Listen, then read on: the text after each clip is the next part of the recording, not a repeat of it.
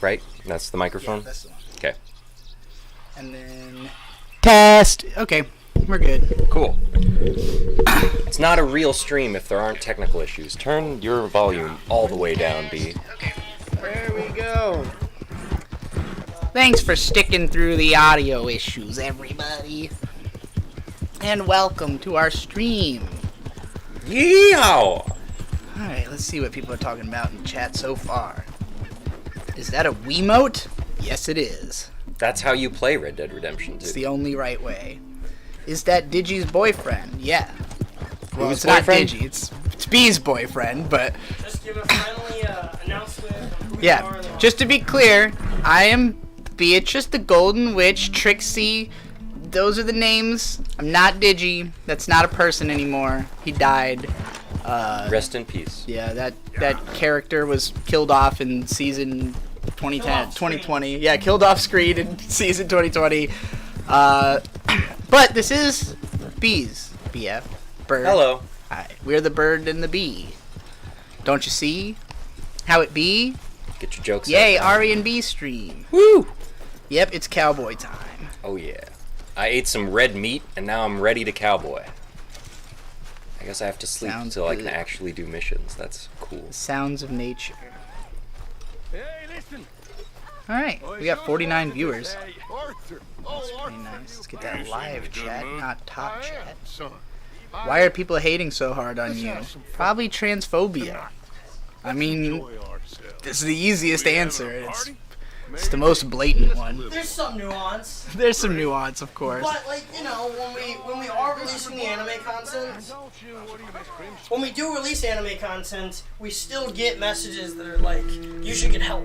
Right. There was a message like that on your new Kaon video. Yeah. So it's like, honestly, it doesn't. There are a small group of people dedicated to fervently like dislike bombing and not liking Yeah. anything you do. This is how it is. But Yep. we stay a course. The ship goes forward. The ship goes forward. Like Beatrice from Umineko? Yes, like Beatrice from Umineko, the Golden Witch. For someone said I spoiled Umineko for them on the Dick Show by talking about. I mean, it was spoiled for me this way as well. I did not know this character was trans. It was literally that I've been using the name Trial of the Golden Witch for my music since 2013, 2011. Yeah, 2011. You have and been calling yourself like a girl magic Right. user since 2011. Yes. It's like a little subtext to the trans. I mean, identity. I had never initially Trial of the Golden Witch was a band, so it was not that I was the Golden Witch. It was me and my friends who had all just watched me, Victor, and Marcus. If anybody remembers him, one of my friends. He's not been in any videos for a long time or anything, but we had all just watched Umineko and really liked it, so I don't know. we did a whole. Feels like It's casting a shadow on. things have changed. Now it's intentionally casting a shadow on you. They don't want folk like us. Yeah, we had all just watched the show, so that was just like one of the, I think it was an episode title in the anime or something like that, is Trial of the Golden Witch, and I really liked that.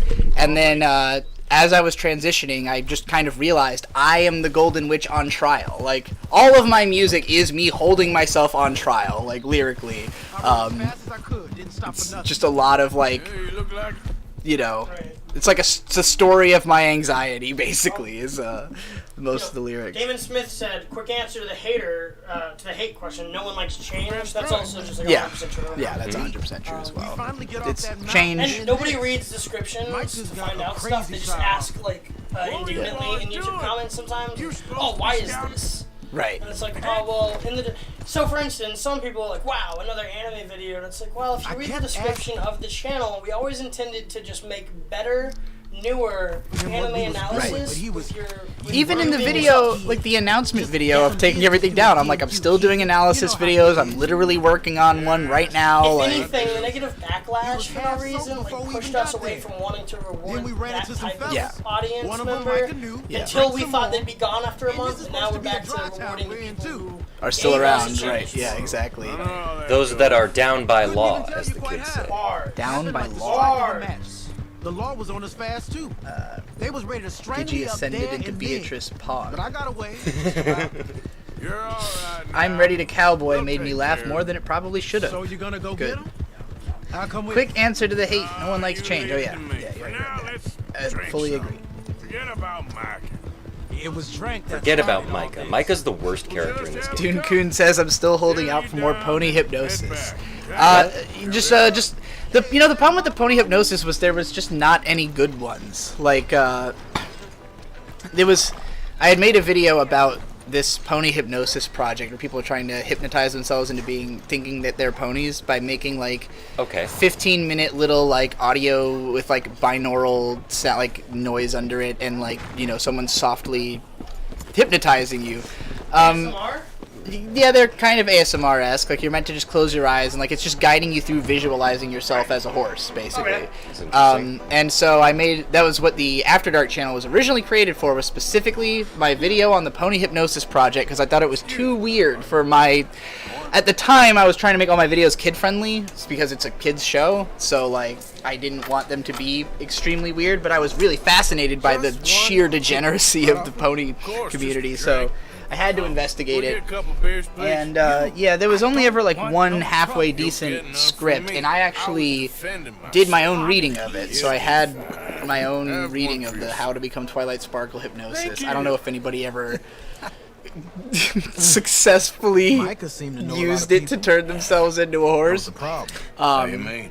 Did you ever try to turn yourself into a horse? I mean, I did. I listened to it and tried to do the thing. It's like it's not easy to visualize yourself as a horse. I mean, you're supposed to do it like over and over again until you've. Is part of it like making your hands and feet like become Yeah. one thing? Yeah. Like, so you have to picture. Wow. And you have to, imagine your leg. The hardest part is imagining your legs bending into that In the way direction. that they don't, yeah. Exactly.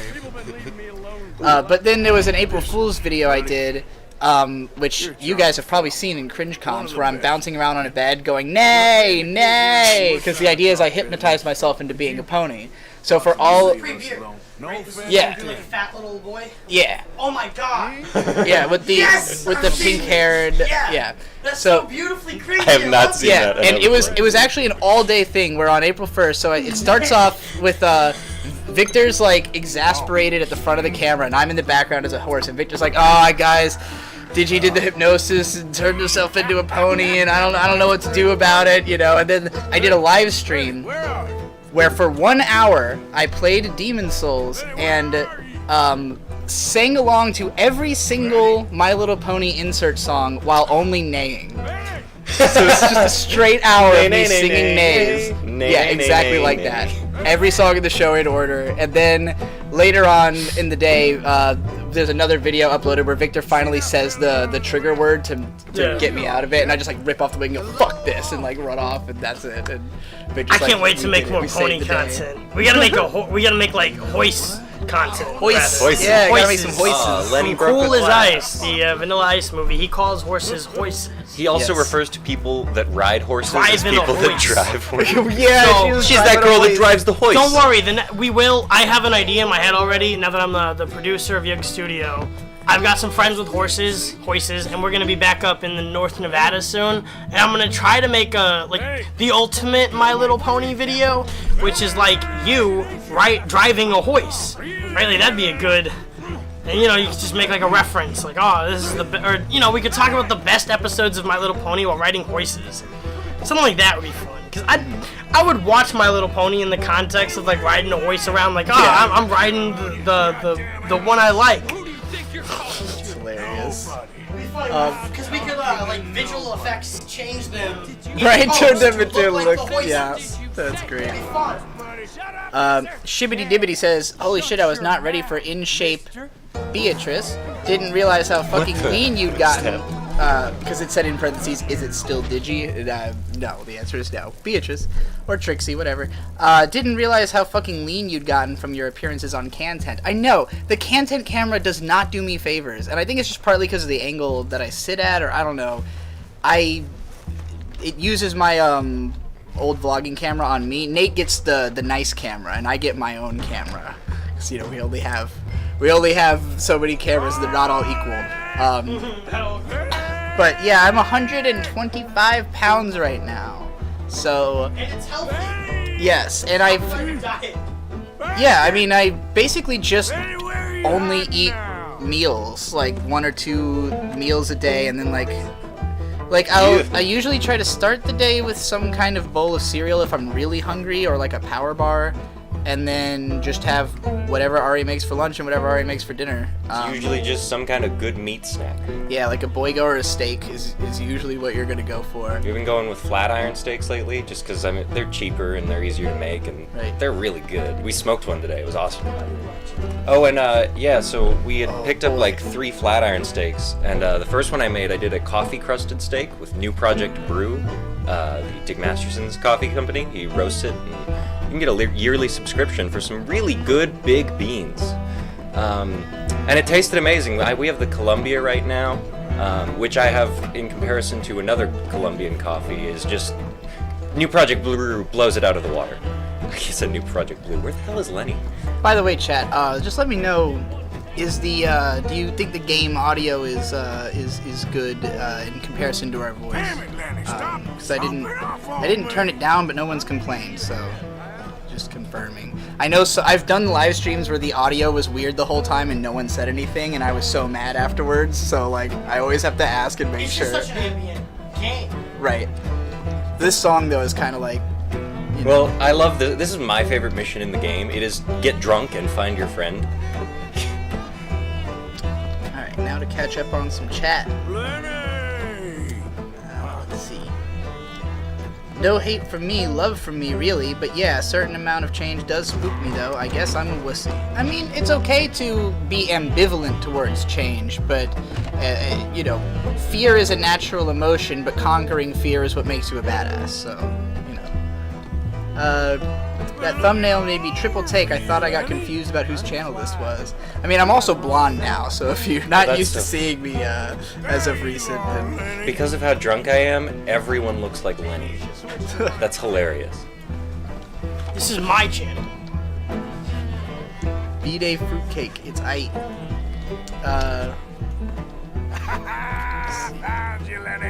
love that this is real.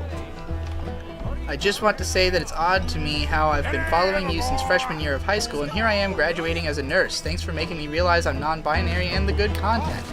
Absolutely. Shout out. Oh, I just hit Lenny. That was rude. MGS4 Revolver Liquid Ocelot that shit and quadruple cross brony communities and the US government at the same time. Will do. We're just slapping each other. This is such a good game. You're a good friend to me, Arthur. Cheers. I love how there's a scene distorted by the player character being drunk, along with people talking about being hypnotized. Why am I dunking this guy? 125 pounds at what height? I am 5'8.5". So I'm like, I think I'd have to lose like 10 more pounds to be like underweight to a point that it was like bad. I'm like pretty much at my target weight. I could stand to like have abs, but Couldn't we all stand to have abs? I was working out a lot when I was losing weight, but honestly I haven't even been working out for the last like 3 weeks. I've just gotten to that point in the diet where I can't eat enough food to, Gain weight. Right. Stop right now, you drunken fool.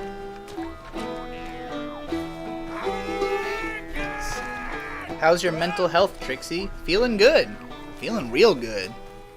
We had some really excellent... The last 2 trips we went on were really good for my brain. Both to LA and to PA. To see your celebrity friend Tony from Hack the Yes! Movies. We Here went he to is. see Tony from Hack the Movies, this man right here. Famous YouTuber. Tony from Hack... or canceled from Hack the Movies. yeah. Sorry. Which allowed us then to hang out in the Screenwave studio, which is like AVGN's whole team, and that was really awesome. Studio's beautiful. All of them are cool people, so yeah, it was a great time. And before that, went to see my parents in LA. We went on the Dick show and hung out with Dick and 80s Girl. For me, it's easier for me to figure out like who I am in response to other people, which is why I like meeting people a lot and like trying to, encounter people who give me the opportunity to express things about myself that only that person might understand, So like, not having seen my parents since beginning my transition, there was sort of like a gap in my brain of like fully being able to identify myself with comparison to them, or like how will I act in front of them. And so pretty much like when we left the airport and I got in the car with my mom and I talked to her for the like hour it took to drive to the house. I mean, even before that was like all it took. Before that, we were across the street waiting to cross the road, and the only reason, like the way we knew where her mom was her mom started going, ah! Yeah, she starts like jumping up and down and waving. You also started going, jumping up and down and waving. Yeah, exactly. It was just like I immediately remembered, like, yeah, I am literally just my mom's clone. Like, that was how I felt all growing up, and there was a point at which when I was, like post-puberty, where I was like, I'm gonna try to look up to my dad more and, be like a guy about things.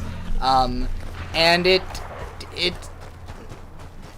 taking influence from him helped in certain ways, but I don't have the same personality as him at all. My personality is just like my mom. I'm glad that I am capable of getting shit done the way my dad is, because my mom's kind of a take a long time to get shit done kind of person.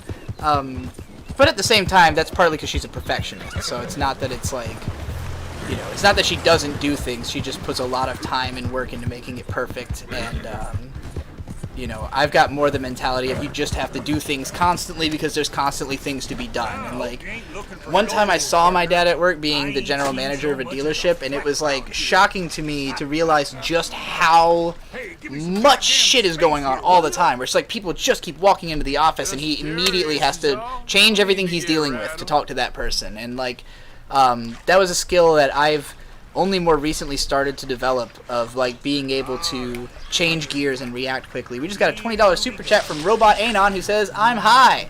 Congratulations and thank you very much." What a great message. That'll buy 2 more pre-rolls. Yeah. Alright, let me find some more comments to respond to.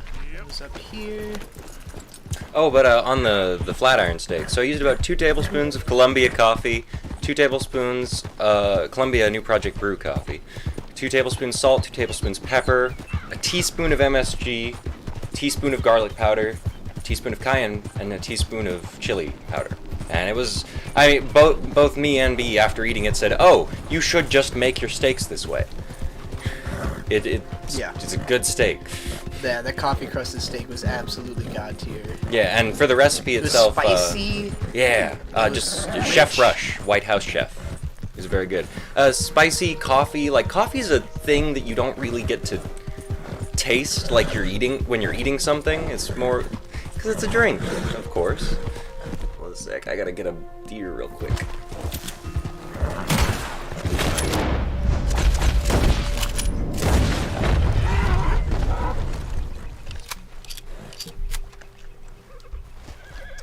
You think I look sickly? How do I look sickly? I look the healthiest I've ever looked in my life. I'm skinny, if that's what you mean. Like... Well, have you told anybody about that method you had where you would like park at the end of the parking lot and walk in? I mean... Like stores? That's a big thing for me. I've lost like 15 pounds since I just started doing that. Yeah. That's impressive. Yeah. I'm down from like 235 or whatever I was at in Vegas to like 220 something. Nice. I'm doing it. Like...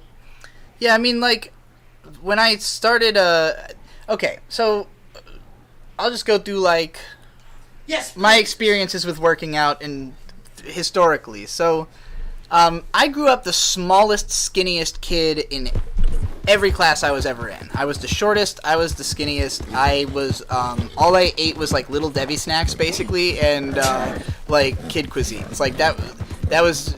I just didn't eat much and didn't want to eat much. Kid cuisines were really good, and I disagree. You're wrong. Because the fucking corn would get in the brownie and fuck that shit up every time. I get you. Shit would not cook evenly. You gotta go with the banquet meals, actually. That's the banquets are much better.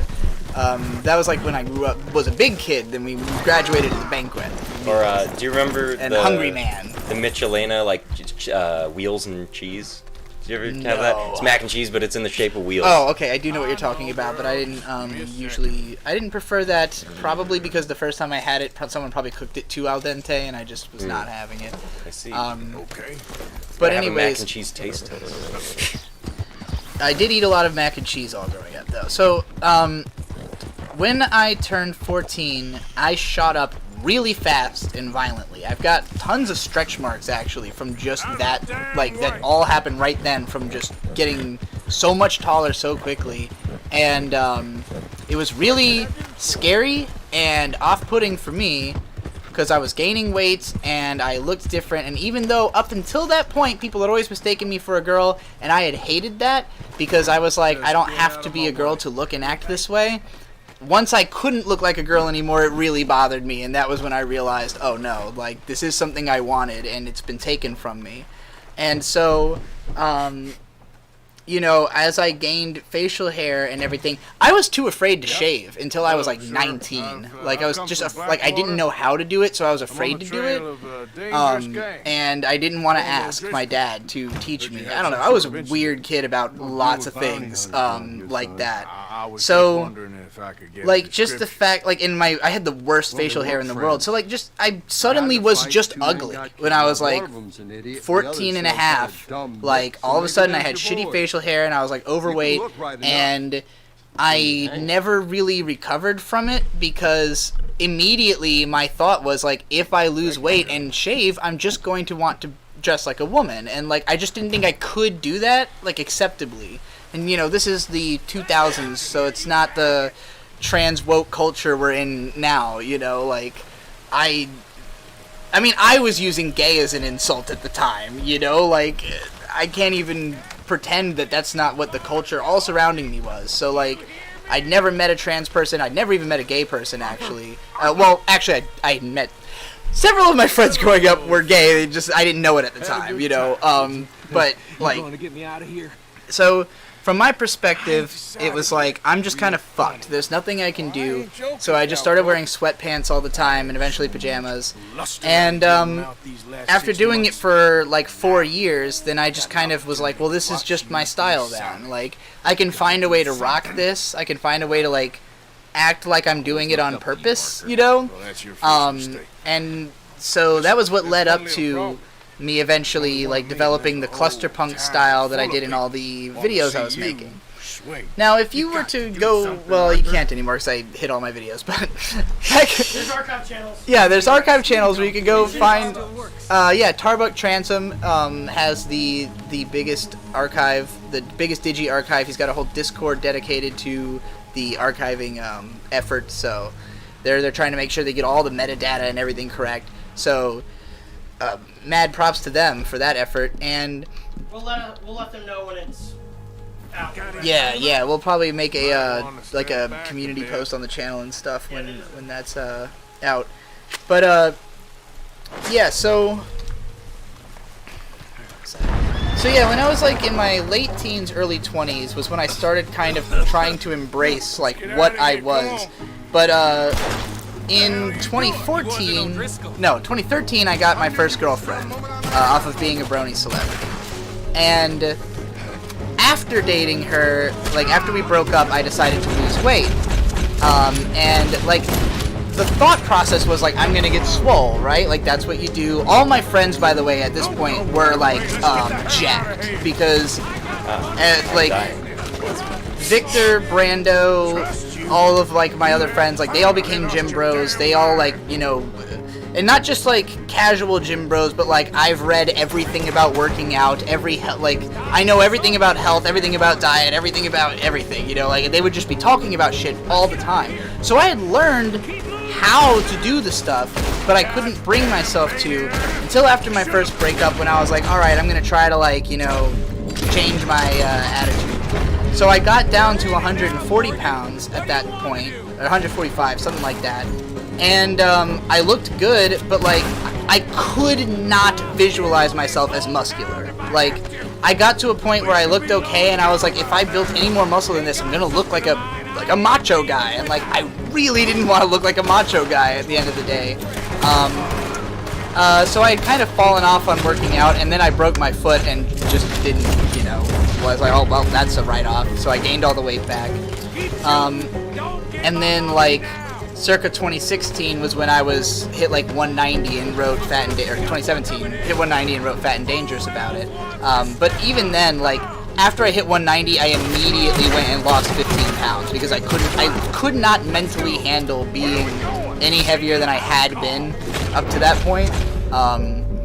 So basically, like, again, the main thing holding me back was that, like, working out would make me look tough. I did not want to look tough. I wanted to look skinny and effeminate and wear girl clothes. And so once I had finally convinced myself that that is something I can do and, like, live my life, then I went for it. So the very first thing I did in transitioning was start dieting, like, a year ago.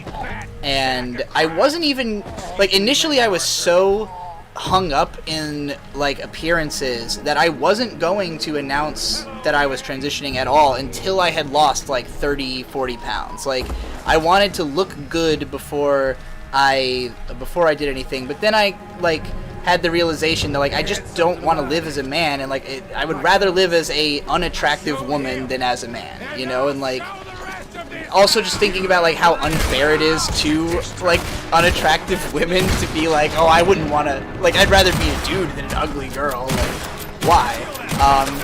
So, yeah, like, once I got over those hang-ups, then I came out, but I continued losing weight and dieting, you know, just steady as she goes. Like, people are making it out like I just, like, lost a shit ton of weight all at once, which is not at all the case. These the last 10 pounds I burned took me, like, well, I was stuck at 135 for, like, from January to March, and it was only this month, because of the fact that we did so much traveling and I did not have time to eat, that I, like, burned an extra 10 pounds. Also, I vomited a whole lot at Dick's house. That probably helped. But I had a couple days where I just drank too much and threw up a lot, so. But yeah, so that's where I'm at. I feel pretty good right now. I'm, you know, eating casually and being fine. I'm occasionally go for a run on the treadmill, but I'm, like, again, I'm pretty much at my target weight. I don't feel much need to go any lower than this.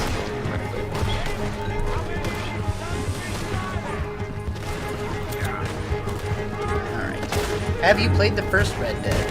I have not, but I watched Markiplier play through it, so I know the story. He did a really fun playthrough of it where he played Red Dead Redemption, and if he died once, it was over. He got pretty far. Fabian A says, I'm a miss the compress-decompress video. I had thought, that was one of the ones I had considered leaving up, but when I rewatched it, it just had, like, lots of weird personal details in it that I didn't, I was like, okay, well, I could make this point again and not have it be so wrapped up in the character of Digibro, you know, so that's why that one kind of got left at the wayside.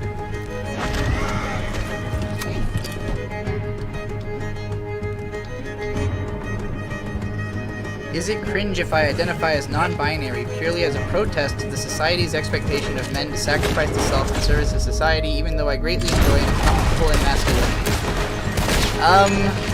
I'm not gonna say it's cringe, but if you're comfortable in masculinity, I wouldn't do it as a protest. Leave it to the people who, you know, who do feel. I mean, if you actually feel non-binary, then cool. But, like, you know, if not, you know, then if you say that you are, but you don't have the same feelings as someone who is, it could be, you know, like, give other people a different impression of what non-binary people are like that isn't accurate because you're, you know, again, if you do feel non-binary, then by all means, but, making a house call in the middle of all that. BC drinking and smoking every day is definitely healthier than losing weight. 200 level IQ here. Yeah, exactly. I'm like, yeah, I'm like barely. I mean, obviously I do still drink because I was drinking at Dick's house, but not nearly the way that I used to. I don't even smoke as much as I used to post California because too much weed in that state, man.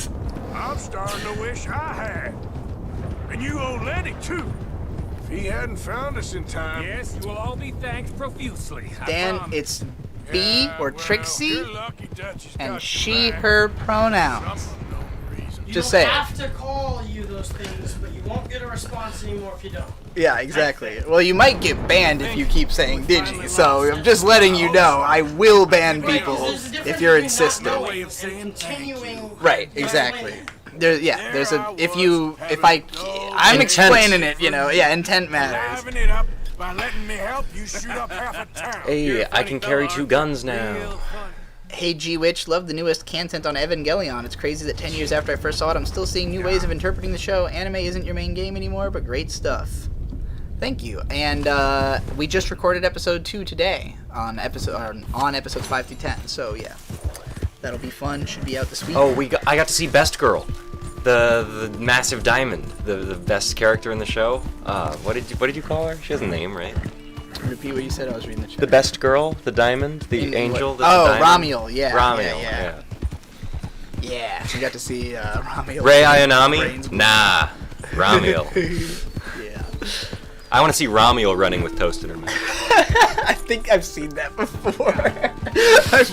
I did it, but if it's out there, somebody please track that down and tweet it at @birdstork on Twitter. Stork with a C. Just popped in, loving the fit Digi. It's B or Trixie, but where are the pajamas? I mean, leggings are like I'm wearing pretty pajamas. similar. Yeah, all of my pajamas are now with Bird, so. I got some really cool ones that are they're the abominable snowman from the Rudolph the Red-Nosed Reindeer. Those are some thing. of the best. Those are some of the warmer ones. They are. Not in Pennsylvania though. It's freezing. Yeah.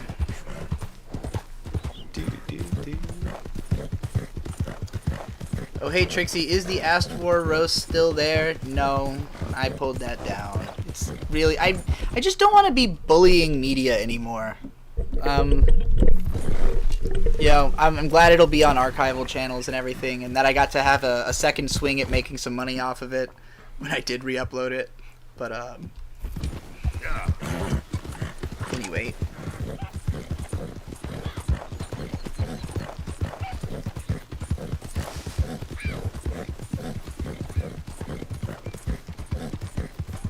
I'm just gonna pass over this whole everybody shitting on Dan conversation. You guys are doing good work. you people. Not going to gender you all Y'all. as guys. It's a big Stop, problem don't I say have. you people, say y'all. Y'all, yeah, y'all are doing good. This is a cowboy. Honestly, for years I made the assumption that you were adjacent to the problematic side of the brony community. Glad you've been able to live your true self now. Sorry for the assumptions, though. I'm curious what side of the brony community Is you not consider yeah, I don't know. which sides are the problematic and non-problematic ones? Because there's a lot of, but that could be seen as problematic for sure. I think it's just the horse hypnotization thing. That's the problematic. Well, Molly, you're no longer a brony, you're a Pegasister. Yeah. Bronies are the Well, problematic she side. she says. She I says no one promise actually you, uses no that. one ever called themselves a Pegasister other than as a joke. Will you do it as a joke?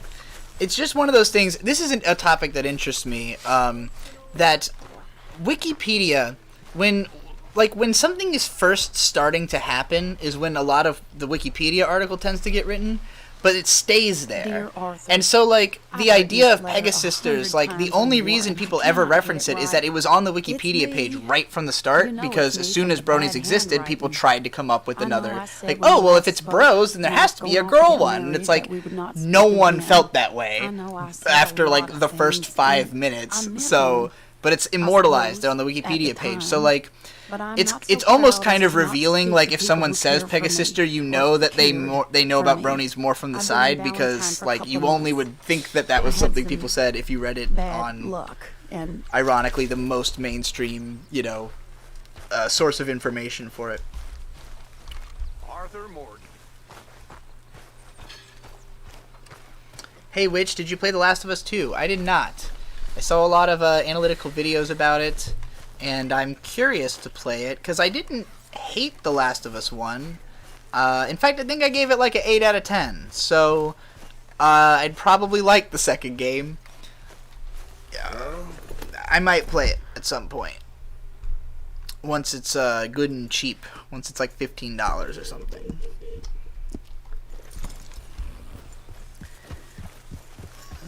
When does the RV arc start? Next month. Because that's when the lease goes up. The clapping side is the good side, says Dune Coon. Of course. Clopping is fapping, but with a horse hoof. Yeah. Oh, okay. Yeah. I love my girlfriend. And everything she knows. Jackson Allen says, do you look back at your old content that you made under your former name and feel alienated from it when you compare it to your current perspectives on content? Yes. Pretty much anything I hid is something I felt alienated from. So, like, yeah, I tried to, like, only leave up videos that, like, I still would make today in the exact same way, of which there are only so many.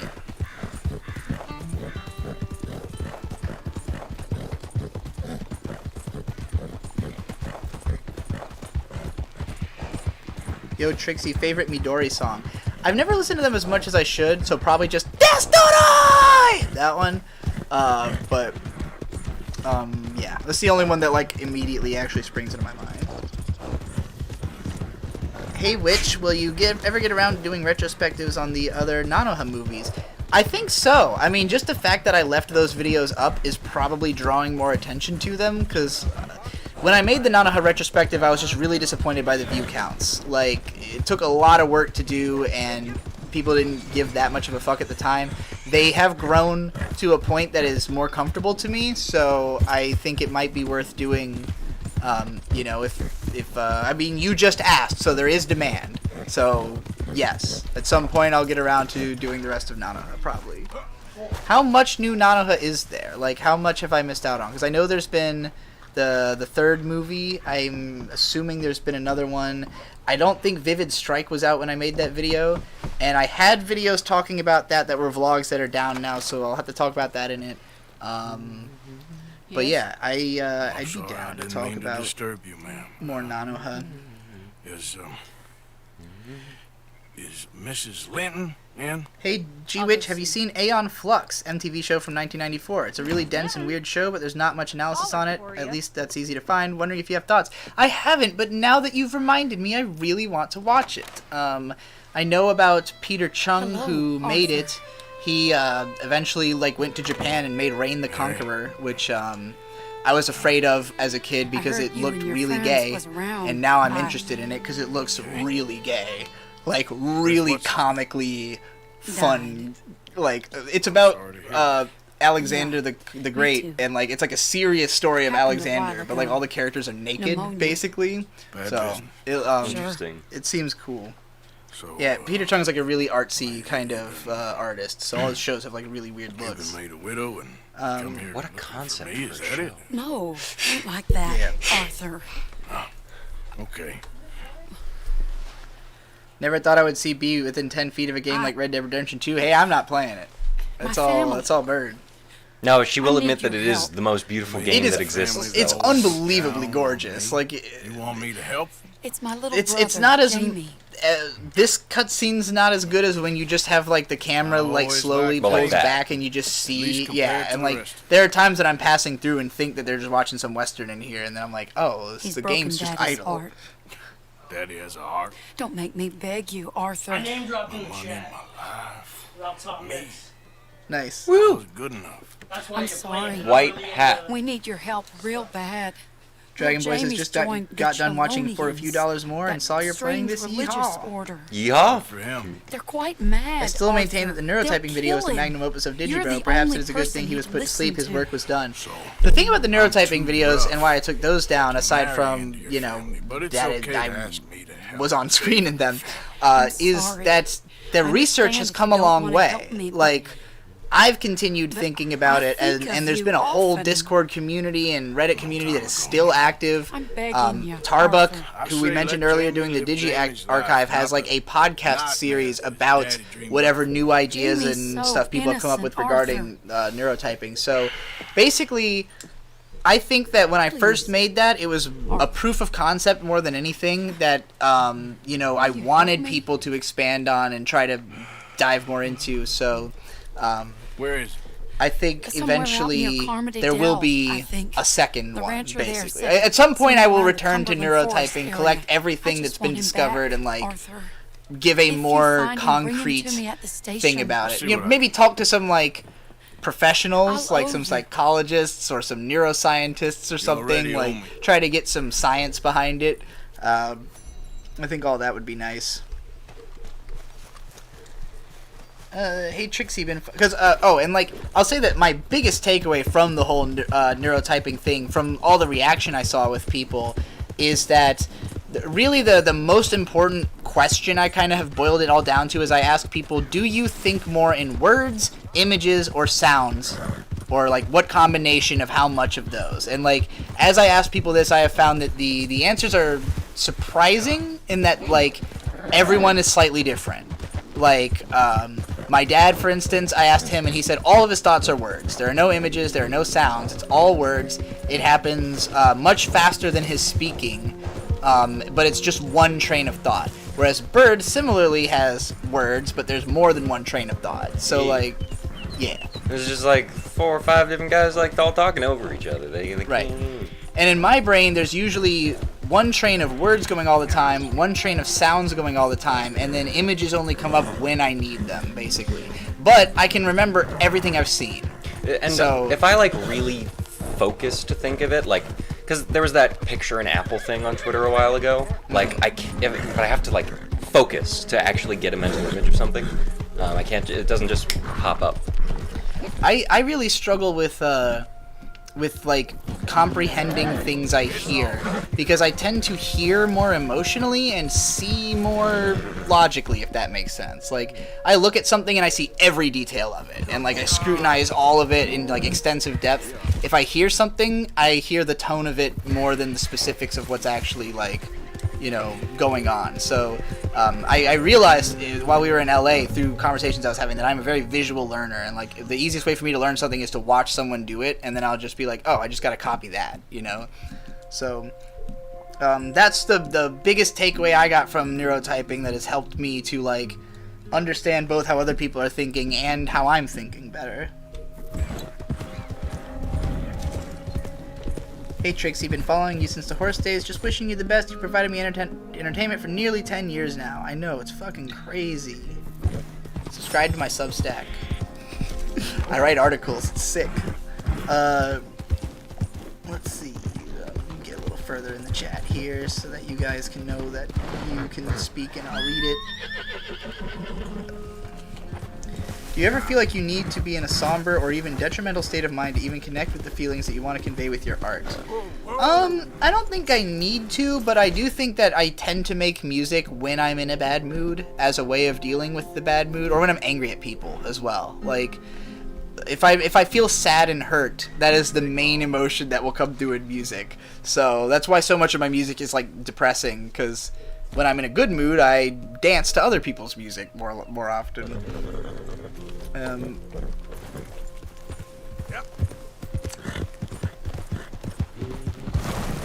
Giddy up. The MSI video is by far my favorite video from the old days. I like the point I made in that, but it was very rambling and unstructured. That's another one where it's like, well, that would be a better scripted video that could be made again. Just about, like, you know, like really not having it be so rambly and vloggy. Do you still use Reddit at all, having deleted your old subreddit? No. That's pretty much why I deleted it, is because I don't use Reddit, and it had turned into a shithole, so... Yeah. Will I watch Friendship is Magic G5? Do you mean My Little Pony Generation 5, which will likely not be called Friendship is Magic? Either way, I mean, I don't know. Depends, I guess, on what I hear about it. Like, everyone who watched Friendship is Magic did so because of word of mouth on the internet. So if the next one's good, we'll definitely hear about it.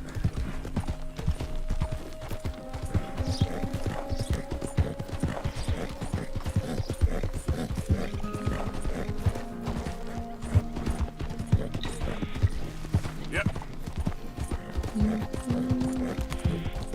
B, you like this game now? I thought you said a while ago you don't like these open world games. Again, I'm not playing it. I like it conceptually. It's just not a game that I would sit down and play myself. It's fun to watch because it looks fucking incredible. Like, I wouldn't want to watch you play the first game, but this one, I mean, look at that. What the fuck? Like, it looks incredible. Is Trixie bi now? Probably? I don't know. Are you still into women? I don't. Like, are you into big mommy milky? Do you like boobies? I don't. Like, I never liked boobs. That's kind of true. I was never that into boobs. Well, at least not. I like, agree. I'm not Lame. about the size as much as I am about the shape, I guess. But Pants, Superchat this time. I'm gonna say yes. I'm bisexual. I'm gonna say yeah. That's probably fair. I've chosen a path. Don't read the name here. The boy has Okay. chosen a path. He's chosen safety. You can answer the question. What path? Yeah. Oh, I haven't have gotten there you yet. chosen? Yeah, she. For $2, when is the next Void Gazers and Void Chasers? Soon. We have a whole bunch of footage. So, well, we're rolling those into the same thing. Because like we're just gonna be on the road all the time, and so, like, my favorite episode of Void Gazers is episode 2. Just because of the fact that it changes location every time, and like, you know, that variety and visual tone makes it feel more just complete to me. So yeah, like in the future, I'd like for the Void Gazers show to be compiled of just like the best of the trips, you know, and I have no idea. the Void Chasers also did not. I feel like I already did what I wanted to do with the very atmospheric travel vlogging, you know, and I don't need to have any more very atmospheric travel vlogging, you know. There'll be a little bit of atmosphere in Void Gazers. Holidays is what I'm thinking we could do. Yeah. Holiday-specific food-themed trips next time. 'Cause we did a truth. Halloween and a Christmas without But meaning of course. to. That's But a good if, like, next point. time we do them on purpose. Right. You know, theme it that way, like, oh, we're in Santa costume. Maybe 4th of July we'll do like Type shit. another Right. Void Chasers. I'll get a and- bunch of people together when we're shooting in the desert, make a Yeah. thing. That's a good idea. But yeah, mostly what Void Gazers is pretty much like the video version of like a week or 2 week review, depending on how often we get the content to fill it up. Variety show. Smeppy says, I think completely in smell, AMA. I don't know if you're memeing, but if you are not, then I want to ask you everything. How do you think in smells? What is that like? I showed my mom, who knows nothing about anime but went to school for psychology, the neurotyping video, and she found it very fascinating. Good. I hope everybody finds it very fascinating.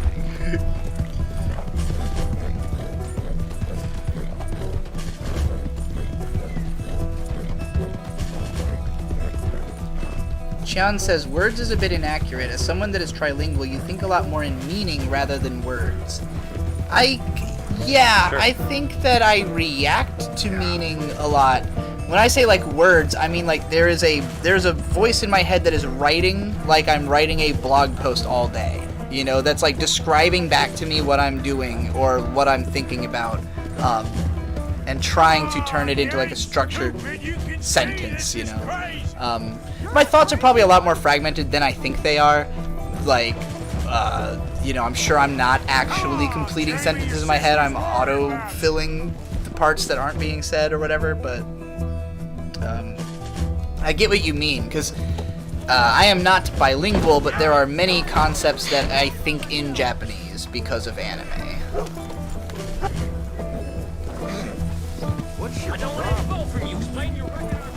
I think in neither word sounds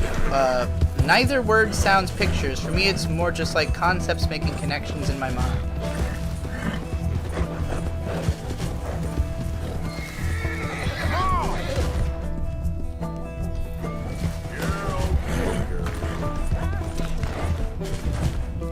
Audio audio editor for the NTL podcast here. Would you be interested in being on at some point? We're about 5 episodes from the most recent Reddit post, so maybe it could be a fun cap. I'm not gonna lie, I don't know what the NTL podcast is, but hit me up on Twitter and send me a link to your best episode, and I'll listen to it, and I'll be like, hey, cool, yes. Also, we got a call for people to message me stuff like that too. Oh yeah, also message, which account? At ASC Presents on Twitter. Riley is the one who usually is really good at keeping track of all things that people are saying. Like, I'm the producer. yeah, I get a lot of messages where I say, yeah, I'll check that out, and then forget about it immediately and never think about it again. Riley will continue thinking about it until something is done about it. So, ASC Presents on Twitter. Send him your requests for things that you want us to do. Music, podcast, whatever. Great. Yeah.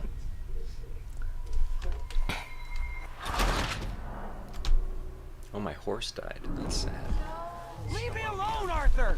I didn't ask for your help! Stupid horse. I just fell out of the Porsche.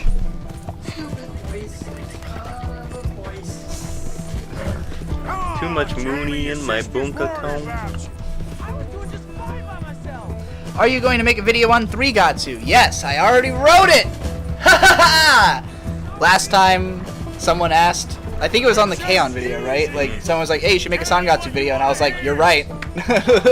So I did. Coming soon. Keep an eye out. Yep. Damn it, we gotta do this the hard way. You pop up out of nowhere?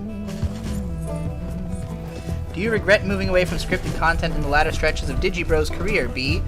That was a really respectful. Christ's sake, I Jamie, just didn't- hold up a minute. I don't regret. I really like doing unscripted content like this stream right now. I regret that I didn't try to make all of it good right from the start. That, like, at first my mentality was much more like quantity over quality because I couldn't tell what people wanted. Like, I was just trying tons of different things and it was very divisive. And I think if I had found a way to concentrate it into something like Void Gazers, which is like the attempt to make all of it make sense by putting it together and like thematically connecting it, and you know, like instead of every random thought I have for an unscripted piece of content, it's like stuff that makes sense for this show, you know. So yeah, I wish it had been more controlled from the beginning, I guess.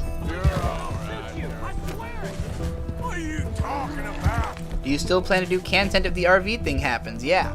I mean, the great thing about being an RV is you can be anywhere you need to be when you need to be there. So, content is a show that can be very easily recorded, like, once every 2 weeks with, like, we could come in for a weekend and do 4 or 5 shows in a row, or however many we need. 6, I guess. Yeah, just, like, do 6 shows in 2 days and then be fucked off for 2 weeks, you know? Especially because, like, this season we were really hard up on doing tons of current shows because there was, like, all these sequels that were popular and shit. Next season is kind of a dearth of that, so we're going to be doing a lot more classics. We already started Ava. We're definitely going to do Kimetsu no Yaiba next because there's a movie coming out next month and season 2 later on this year. It's super popular. Probably K-On, Gurren Lagann. Like, we got lots of older shows we want to do, so once we're doing that, it'll be a lot easier to just kind of bomb into town, do a bunch of anime shit, and bomb out, you know? That's the hope, anyway. We'll see how it works. I don't want to live B doesn't anymore. like big boobs, unsubscribe. Calm down. Leave me alone! B doesn't like big boobs, unsubscribed, said Dune Kun. Dune Kun is my friend. She is was on Kanten's second bonus episode on Vampire Wars. Calm down. So check that out. I think it was the second one. Yeah, go see your that sounds sister. right. Okay. Okay. Okay, kid. Have I been a terrible fool? Oh yeah. Arthur? Has G-Witch ever covered Death Note? I don't know. Yeah, that's another one we're definitely gonna do on I don't know enough Kanten. about I was, if not for the fact that we have to do One thing Kimetsu no I do Yaiba next, I was going to suggest we do Death Note next, ain't just no because it shame is in the it. most Better popular anime of all time. miss There's you, no Arthur. way we're not Are Kanten. you my Very favorite? sweet on So one I've already another got again. a couple ideas I'll talk to you after this stream about. I'd like to That's do all a a long time ago. Okay. son. Nobody gives a shit about her character, and they should. She's the Harley Quinn of anime. That's it. I like Misa Misa. This wasn't how I thought She's today would goth, turn so out. she's in my Been a long time, Jane. sphere of influence. Harley Quinn of anime. Gillis, you were a kid last time I saw you. Didn't try to kill yourself. Isn't this game annoying with how easily the NPCs will get angry and kill you? Ride a horse. What? Too well. No, apparently. I mean, if you don't walk up to someone and constantly walk into them, they're not going to try and kill you. This is not Grand Theft Auto. Yeah, like, this game is just the most realistic it possibly could be, so if you're acting like a person, Of course I did. you're not gonna have much trouble. Charitable donations. It's cool. It was a good game. You can have conversations with people. You can like walk up to people and talk to them, greet them, antagonize them. There's all kinds of stuff. It really does depend on how you choose to play it. With the turtle. I mean, even the endings depend on that. There's like 4 different All endings. Father kept telling me was, This "You person, won't amount Hayden to Decker, anything. says that the voice I was describing in my head is called the Default Mode Network. Lots of interesting science on that. I'll definitely look into that. That's fascinating. Also, Henry Simon said, Yo, Digi finished Void Gazers 1 and it was really fantastic. I don't know how to describe how it made me feel, but I would love to see more. Thank you very much. I'm really glad that it had an emotion for you, because I find them to be very emotional videos in a way that's really difficult to describe to someone, where it's like, yeah, it's like a bunch of vlogs with music in between them, but like the way I edit it is to create a certain like feeling, you know. I do think both of them could be tighter in places.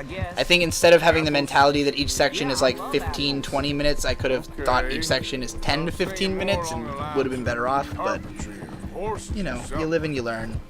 Right now I'm kind of like with Void Gazers trying to keep it in like keep the clips to like 8, 10, that area, just because I think even on that show they get kind of long.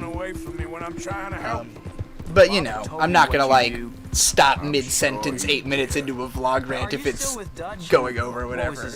It'll all be figured out. There's always nuance.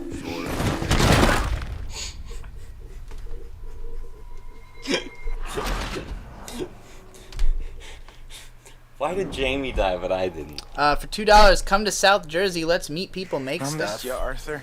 I mean, Are you and Mary sweet on we one found another ourselves again? in Jersey.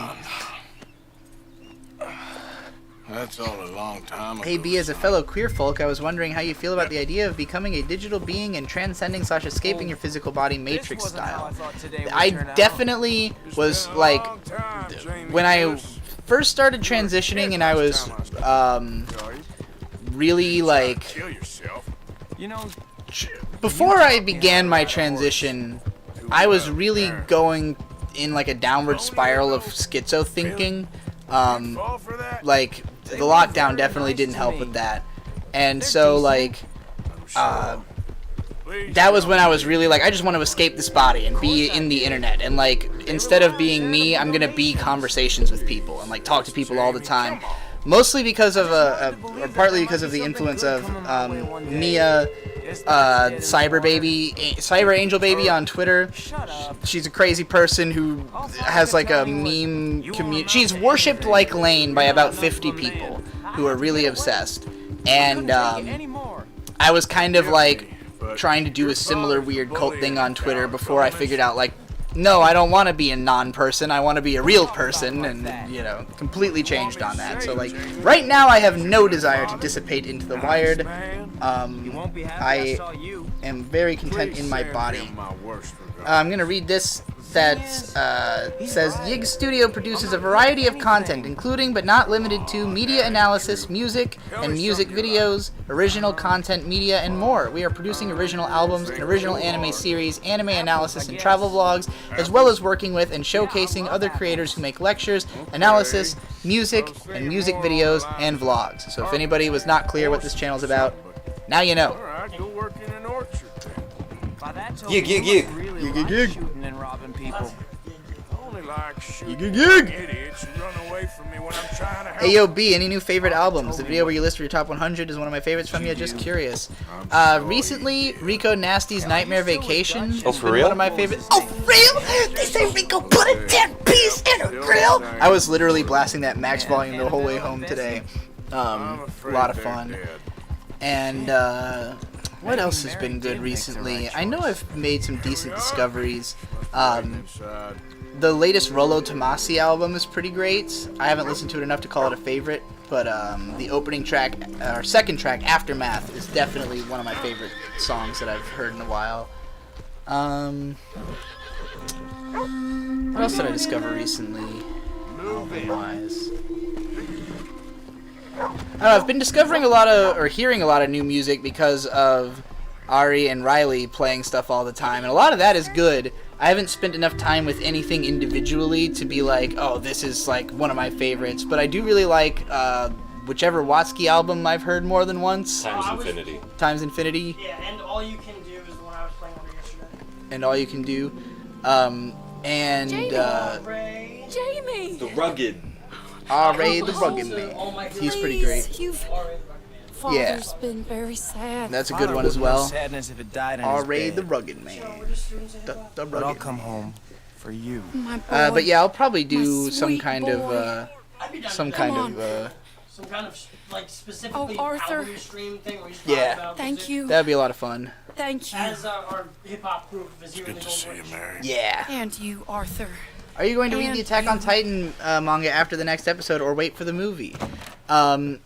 I'm gonna read the manga because I want to make a video about it. I want to potentially collab with Nate on it. I'm not gonna say that that's happening because I know Nate would not want me to say that that was happening until it was happening, but it's not yet. But it might. Oh, you'll never change. I know that. Hey B, what's your favorite Mars Volta song? Cassandra Gemini. It's 25 minutes and it pretty much covers the whole emotional span. I love that song. Second favorite probably Tetragrammaton, which is also one of my favorite words. What does it mean? God. Feel It's like one of the. It's the most commonly used luckiest name for man God in the alive. Hebrew Bible. I feel like a pretty fool. That woman Digi, what do you think confuses about me straight and white plays men? me for a I like fiddle this one. No one else alive.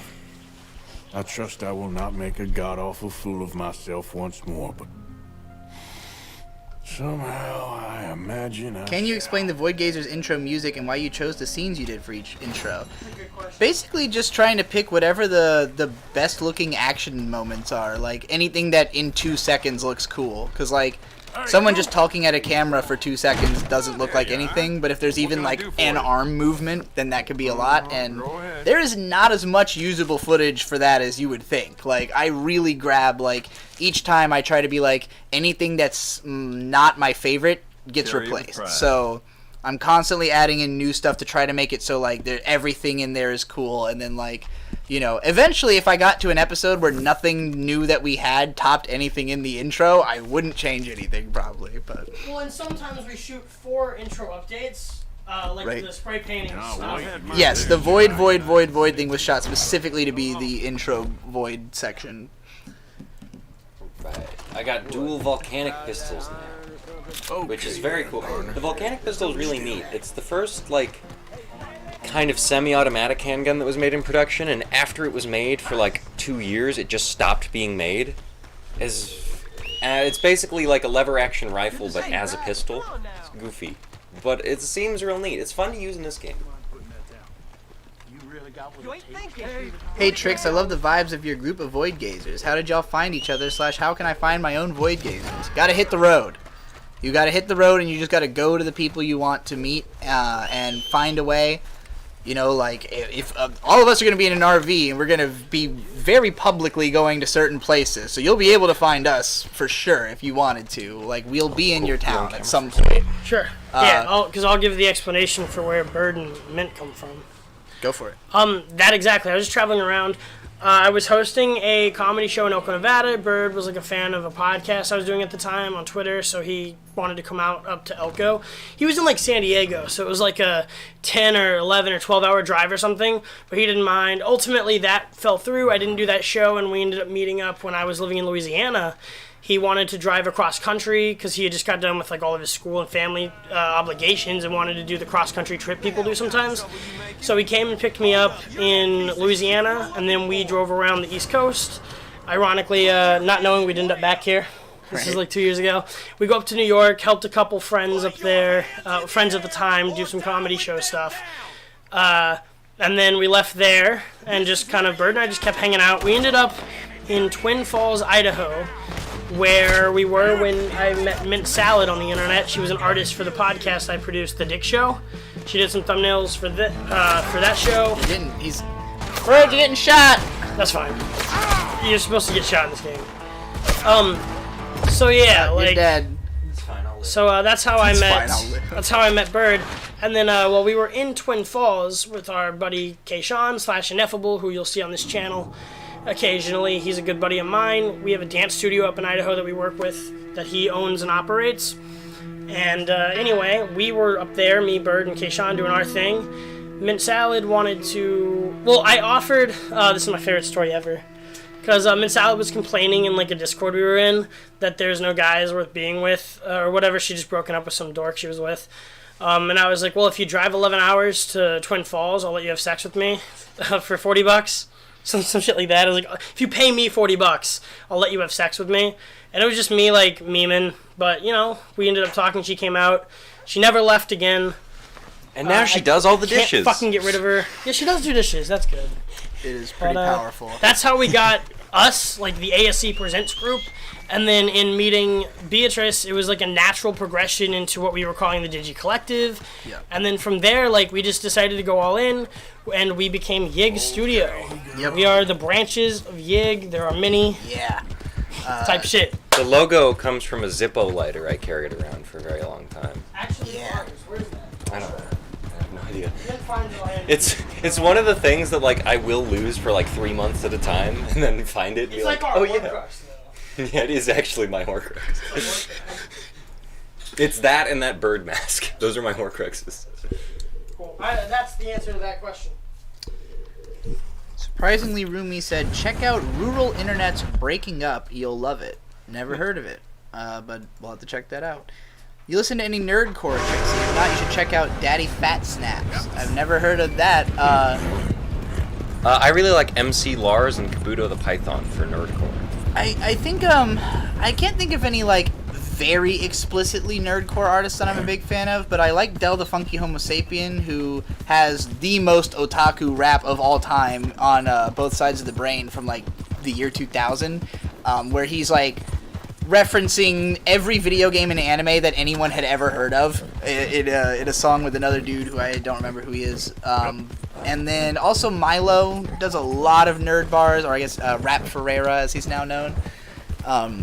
So like those are like the closest things to nerdcore that I've listened to a lot of, I think.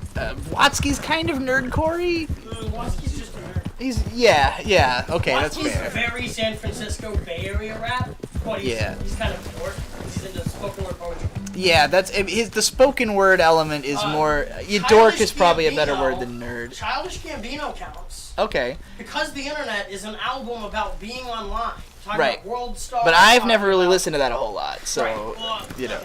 okay. I've listened to I Awaken would My say Love. Childish Gambino counts as a nerdcore artist up until Awaken My Love, really. Okay. Because, like, you know, in his EP, he's talking about the Donald for Spider-Man shit, and, like, he's still... Yeah. Like, I'm a hero, I'm a hero, I'm a hero. Like, he's definitely, like, trying to be kind of geeky nerdcore-y at first. So I'd say he counts. I think that'd be a funny thing to say to him one day when we meet him. Like, oh, you're my favorite nerdcore rapper. He'll giggle. Look, it's main character from next or previous game. Uncle told me something about a train.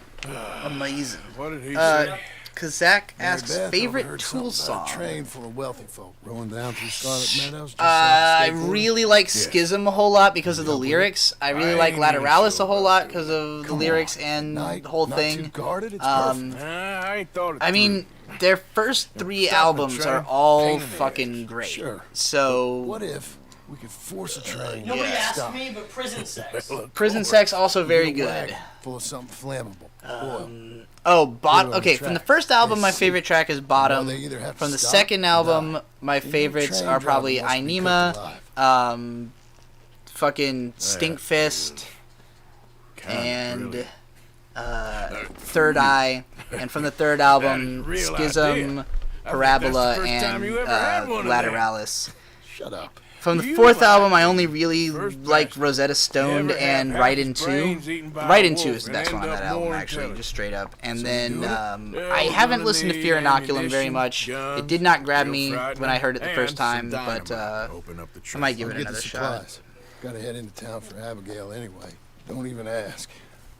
You go find us an oil wagon. Internet Yeah, I should know be a just bridge the between place. people to We're meet always in real heading life. into The that only digital refinery. experience just feels There's an old incomplete. rundown shack Completely just over agree. the border. And I really Only think place if I have not too one bad. regret in my Maybe life is that I somewhere near spent there. way too much time on the internet, kept people at way too far of arm's length, and I mean, all of that is the result of the real regret, which is not transitioning 15 years ago. But that's, you know, that is the unfortunate result of that.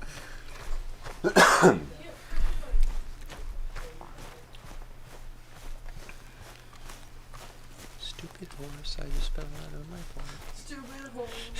Are any of you Machine Girl fans? The band, not the movie. I wouldn't say I'm a fan, but I do like Machine Girl. I listen to their stuff on occasion. I like the attitude of it. I think sometimes it sounds a little too much like Death Grips or like a Ministry, or, you know, like the influences it has. But otherwise, there's some really good stuff in there. Also love the album title, Because I'm Young and Arrogant and Hate Everything You Stand For. Great fucking album title. It was a great title. Alright, I've actually caught up on chat, so if anybody wants to send some super chats, you know, $15 you can get a rant. Just saying. Can't get those anywhere else on the internet right now. That's true.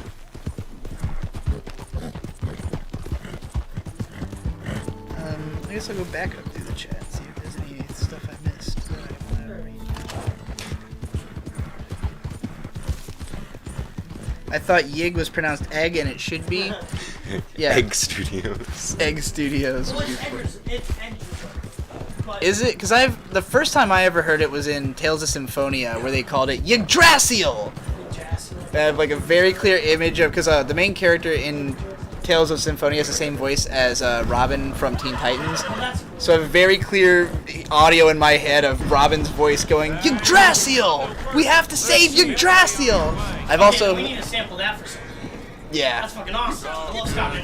And I think it's him. Don't quote me on that, but it sounds like him. And I've also heard it pronounced Yggdrasil. So that was what inspired me to think Ig or Yig. Yig. Yeah. Yig. I'm just gonna tell people it's pronounced wrong. I mean, like, frankly, it's an ancient Norse word. Probably no one knows how to pronounce it. Except for, like, some Viking ancestor and... Yeah. You mean meow meow?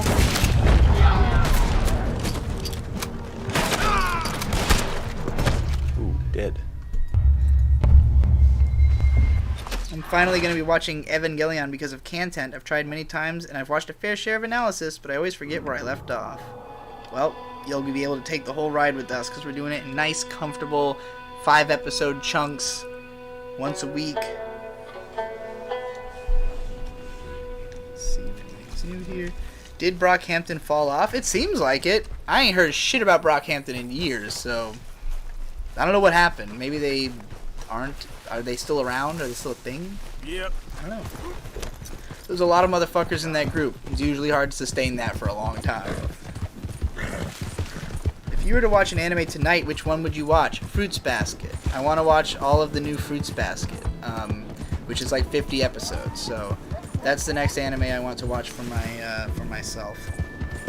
You know, a That is not for little thing Candy. for myself. Yeah. Yeah, the final season's about to start. You like a little fruits in your basket? I want to get caught up so I can actually watch it while it's coming out.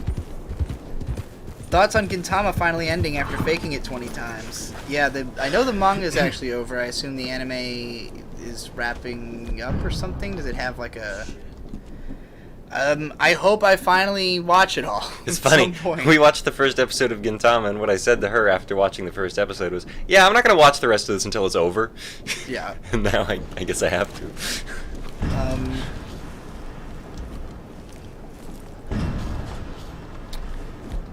Well, modern Icelandic is pretty close to Old Norse, so I assume they know how to say it. Icelandic is also the hardest language to speak in the world. Fun fact. And it's got very few vowels in it. Bruce Wayne speaks it fluently, though. That's why it's such a flex. 'Cause it's the hardest fucking one.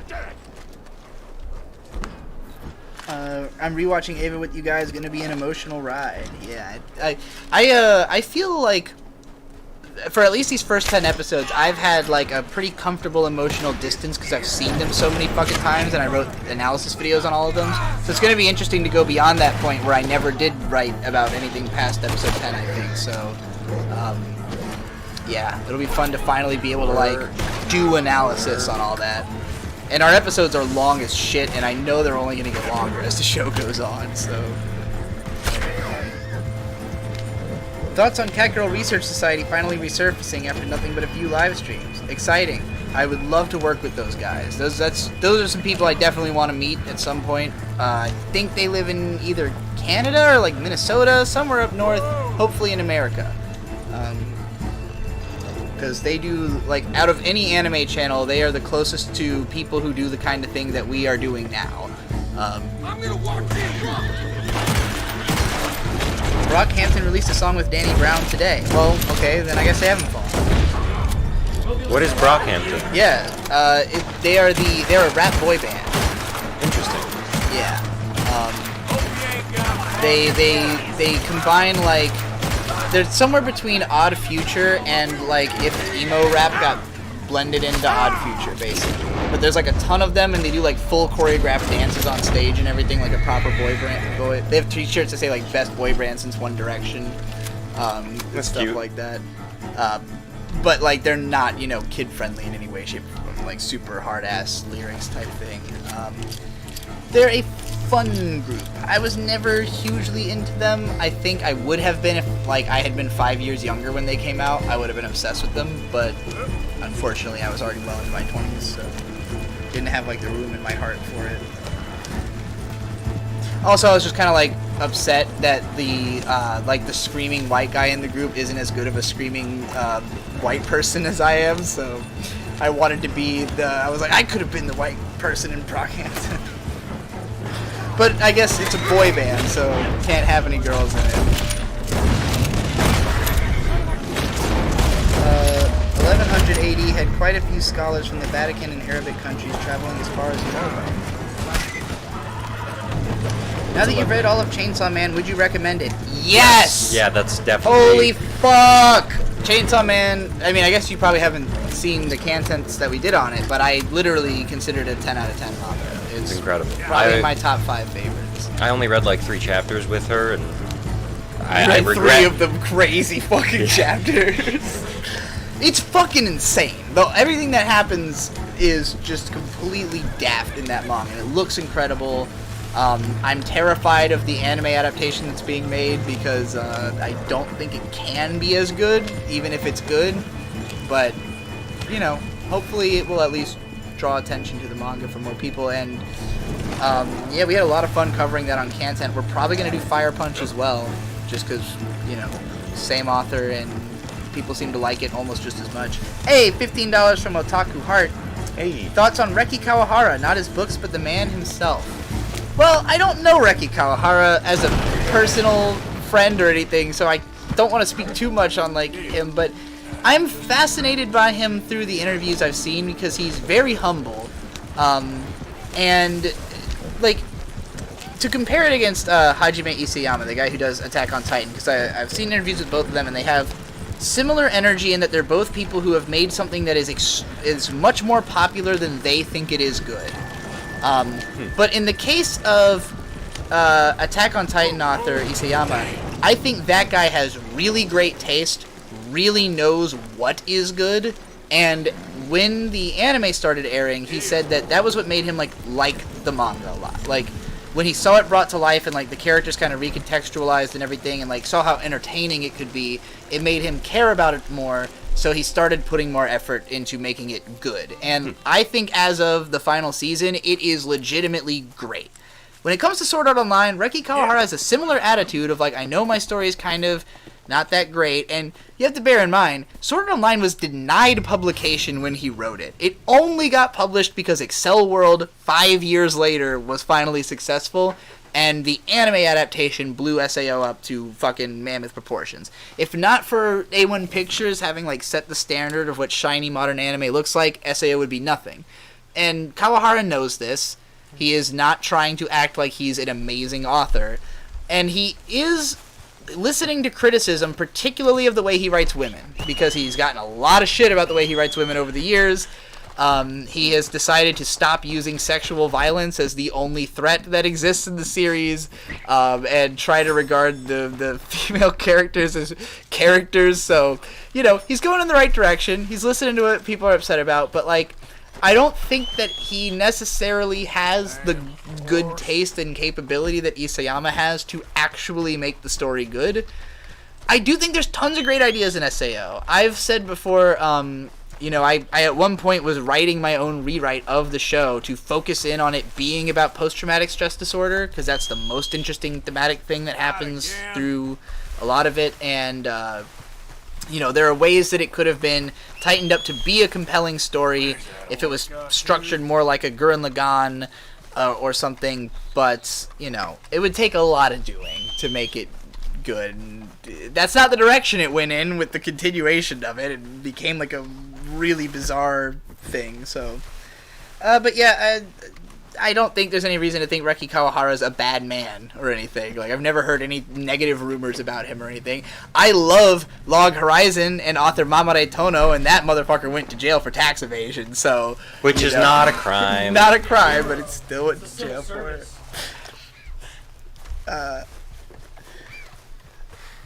Not to get too personal, but I finally got accepted into my local iron workers union, so I'll be making more cash soon, so I'll finally be able to help support my favorite creators. That sounds awesome. Congratulations, man. Iron working sounds sick. Do you make swords? That'd be cool. I don't know what iron working is. I'm a weak boy. Yeah. He's fucking in. Yeah, that's the kind of thing that we will come to watch you do and film it to put it in a video. I got a friend who's a brewer. We got a geology guy. We're gonna go make our rounds on this trip for cool jobs too. That's right. Important. Our job is not cool or interesting, and everyone wants to do it. Right. It's actually a horrible thing for your mental health. Right. To be involved in entertainment at all, and they're jesters. We're jesters. Right. We will shoot ourselves out of cannons for you. It's nothing to aspire to. It doesn't help society move forward. It helps the people who help society move forward take a break. Exactly. Screaming white Brockhampton guy's name is Joba. Okay, cool. Joba. Okay, but what about Junji Ito and his utterly depressing body of work? I've actually only read Hellstar Ramina from him, which was fun. I tried to buy the Junji Ito book, and she told me no. Did I? Yeah. Well, it was no. Vic has that, but then I've yet to have read the book Vic has. I can remind me which one it is, and I'll get it for you next time I'm over. The Junji Ito book. It's They're one. All it's the one. Uzumaki. Nah. Because Uzumaki is what I think of as the Junji Ito book. Spiral, right? That's the one that it's the one that's getting an anime adaptation. Kenny Kenny Beats reference. Yes. Right? Yes. Yo, this the Uzumaki universe. Yeah. Yeah, that's okay. I'm not even thinking of Junji Ito. Who am I? I'm thinking of Less Than Human. Who was that? Oh, Less Than. Or, man. No Longer Human. No Longer Human. You're that's thinking what it is. of what's his name? I haven't read that either. Let me find out. Inio Asano? No, No, wait, No Longer Human's a book. Osamu Dazai. Yeah, that's and then a book. Junji Ito apparently did a drawing of it, or a adaptation of it. That's why. Yeah, that's the he one did I an had adaptation. seen. Okay, that makes sense. Yeah, so No Longer Human is a book from the 30s or 40s, 50s. That is it's after Imperial Japan has fallen, and it's this guy just going, man, I wish we were still in Imperial Japan. Yeah. We've really... yeah. That's what I got from the book. There's a 4-episode anime adaptation of No Longer Human as part of a series called Blue Literature, which is a bunch of short-form adaptations of classical Japanese stories made by Madhouse.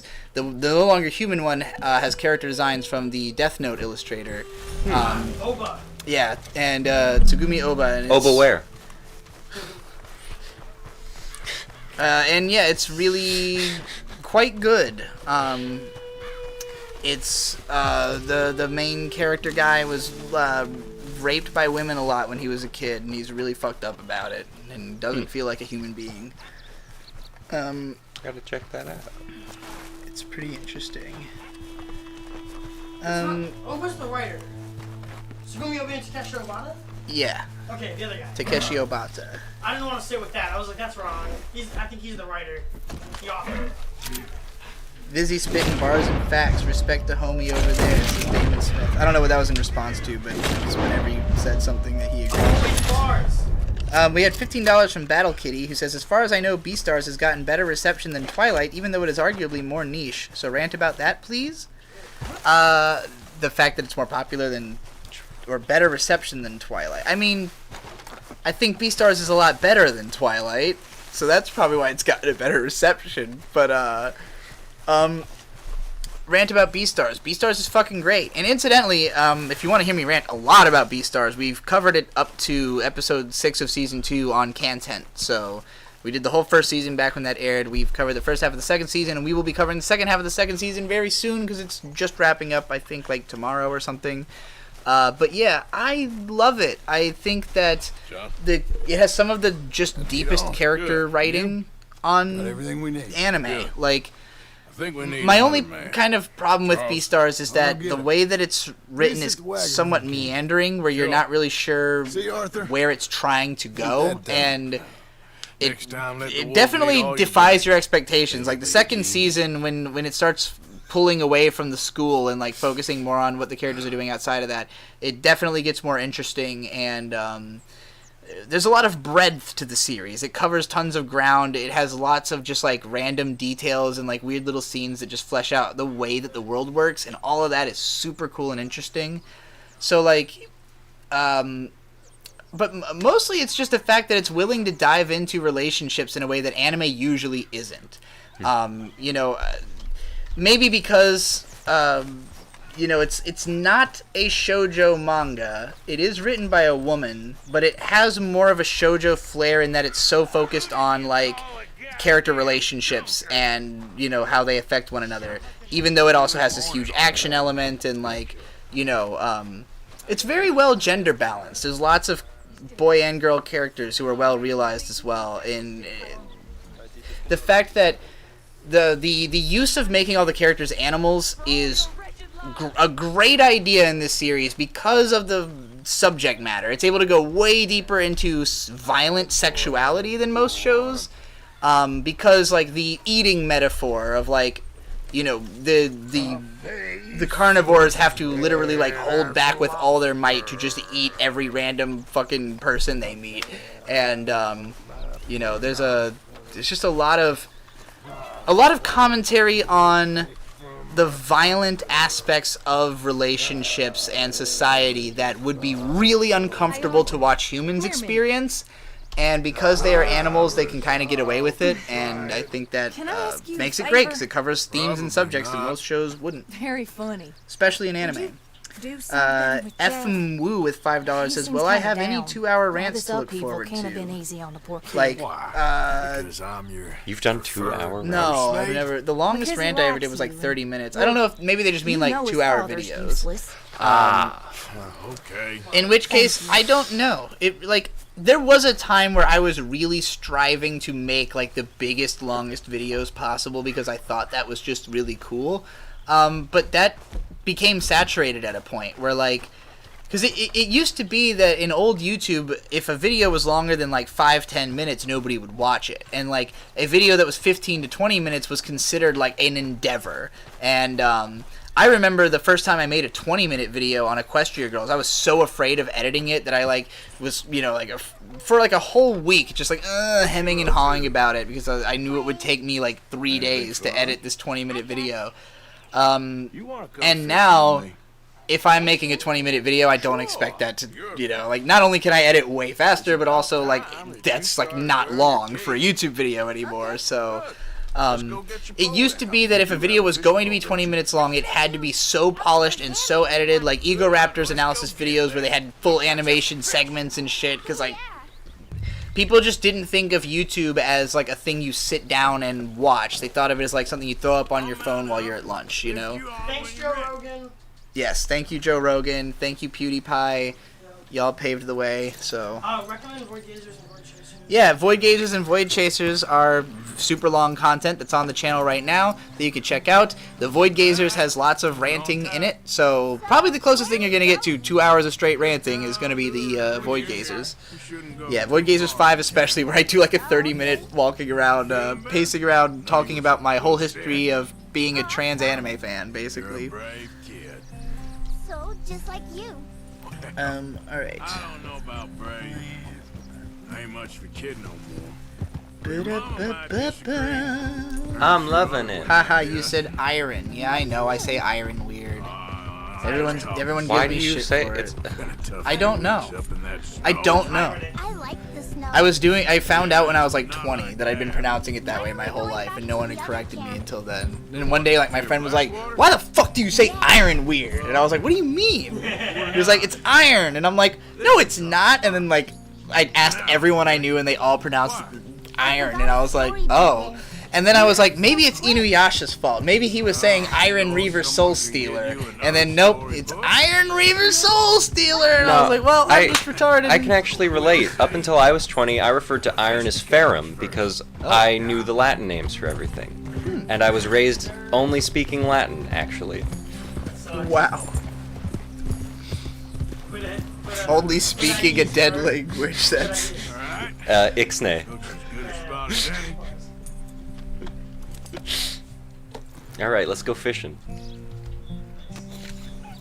Variety content. Stream. Where should we stand, Uncle This is a really Arthur? comfortable stream. Down by the shore. Come on, I follow like me. being over here. What do you all consider cool jobs, going on your previous conversation? If you like doing it. No, that's what I said. Yeah. Fish without a bow. I like jobs where people make things with their hands. That is always interesting and impressive to me. To watch something come together and become whole is always neat.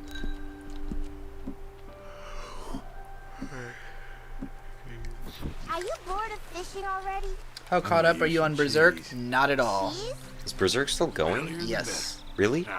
Yes. It just publishes very infrequently. Swing the rod back over your shoulder and bring it forward in a smooth Do you still do motion. rants to your Patreon? Not currently, no. Well, never, no. I will not do that, because if I do sell rants, it will be through other means than Patreon. Such as this, right here on the Like stream. that?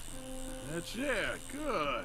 I missed Don Jolly's videos. My man has been offline for a good while. I hope he's okay. I hope so, too. How do I know when I got a bite? It makes me really worried when someone like Don Jolly, you don't hear from for a while, but I know people who know him who are still online who haven't said anything, and I feel like I would find out if anything bad had happened to him, so I'm just going to assume he's laying low. Yeah, unlike Dame Pesos, who could very well just be dead. Rest in peace. Yeah, rest in pease, Dame Dame Pesos. Memorial stream. Didn't hook it. He'd be so mad at you for saying that. I know. Tugging at your Do you have any tips for writing when it comes to world building? I want to develop a game with the little frog creatures, but I'm just an artist and not a writer. Thanks for retweeting my pixel art, by the way. I'm sure it was fantastic if I retweeted it. Collaborate with a writer. Don't try to task yourself to do everything. That's my answer. Seems like he's taking a rest now. I'm gonna Pitch try something reeling to, them in nice you and know, steady. whatever writers you think might be interested, and you know, you'd be surprised how much there are some people who will just like fishing spot? get excited about your idea and want to fill in the gaps, and not like with their own, like they want to work with you and figure out your story, you know. So like, Producer is an entire job in the entertainment industry. Find someone. If you ever need to pitch something towards B, like we said, message me. We'll look into it. yep, There's like a non-0% chance we want to make a game with you. yeah. I mean, if Why am I not I would have said, You know what I mean? I would have said, hey, pitch it to me, but no, pitch it to Riley, and he'll inform me of the pitch, and I may or may not find Not assuming time. you want to work with us, but Yeah. if anyone did, Right, it's possible. right, A exactly. lot of people just don't know it's possible. So just Yeah. ask people to work with them. Exactly. You know, this reminds me. Is Suritama still the last A1 I Pictures taught show another you boy to enjoyed? fish once. I don't think so. I remember there being something I liked from them more recently, but I'm not No. sure what No. it was. I'm gonna go look at a list Now, of this is A1 long Pictures before I shows. met Lenny. Long before you was even A1 born. Pictures anime. Wikipedia. We can see them all from newest to oldest.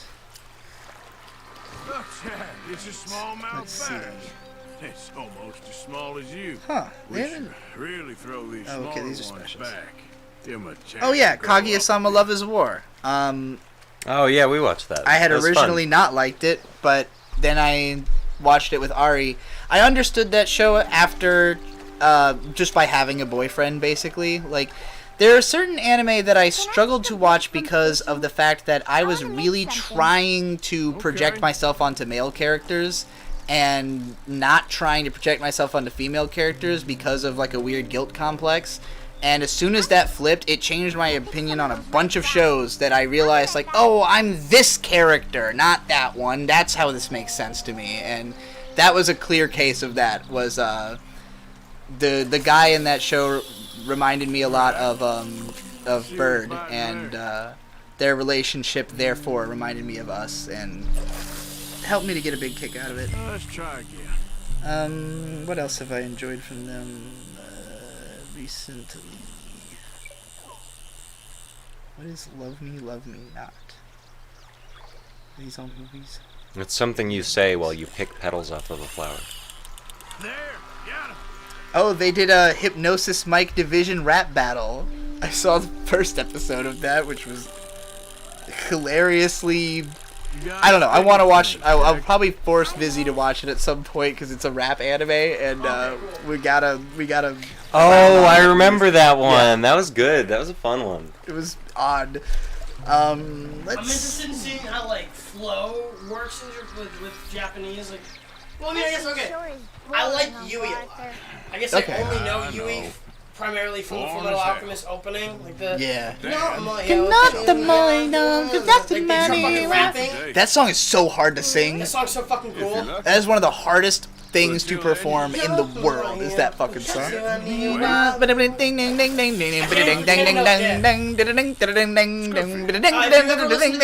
version is like a really hardcore, like 2-minute fucking. Oh, that sounds wild. In Japanese, I'm like, oh my god, I didn't know that existed. Because hip hop's American. Yeah, there's only one Japanese rap song that I have memorized, and that's Shonen Heart, the second Eureka 7 OP. Alright, bet.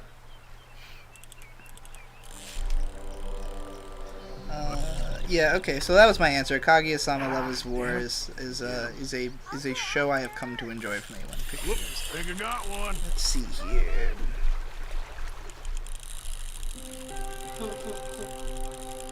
You L sayer. Yeah, I do stress the L in Walt Talk, and apparently there's a few other YouTubers who do it though. They said about tape. Talking about.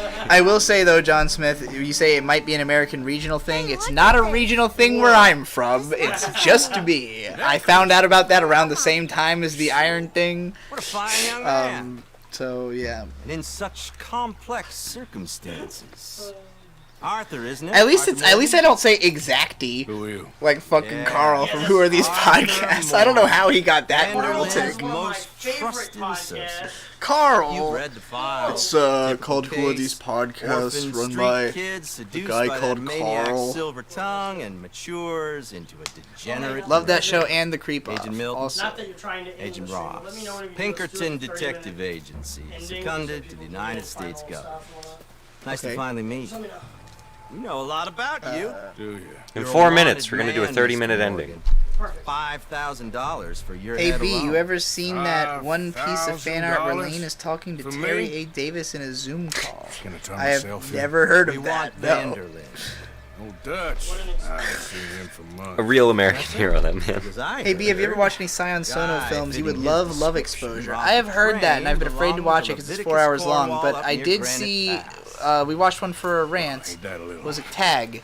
I old-fashioned? didn't like it Oh that yeah, much. Tag was weird. It was. Listen, What was the resolution to all that? Because I This is I my couldn't offer, sit through all Mr. that. Moore. I can't even remember. In It was, Vanderlyn, turned out that like have they my were word, like she was just trapped inside a video Right, game. yep. Gonna swing anyway. I do actually remember that. Yeah, See, I that haven't movie done was. anything wrong. That movie would have been a Aside from great not playing the 40-minute games short to your film. rules. And as Spare a me hour the and a half long philosophy movie, it was lesson. bloated How about and Birdie kind of from boring. Mac Callan? So that doesn't leave me too much hope that I will love Sion Sono's films, because they all seem pretty long and distended. Like, that's like his shortest one, and I thought it felt too long, so Slow. I don't know. But mercy. But I'll try to give Love Exposure a shot sometime, just because so many people have said I Enjoy would being like a rich it. man's toy, dear. I enjoy society, flaws Hey and B, I'm all. curious about what you think of the People anime Uran venerate High School Host Club. Do you think it savagery, should and get a you will remake? die Ooh, savagely. yeah, it should. Just, well, Some of us sooner than others. only if like the same director was gonna do it. Good Because day, like, Mr. Morgan. I haven't read the manga, so I don't know Enjoy your how fishing, tonally kid. different the anime While you is. But the still anime can. has a lot of cool visuals, and just like I think Takuya Igarashi's the director. He brings some cool flair to it. Pick up your things and get But the story was left like totally unconcluded, so it would be nice to have like a Fruits Basket style remake of it. It's getting late, Jack. Your mother would be But worried. yeah, I love Uran High School Host Club. I really need to rewatch it. It's been I watched it like 2007 or 8, and I don't really remember much of it. And I do want to make a video about it if I can. So, you know, I'll watch it and find that out probably after Fruits Basket, because it's also high on my list of shows I want to cover. Glad you asked, because that gives me more. Every time somebody asks me, I get more justification to do that Those show. are disagreeable So, men, and I don't want them to hurt him. let's see here. What did they mean about Mac? Is he in jail? Love Exposure is way better. All right. No, I don't think so. Speaking of Sion Sono, you have to watch I hope Anti-Porno. he's just fine where he is. Like I said, don't worry a fun about name. them. It is a fun The world name. is full of Is there any disagreeable Yuri men. anime or manga on a similar level as That's why Portrait of a you Lady got on all Fire? of us. I remember you did a whole Protect series you. on Yuri a long time ago. I have not seen or read Portrait of a Lady on Fire or heard of it actually, so Still got it, I huh? don't know. I cannot tell you what level that's on. But as for some Yuri that I really like, Girlfriends was like the sort of like platonic ideal of just like a simple, straightforward Yuri story. There's one that I How do we relationship? yeah, How Do We Relationship. That one's really good.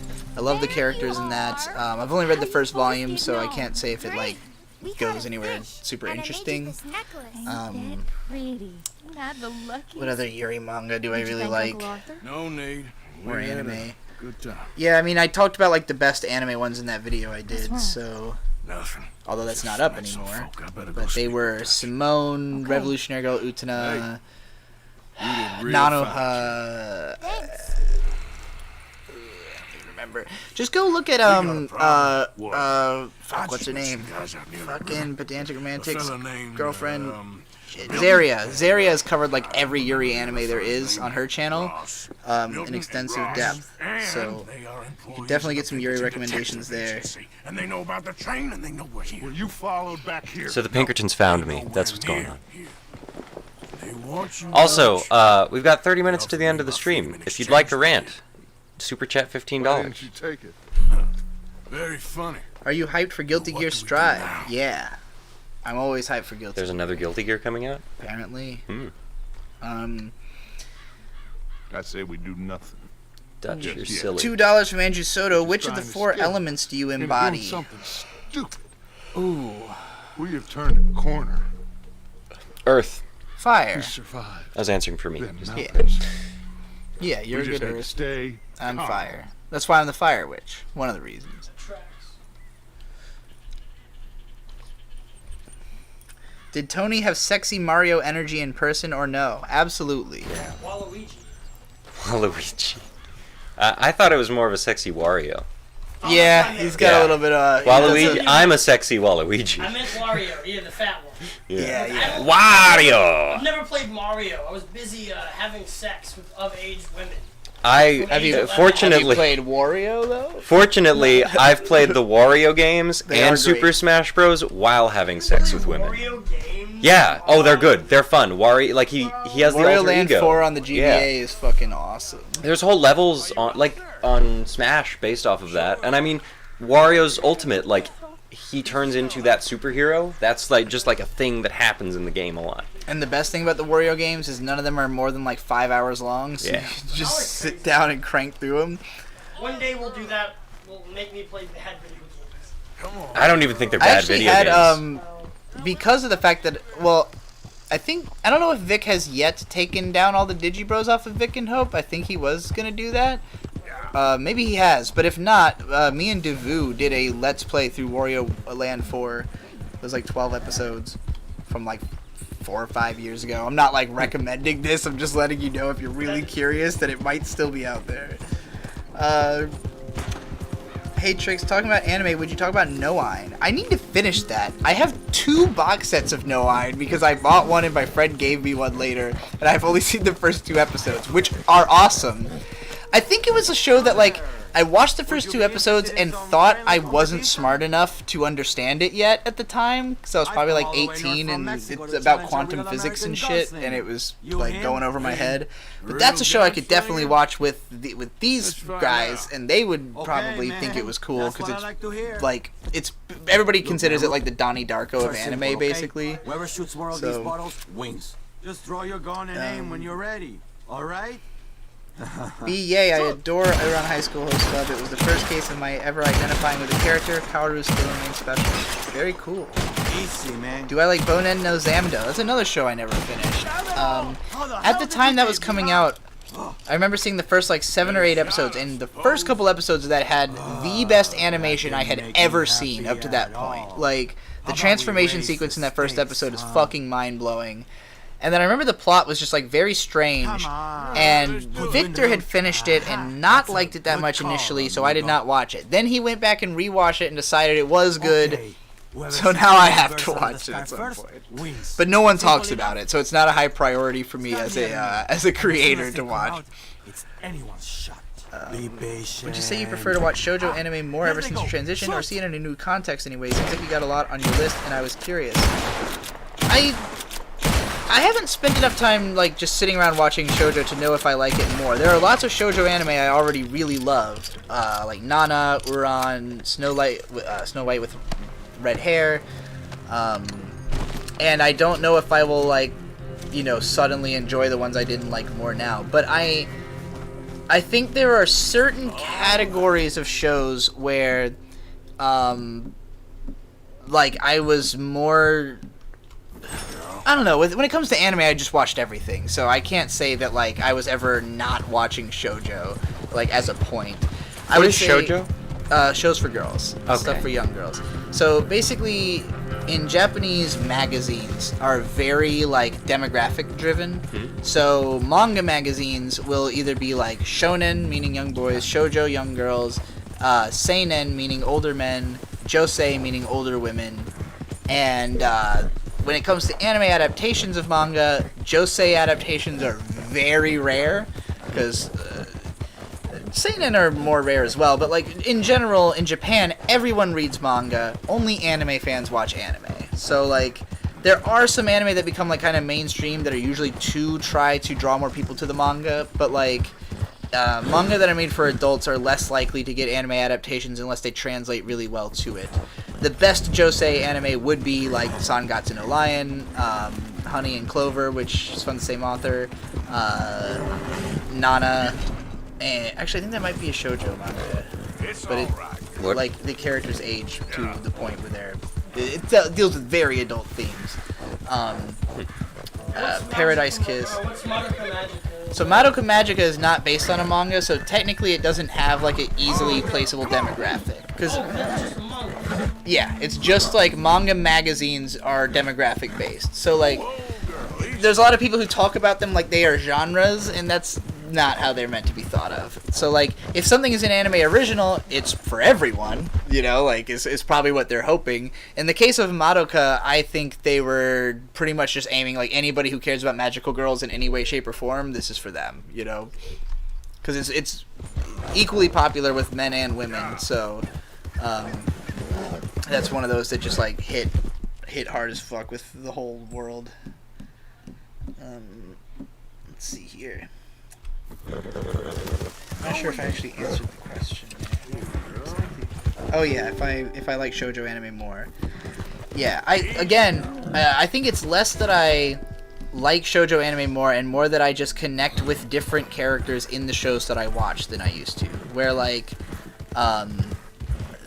if you ever do those things where it's like describe yourself in 3 characters, I used to really struggle with those because I was trying to limit myself to male characters just because I want it to be like, no, it's literally me. Like, these are the only 3 characters that are literally me, you know, and that's, like, really hard to do, and I don't feel like most men, so, like, it's super hard to find male characters I relate to. Switching my horizon to be like, oh, I can list female characters, it opened that up massively, where it's like, oh, there's tons of these characters I relate to that I was just, like, not willing to say that because people are going to say that I want to be a girl. Yeah, for me, it's Alucard, Kite, and Sebastian. Okay. If you watch anime, Perfect. those should all mean something to you. That's a perfect three names. He's our new partner. Ain't no such Mine thing. are Senjo Gahara from Bakemonogatari. Ain't the problem. Trust is, as I said, keep your voices down. I don't want my boss here. I know I thought about this is a recently. sideline. I'm looking at all my posters. Does Beatrice from Umineko count as one? I'll tell you. Yeah, probably. Motoko Kusanagi from Ghost in the Shell is my idol and role model. I don't know if I am comparable to her because no one really Actually, is. She's too much I'll cooler than anybody. I'll replace Sebastian and actually put the Ghost in the Shell for me.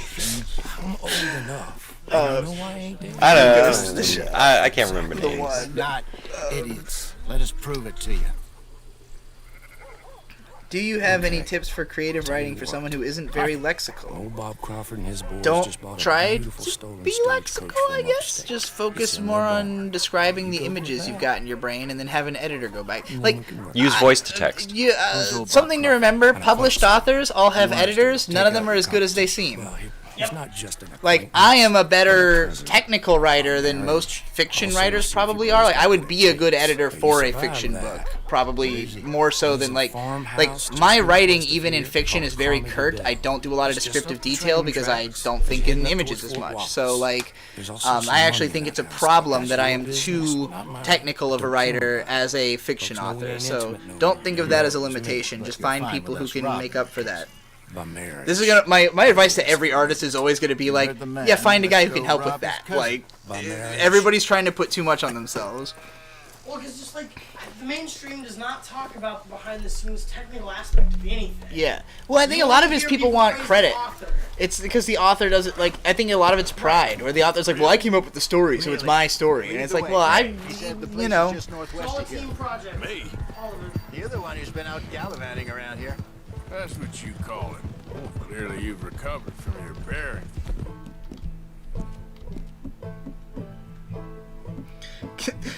Clara Moodyson says, can you get into literature? I want B-vids on modernist lit.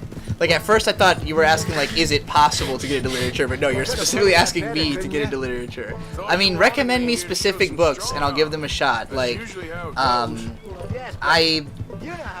honestly, there is just not enough literature discussion on the internet. Like, the only book reviewer I follow is Better Than Food Book Reviews, Clifford Lee Sargent. He's great. I have not read any of the books he's talked about. There was like one that I really wanted to, and I couldn't find it in stores. So, it was 28 Days in Turin, something like that. Name something like that. But yeah, like there's a bunch of books I would be curious to read, but like, even though I like that guy and his videos a lot, I don't think his taste is similar to mine. Like, he likes super hard ass fucking like gritty stuff, and that's not necessarily what I'm looking for.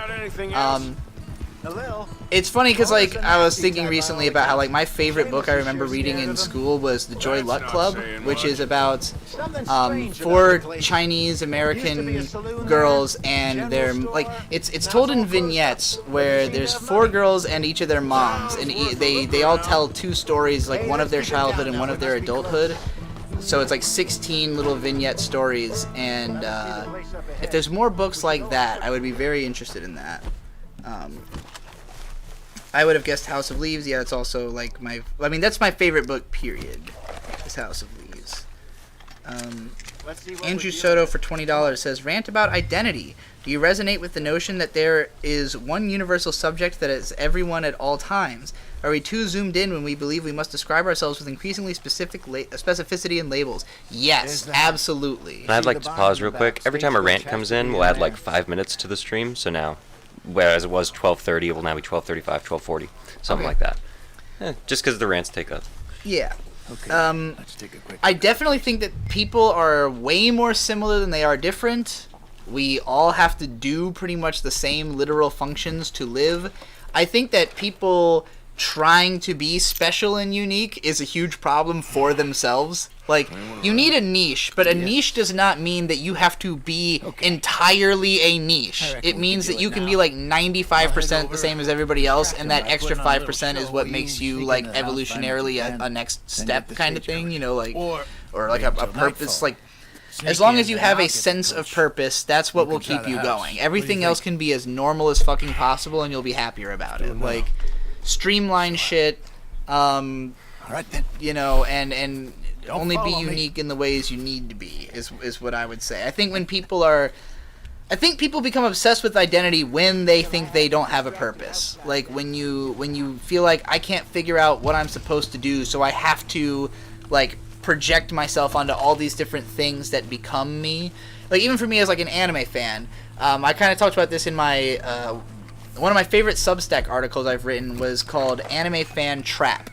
And it's about the trap, the house that anime fans live in, the anime fan trap house, which is where like people who cover their whole house in anime posters is because they're trying to not be a person. They want to just look at all these things that will distract them from themselves and just be like, I am lost in this world of anime stuff that defines me. You know, like who I am doesn't matter. What I worship matters is, I think, what a lot of people get in the mindset of, and that makes it a lot harder to be a person because you've othered yourself from having a physical body, which is the most relatable thing you have in comparison to everybody else. So like, I think that like, you know, when people try to project themselves onto too many other things and too many labels, then it distracts you from just actually being, you know, being a person. And I don't think I think that will sound like the idea of, hey, be normal is like unappealing to people who are like, well, being normal doesn't work for me. And it's like, well, it can, you know, it's a different, you don't have to do it the exact same way as everybody else, but you can arrive at the similar conclusion, you know, like as long as you feel healthy and like, you know, not riddled with anxiety and depression and like, you know, like every day you can go to bed and say like, oh, I did something today at the very least, you know, that is like what you want to pursue. And I don't think like all the labels and all that extra shit gets you closer to that. I think it usually gets you further away. We've talked a lot about identity being cultural and not biological in every sense of that term. Yeah. You should talk about that. Just like, yeah, like a significant amount of what people think is like true of them is just like the result. It's something easier for us to understand as people who moved a lot and who didn't really have the opportunity to settle in a place and have an identity that like that comes together, because there's a lot of people who, I think, you know, you grow up in like a town and everybody thinks the same way and you think that's just like the way that things are. And then when you're confronted with the fact that it's not, there are people who will either double down and go like, oh, well, everybody else is crazy for doing things differently. Or you go, huh, everyone's doing it differently? I wonder if I can incorporate some of those differences into the way I do things and, you know, see if that works out. And like, someone like me or someone like Riley who, you know, have had to adapt because we were thrust into so many different scenarios and could not simply be ourselves because that's not accepted. You know, when you're in a different place and people act differently, you can't just be a different, you know, like a totally different person. I mean, you can if you want to sit in your room and not talk to anybody for 10 years like I did, but, you know, and it can be good and bad. Yeah. I'd say an example of yours was bad, like you had the boy mode. Yeah. Mine was good. I was adopted by a different culture. Right. Like those are different ways for the same, like different results from the same thing we're talking about. Right, exactly. So, yeah, I think that the more people like stop thinking about like the individuality and like the particularity of the way they live, and like it's not that you have to stop being yourself completely. Like someone like Sean, the audio engineer from the Dick Show, is somebody who I see as having like a lot of conviction in who he is. Like he knows what he likes, he knows what he doesn't like, It's not that he isn't open-minded. He wants to try new things, but he will make a very quick and clear decision about how he feels about it based on who he knows himself to be, unless it's a really challenging situation, in which case he'll be very intrigued by it. And, like, I think that's super healthy. But even still, even Sean, I would say, like, might be a little bit too rigid for his own good, you know? And maybe I shouldn't say for his own good, because he's doing extremely well in life in general, so, you know, I guess it works for some people, but I don't think he's somebody who's like holding himself to a bunch of labels either. You know, he's just like, yeah, I know. He holds himself to one, the audio engineer. Yeah, exactly. Damn it. Yeah, that's the healthy way to live in my mind. And we got $5 from Butthole Weeb. It says, Ghost Extreme, when miss, you will indeed eat this beehole and finish the greatest anime of all time, Gold Senpai. Yeah, I mean, next time you want to hang out and watch half of Ghostic again, we can do that sometime.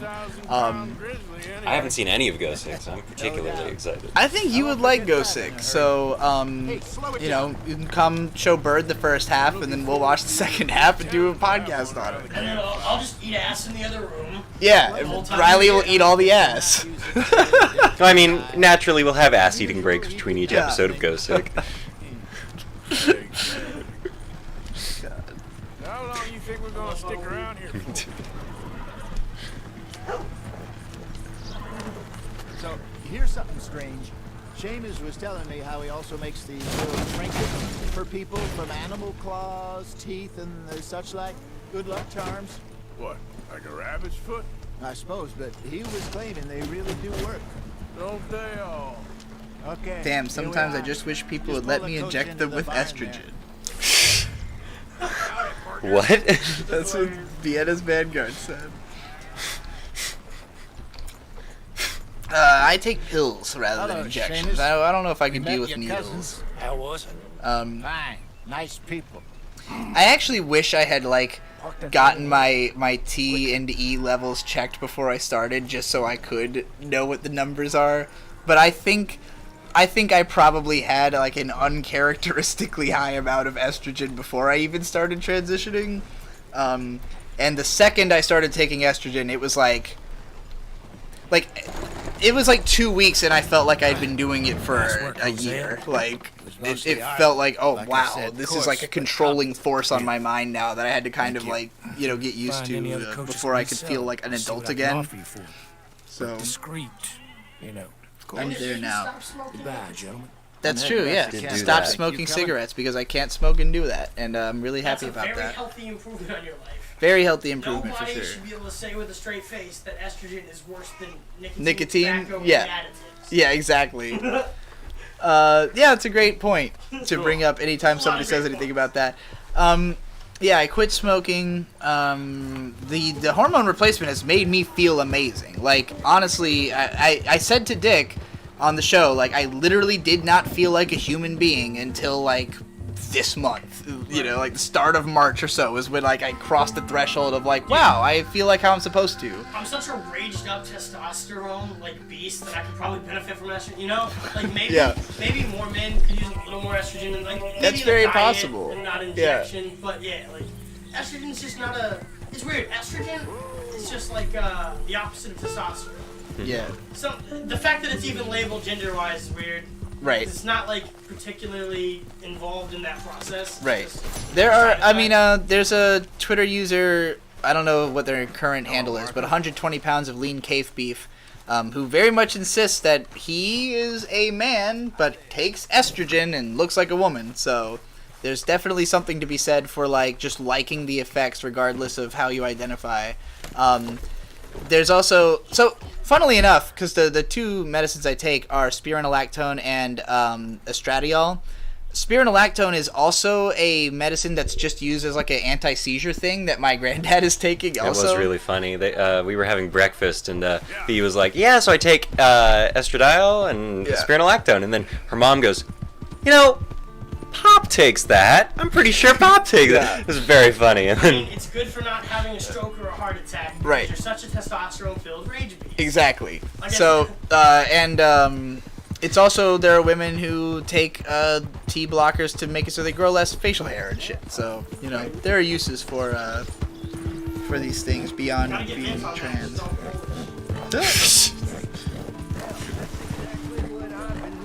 What are you looking for, friend?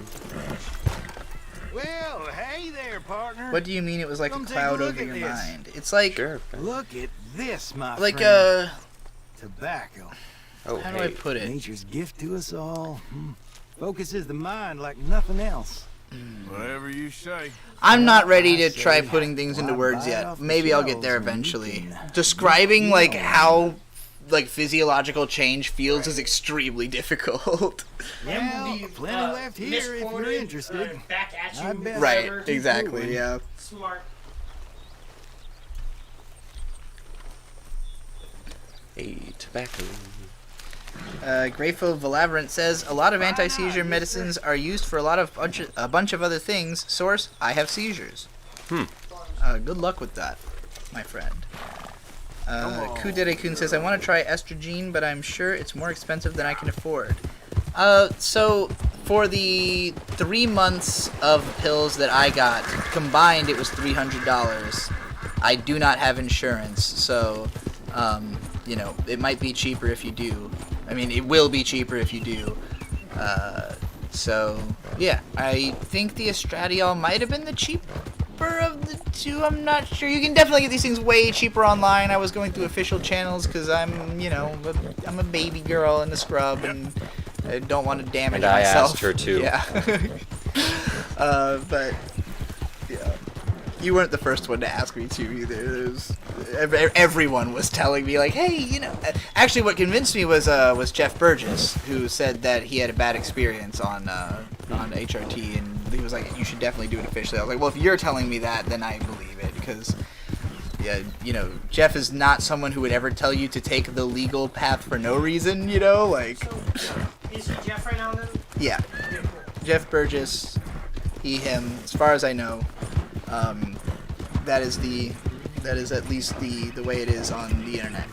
I won't speak to the humanity of Jeff as I haven't hung out in a long time, so. Can't wait to do that. Yeah, Jeff is really cool. Really good friend. And I am caught up on the chat. So y'all, you got like 5-10 minutes to make any rant requests you want or whatever before we wrap this up. I like this little campment you're at here. It's a camp. Not stopping at it. You had 96 live viewers. That a good stream. Yeah. I mean, the justification for buying this game was like, do you think if we could stream it that I could make the money back from buying the game? And it's I think happened. you have. Yeah, it's happened.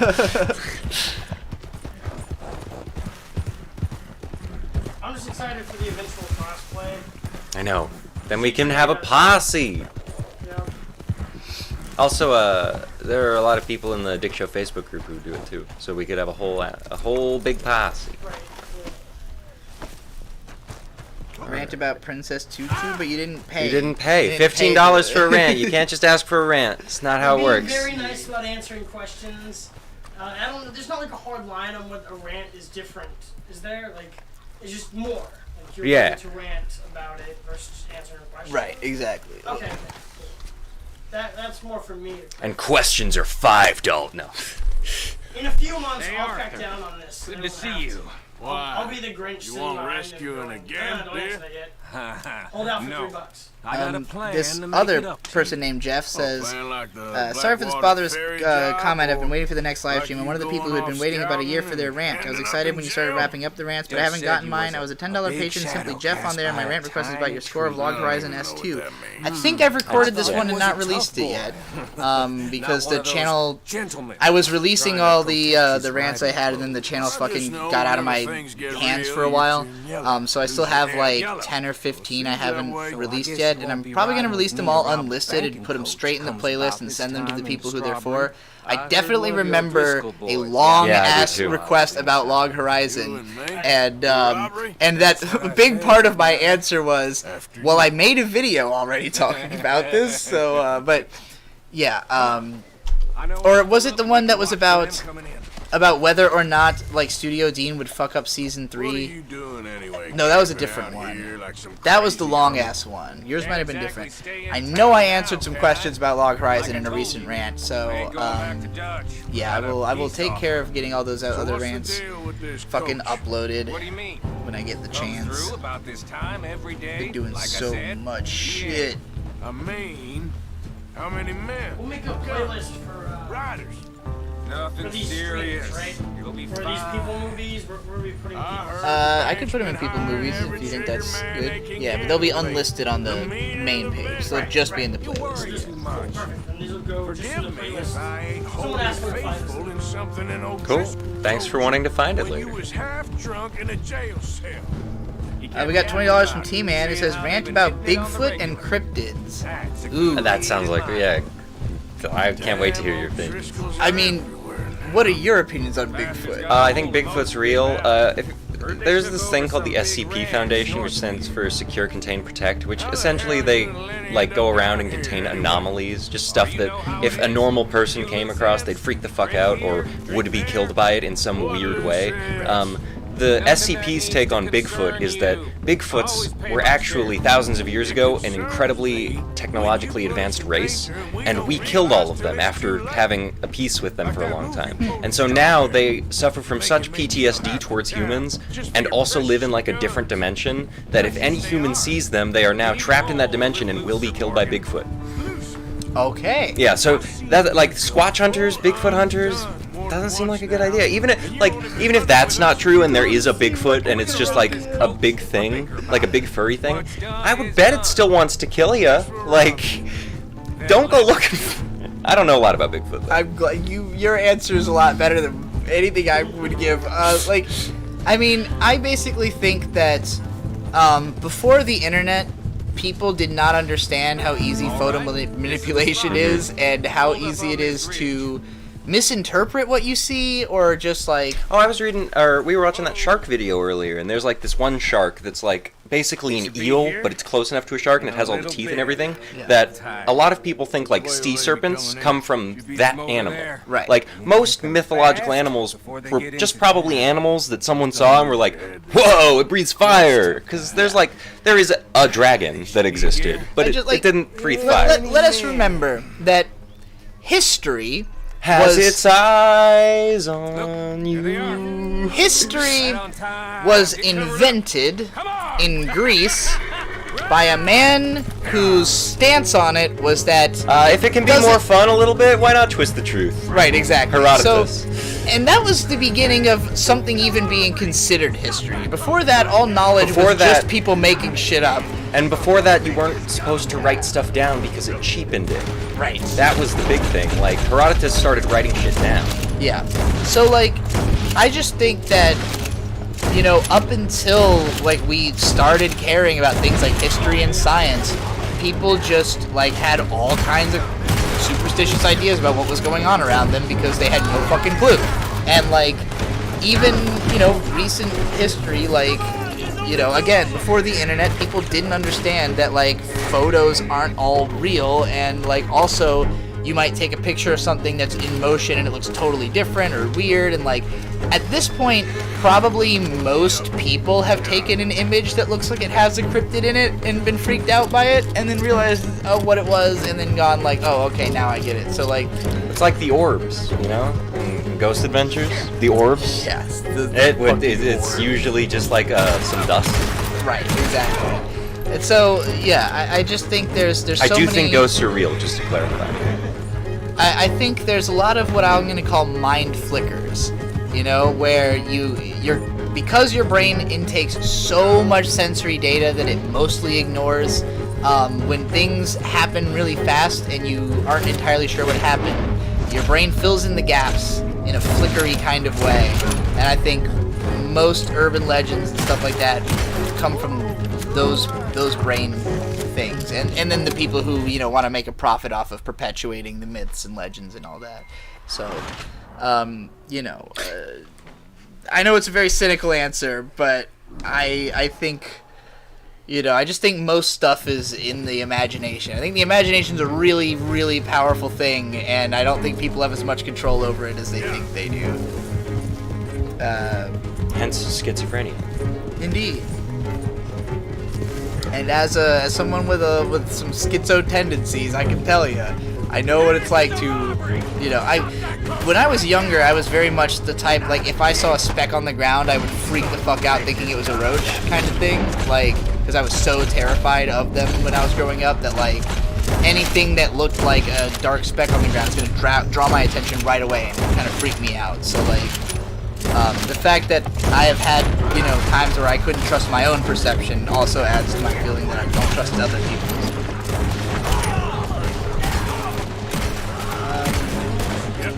Yes, 2 more? Oh yeah, okay. And I said for the rants, like, we'll go till 12:50. Yeah. Andrew Soto. Yeah, exactly. As long as people keep... Yeah. Andrew Soto with $15 says, rant about living an active life versus a contemplative life. What is it to be said about our own tendencies toward either? What could each side stand to learn about the other? That's a great question, because I've completely flipped from one side to the other. And, Devu had... Yeah. There was a time when Devu had said of me that, like, the reason I'm able to do my job is I spend an inordinate amount of time just sitting and thinking. Like, I am somebody who will stare at a wall and think about shit for an hour, and then turn that into a script or something. But it's become less and less necessary because I had to think that much because I just didn't understand shit, and, like, everything was confusing and I didn't know how to ask questions or who to ask questions of. And so I was always trying to figure everything out by myself. And that's what leads to a lot of those drawing weird conclusions or, if you've been following me a long time, you've heard me say stuff that you might be like, what the hell? Like, why do you think that just because you can imagine this, it must be true? Like, I've become somebody who is now way more likely to not think about it and instead go find someone who knows, and I think that's the more correct way is to, like, defer to knowledge greater than yours rather than trying to think about everything.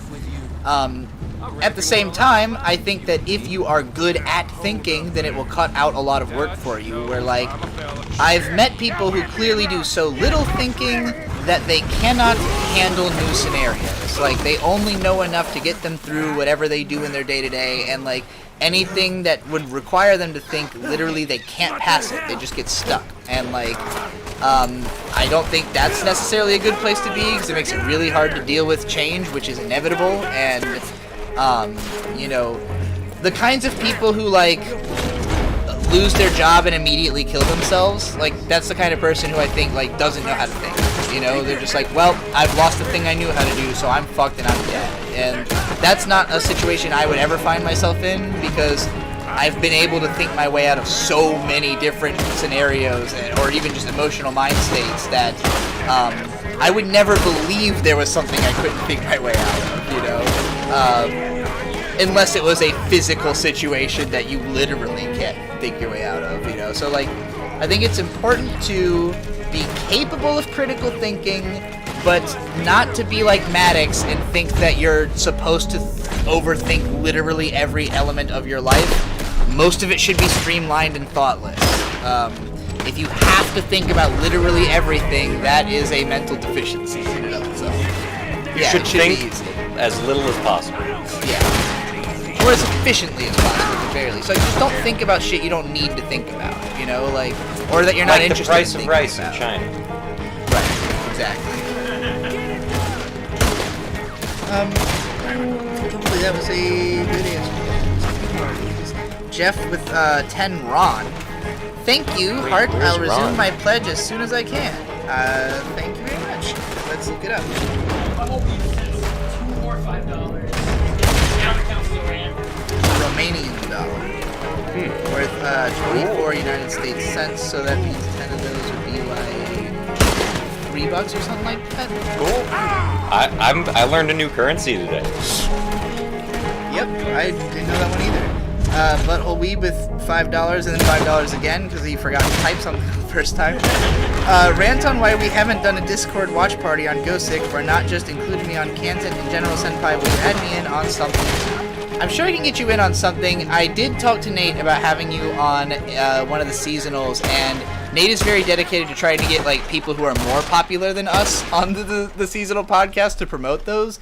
But there's no reason we couldn't have you on an episode sometime, maybe a bonus one or something. If you're, we prefer to have people in person if at all possible. Again, if you come down here, there'll be a much higher chance of you getting onto Canton. He says he's not sure if he can travel recently or whatever. It doesn't have to be soon. For the Gosick thing, Yeah, we will come to Indiana. we can do that. In Yeah, Indiana. yeah. Indiana's in the middle of it all. We. I want to go to Gary, Indiana. Avoid chasers. The only time we have driven through Gary, Indiana, I remember driving through and going, oh, Keyshawn told us that has the highest murder rate in the world. Let's not stop there. There's also. Come on. Did that X Week's review ever drop on Patreon? No, we haven't recorded that yet. We gotta do that. We gotta do a X Week's review. You hear me, Ari? An what review? Oh, yeah. 2 we weeks do have to review, do but that. it's been more than 2 weeks, so I don't know how many weeks it's been. So it's the X Week's review.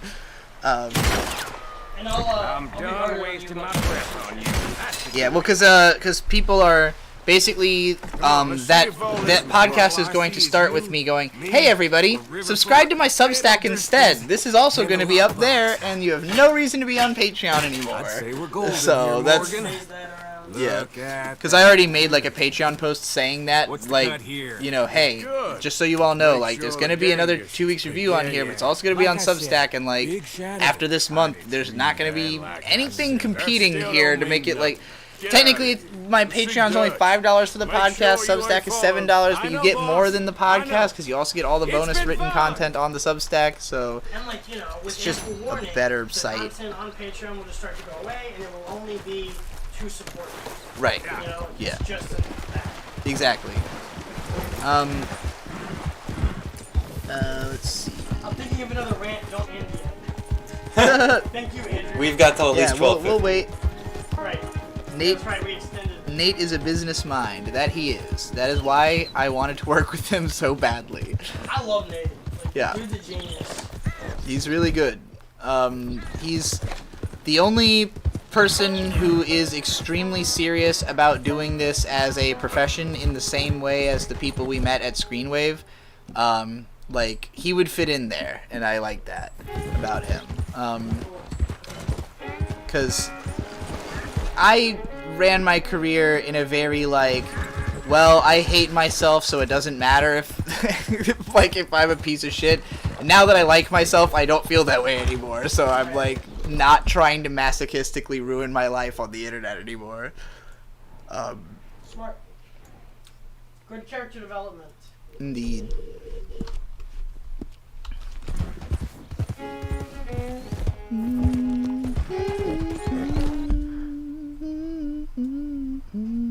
So, Bird, you want to talk about where you're at in the game and what you think of it so far? For anyone who's here for the game. I'm at the first camp at first, so I've played through this pretty much all 3/4 of the way through, and I didn't get to finish it because we moved, and I didn't have a PS4, or the person who had a PS4 moved was what it was. And so I got all the way to where you're in Louisiana and you're having a bunch of fun and doing moonshine stuff. But right now, the gang, like, we just got off the mountain, the snowy mountain where you're trapped at the beginning of the game. You set up camp, and now we're trying to establish ourselves and make money. I've done some money lending quests, which is essentially this German guy goes around, or he's Prussian actually. This Prussian guy goes around and lends money to people, and because he's so unintimidating, he sends you to go get the money, and then you know, beat someone up or whatever to get the money back. Just now we robbed a stagecoach and got like $1,400, which was cool. I don't like any of the Micah missions because Micah's just the worst. And like the exact same complaints Arthur has about Micah, like you just have to kill more people than ever on any of his missions. Whereas most of it you don't. It's fun. In terms of the actual story, I just did the mission where you go fishing with John Marston's kid, and the Pinkertons come up and say, hey, we know you're here, you should turn in Dutch. And you go, no. And then the Pinkertons say, well, bad choice. and then they walk away. We got $20 from Sadbot, who says, "Love you, digital bro. Not a bro no mo." And not very digital, actually. I don't spend a lot of time on the internet. That's not mischief. Sure. It's just digi bro. Yeah, you made me want to branch out from animation into music. You will always be the GOAT. Thank you very much. That is super kind. And I'm glad you got into music as well. And if you mean you make music, hit us up sometime to work with Vizier and the Golden Witch, because I can relate to that. B got me into like making music. Like, I don't think I ever met anyone else who I was like, oh, you take yourself seriously and that's okay? Right. Right? Like you, because you get so much pushback for the music stuff. Right. But I'm like, but you do it anyway. And it's like, I was so afraid to make music if people would hate me for it. Yeah. But I'm so glad I And stopped there. I mean, I used to have a real problem if I wouldn't promote my music for the same reason, because like it was so personal to me that when people didn't like it, it hurt, you know? And like at some point I just got so frustrated with the fact that like, okay, well if you don't promote it, no one's ever going to listen to it. The people who would like it won't find it, so you really need to push, like, you know, I was always the type who I was like, if even one person actually says this is good, I'll do it forever, because like I just need there to be at least one, you know. Same with your when you started anime stuff. Right? Yeah, pretty It's like, much. yeah, if 30 people like this in my career. Right. Yeah, like those 30 people, like, they found something in you they didn't find anywhere else. Or Exactly. They found somewhere else, but need for you to. yeah. Well, it just made me feel necessary. It's like I don't feel like I needed to exist unless. Sadrock gave another $20 to say, "Sorry, did you sis? My bad." That is extremely kind of you. Thank you. Thank you. Wow. Yeah. Cool. I like money. Rant about how much you like money. That's worth of or Oh, you know, man. something. What? Animate? Who animate? Then branch out from animation into music. Oh. Yeah. Yeah, so maybe they animate. Oh yeah, I didn't even think. I think they might mean branch out as a fan from animation to music. Right, But that's what I figured too, but. Hello, mister. your music will always be will always best the best. Thank you. I also love my music. I've again I never learned your the name. people I tend to get along with the best are the people who like my music. Because it has the most to say about me. Like, you know, the anime videos, even though I always wrote them from a very personal perspective up until now, like, you know, it's so filtered through, like, I'm talking about this one specific thing that it used to really, like, baffle me, because I would get these messages from people where they'd be like, oh my god, I relate to you so much, like, I feel like we're basically the same person, I'd love to meet you and talk to you, and, like, they're really just talking about my opinion of anime, and then, like, they'd listen to my music and be like, oh, I don't get it. And I'm like, well, how can you say that you're exactly the same as me if you don't even get half of what I do, you know? And I would say that music is the most direct form of messaging anyone has. Yeah. Like, the stuff you say in your songs are like stuff that if people just listen to it, they wouldn't have questions about you at all anymore. I agree, yeah. You just tell I them am like this. very straightforward in my songs, for sure. Like, Be with you in just a moment. so, yeah, I love it. That's quite I I hope you learned your lesson. am always happy to see people who Yes? enjoy my music.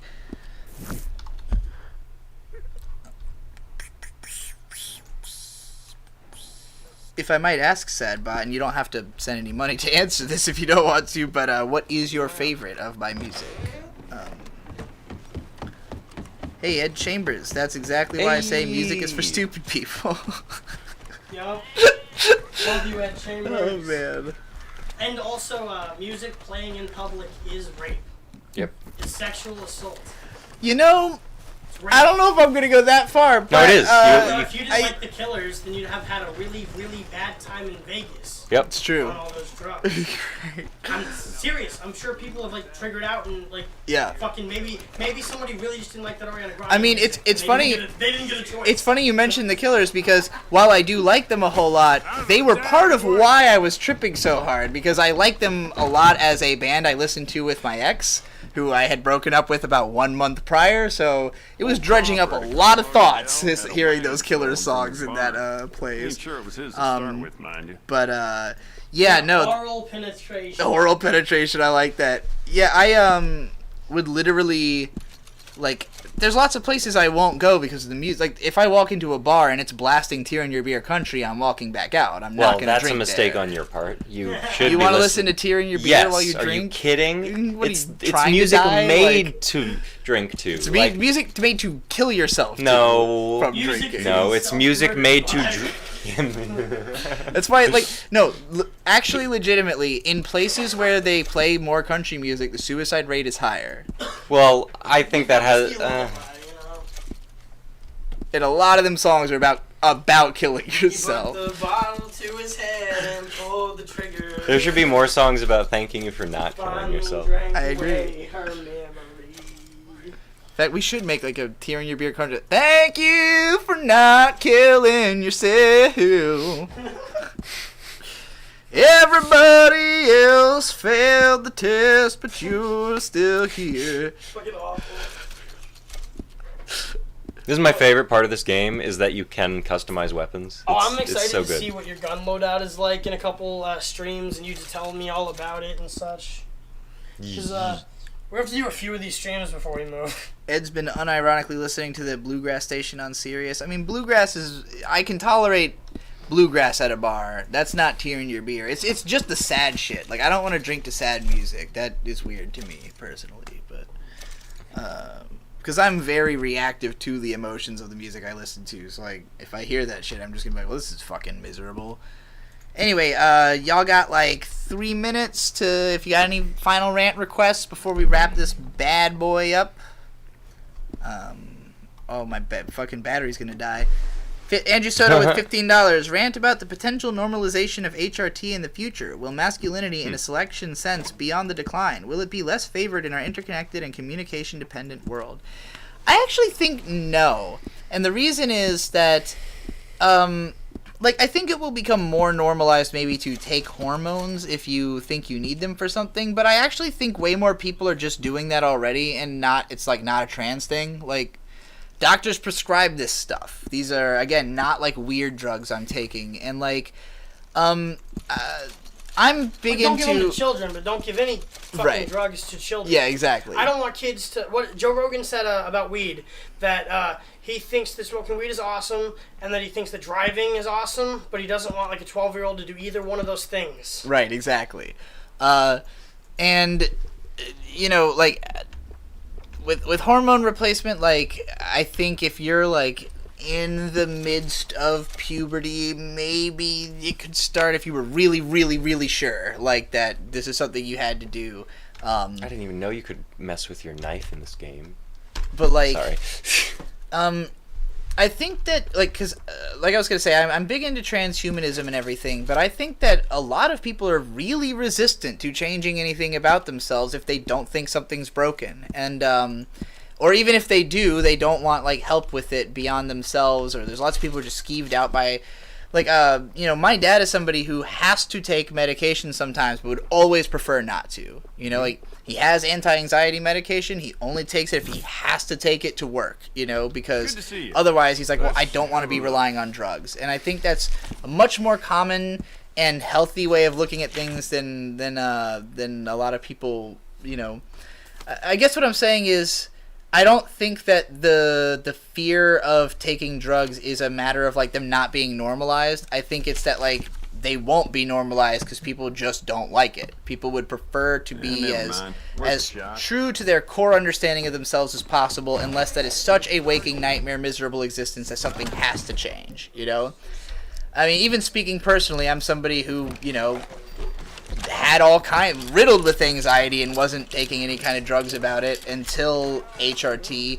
And that's not an anti-anxiety medication. It just happens to be the thing that, you know, puts me in the place I want to be mentally. But I think the only people who are ever going to be interested in taking medications are going to be those ones. And, like, back for some more provisions.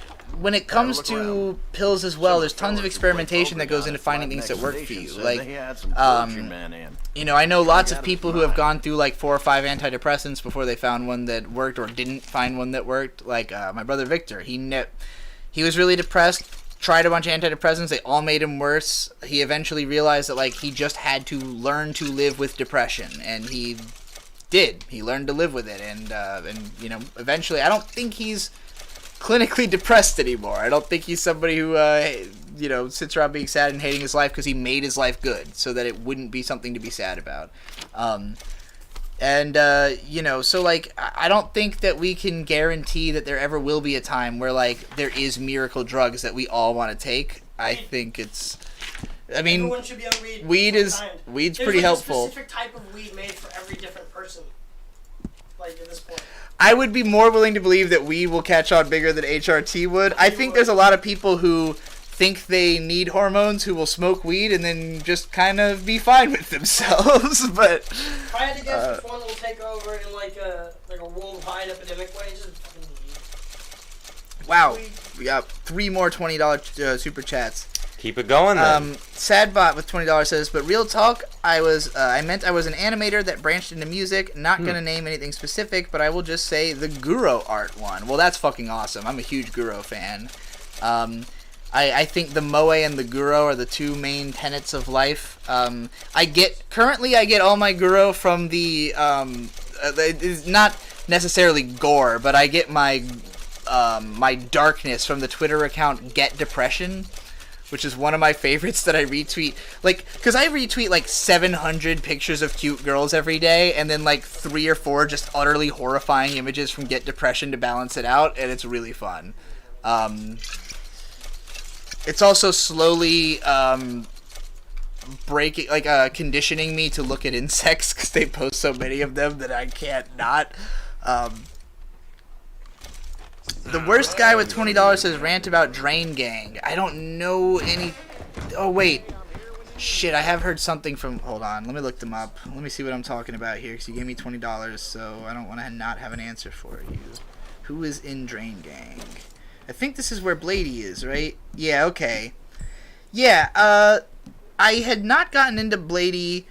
I still haven't really, listened to a whole lot of him, but his probably most recent album from, late last year, I listened to. It was really cool, chill vibes, something that I could see just kind of throwing on. All the Drain Gang dudes, they're, super soft sounding, rap, very, cloud rap, but not as dense and thick, I guess. And I know that there's a big meme where everybody's always calling Blady trans, even though I've seen no evidence to suggest that that's a thing. But for whatever reason, trans people really love Blady. I don't know. Maybe there's more to that I don't know about, because I was trying to look into it and couldn't figure out what the hell the meme was about. But yeah, I have liked some Blady. I would probably listen to more of it if I was in the emotional state it represents more. I tend to like music that's a little bit more dense and chaotic and has more stuff happening. Even the music I listen to that I consider chill is often stuff that other people don't really consider chill. So for me, it's I want my music to occupy a lot of the atmosphere so that it that's what I thought. Cancels out the music that would be playing in my own head, I guess. So when I listen to stuff that's really low key, sometimes I don't completely cling to it. There's not enough happening to make me pay attention to it. So with Blady, it was kind of like that, where I liked the vibe and I could have it on in the background, but I couldn't really grab onto individual songs or hooks or remember what was going on. So yeah, I guess overall I'm in a position of would listen to more. If I had friends who were putting on Blady all the time, I'd probably have heard enough of it to have been a fan. But I do not have people around playing Drain Gang stuff. Hopefully that was enough of an answer. And I'll look into You gave a lot of money, yeah, and I'm sure Riley will listen to some Blady tonight. So, also, Sadbot with another $20 says, I was an animator, but I make music now to clear that up. You already did clear that up in the last one. I don't know if you... Oh, his internet died before he heard his name, he said. Okay. Cool, yeah. I would love to see your Guro animations and hear your music. Hopefully it's also Guro music.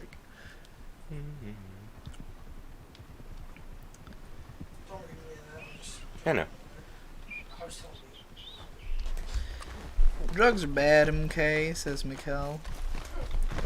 As I learned from old video games, Only losers do drugs. Only users lose drugs. That is also true. Your retweets are fire, not gonna lie. Thank you. Thank you. I get a lot of likes on my retweets, which makes me think that I'm doing a good job. I mean, they're not my retweet. I'm getting a lot of likes on the things I retweet. So I'm happy. Yeah. That's part of the redistributing artists we like on the Branches of Yiv channel. Yes. Like, really good art with taste. And the sooner people accept that, the happier they'll be. Yeah, I like the Twitter presence I've built. Like, I was really worried for a long time that, like, if I retweet a lot, people are gonna unfollow, because I used to be somebody who really didn't like accounts that retweet too much, because I was like, well, I followed you for you, you know? But if somebody retweets all good shit, then, like, you know, like you said, arbiter of taste. Like, a lot of the art accounts I follow is not just because they make good art, but because they make and retweet good art. And so I'll follow them just to see their retweets to find more artists do that. And, like, there's some artists who make amazing work, but they tweet too much non-art or don't have good retweets or, like, have too many, like, promotionals for stuff that doesn't really work on Twitter. And so I'll just be like, well, I'm only ever going to see your art through the people who retweet you, because your Twitter sucks, you know. Being a tastemaker is very important. That's where Kanye West strives in a world of corporate interests, is that he has great taste. It doesn't matter how much other artists are pushed against him, he's just got really good taste. Mm-hmm. And I don't think companies have yet learned the tastemaker thing. They kind of still try to build taste. Oh, Sadbot says they're on TikTok if you want to see their art and animation, so... Cool. I assume your name is, it's at the Sadbot. Okay. I'm gonna go to at the Sadbot and check out TikToks for sure. I have a TikTok that I haven't posted anything on yet. I don't think it actually shows up as an account for people because there's nothing on it. But it is just Golden Witch Fire.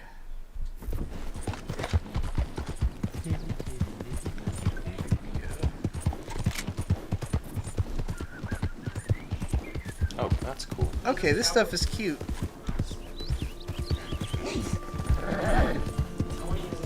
Famous celebrity YouTuber Tony from Hack the Movie. I happen to be wearing his face on my shirt. Oh my gosh, I can't believe this is such... Ah, I'm so honored. My hero. Oh my god.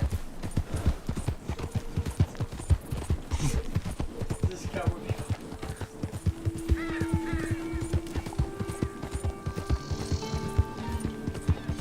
See you later, regular cowboy. Following you, Sadbot. Nice shirt. Thank you. Obviously referring to Beatrice's shirt. Yeah, my mom. I'm wearing my mom's old roller derby uniform.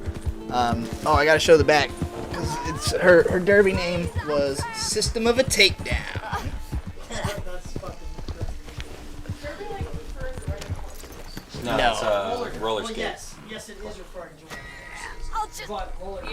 Yeah, roller derby is where you skate around in a circle and smash each other with your bodies. You are racing horses. Yeah. Looks like I don't need a man's help after all. Yeah, the announcer acts like you're all like they're like it's a horse race basically. But yeah, it's just a bunch of ladies riding around on roller skates in circles and ramming into each other.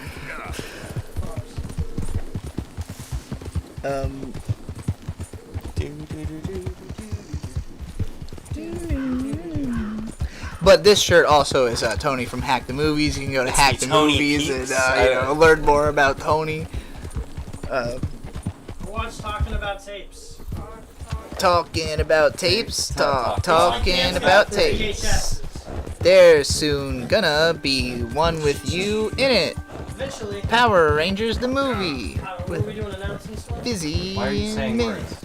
I don't Stop know. saying are words. you not supposed to announce them? No! Is it not announced? Oh.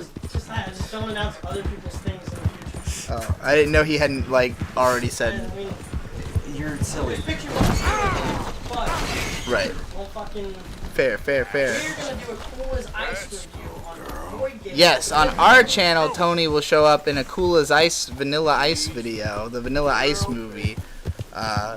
Sorry, Tony, about blowing up your spot there a minute ago. Yeah, I don't know if you care or not, but I'm sorry about it anyways. Just say disavow, you're good. Says Ed. Yeah. Disavow. Well, at least it ain't your job. Shut up, Arthur. Yeah, your job's starting the fights. It ain't winning them. Oh, also, Tony from Hack the Movies. I really like your new logo. It looks great. Besides, what do you care, Englishman? You've got no time for me. I tried to find you work, but then you're off cutting jobs with other folks, and your boy Shaw doesn't get a look at. Guess I don't want to get shot, that's all. Yeah, you're a real fucking funny shit, Arthur Morgan, huh? Jackson Allen said, been working on an album with some friends of mine, something experimental. Would love to have Beatrice featured on it in any form. Hit up Riley on Twitter with your proposals. He is the manager of all collabs. Twitter. Come on, ASC presents. Come on, take your best shot, please. Let me come on the raid, bitches. Don't be playing coy with me, son. It's unbecoming. That bloody train you and him has set up. What you're doing out here, you're going to need guns, you're going to need men. I'm about to rob a train with the boys. Ain't a big show. Nate Schreier says, I just pulled out my last hair. Oh. Like, your last head hair? Were you pulling all of them out, or was this just like the only one left? In fact, don't tell me. I already know. Alright, we're gonna give y'all 3 more minutes if there's any final, Well, I'm robbing a train, so I'm gonna be playing this game. Well, let's say when this train thing's over. Okay. The changing of the guard. The fading of Sad the about with another $20. Oh my god. More money for no reason other than love. Keep on trucking. Thank you so much, Sadbot. That's excellent. I don't even have to rob the train now. Honestly, the next stream we do this will be like in the morning on Saturday, probably. I'm gonna announce that now. We'll probably like 10 a.m. ish, 11 a.m. Probably go for a stream. And then just do it until it dries up. Because like Bert has to play the game. You know, he bought it. What are you doing here, kid? It's true. Coming, John. On the job. I said you weren't. No, actually, earlier today I almost launched this game, and I was like, well, I can't play this game unless we're on stream, because I said I was going to, and so I've just been playing Apex Legends whenever I want to play games. Hey yo, Cowboy Bebop content, please. That is on our list of shows. That's high on the list of ones that Nate wants to do, so that will probably happen. That's the best thing about content is that there's such a huge backlog of shows that we can go back and do that, you know, that are popular and beloved.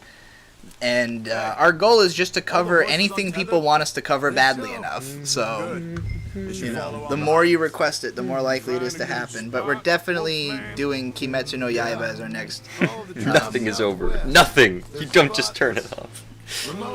He is correct. Yeah, he was right. He's sitting there grabbing his hair like, why would you into things that make you...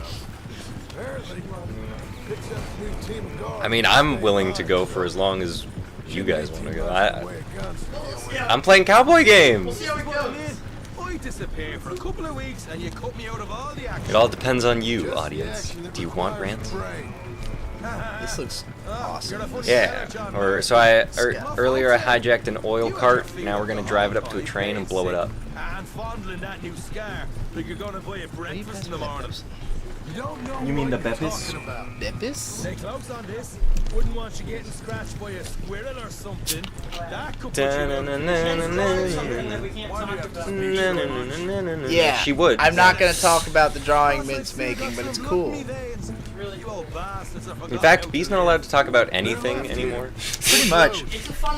I'm surprised how much I've gotten to talk about even on this stream. I was like, man, I feel like I'm saying lots of words about myself, but I guess it... Like, okay, so like these streams, this is where to be a personality. Right. And our work is where to be like... Right, exactly. So yeah, these are great. Especially because these are going to be in an unlisted in a playlist, so it's not like we're signal blasting all this information everywhere. Now we just cool it. We just coolin', We just yo. coolin', yo. Jeff says, what is the easiest way to induce sexual arousal in your neighbors? In your neighbor? Do you... Well, Blast I would Marvin say... Gaye? I don't know. Yeah, I've been really trying. Let's get it on. I was gonna say bring them cookies. Like, I don't know. Bring them food or something. Yeah, chocolate's like, an aphrodisiac. Well, food. Like, you bring someone food, they now have a positive reaction to you in their brain because you fed them at one point. It's true. Remember, these are innocent folks. That's how you got into my pants. Nobody needs to die. That is how, well, you got in my pants. Alexis Rosenbach with a very angry emoji says, my enormous cat just sneezed all over my screen. I'm sorry. It's fucking brutal. This is how you make women love you. Or men, probably.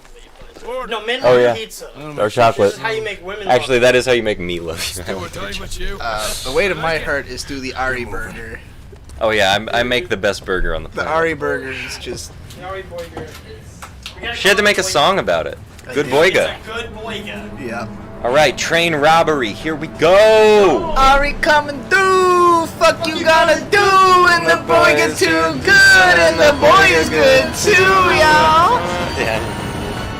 It's a bird shit. I love that. Great, that is one of my songs. What's your album? ArtRivalsIntelligence.bandcamp.com. Plug in my Just phone. go grab get the charger.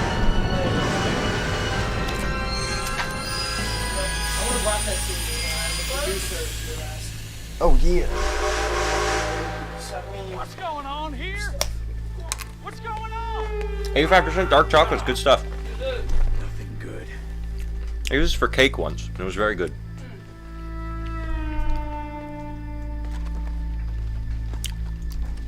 Am I supposed to get off the thing now? Okay, cool. Am I supposed to play this movie?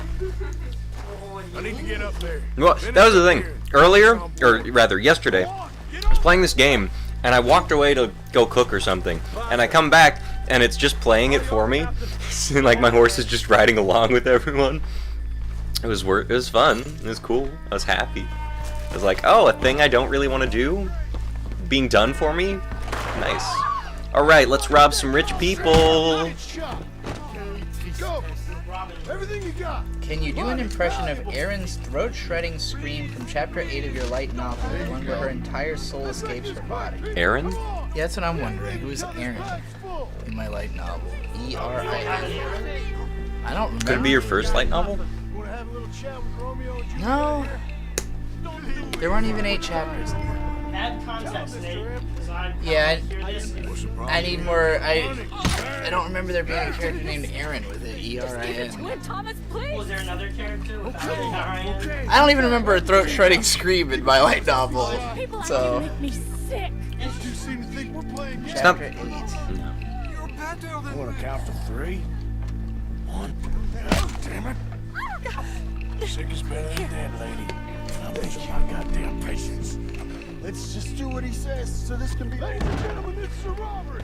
Let's make this quick. This guy's very Take gentle. care, sad bot. Bye, Sidebot.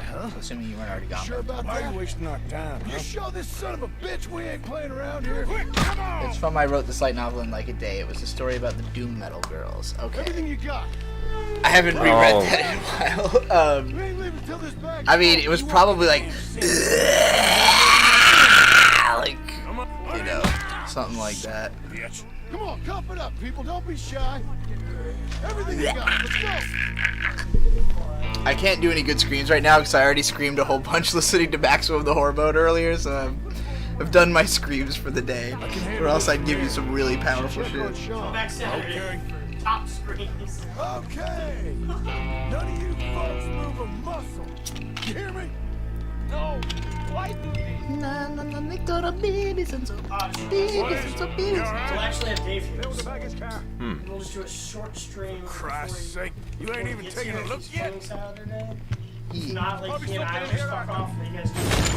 That works. That's not the idea of announcing it now, so people know to come back.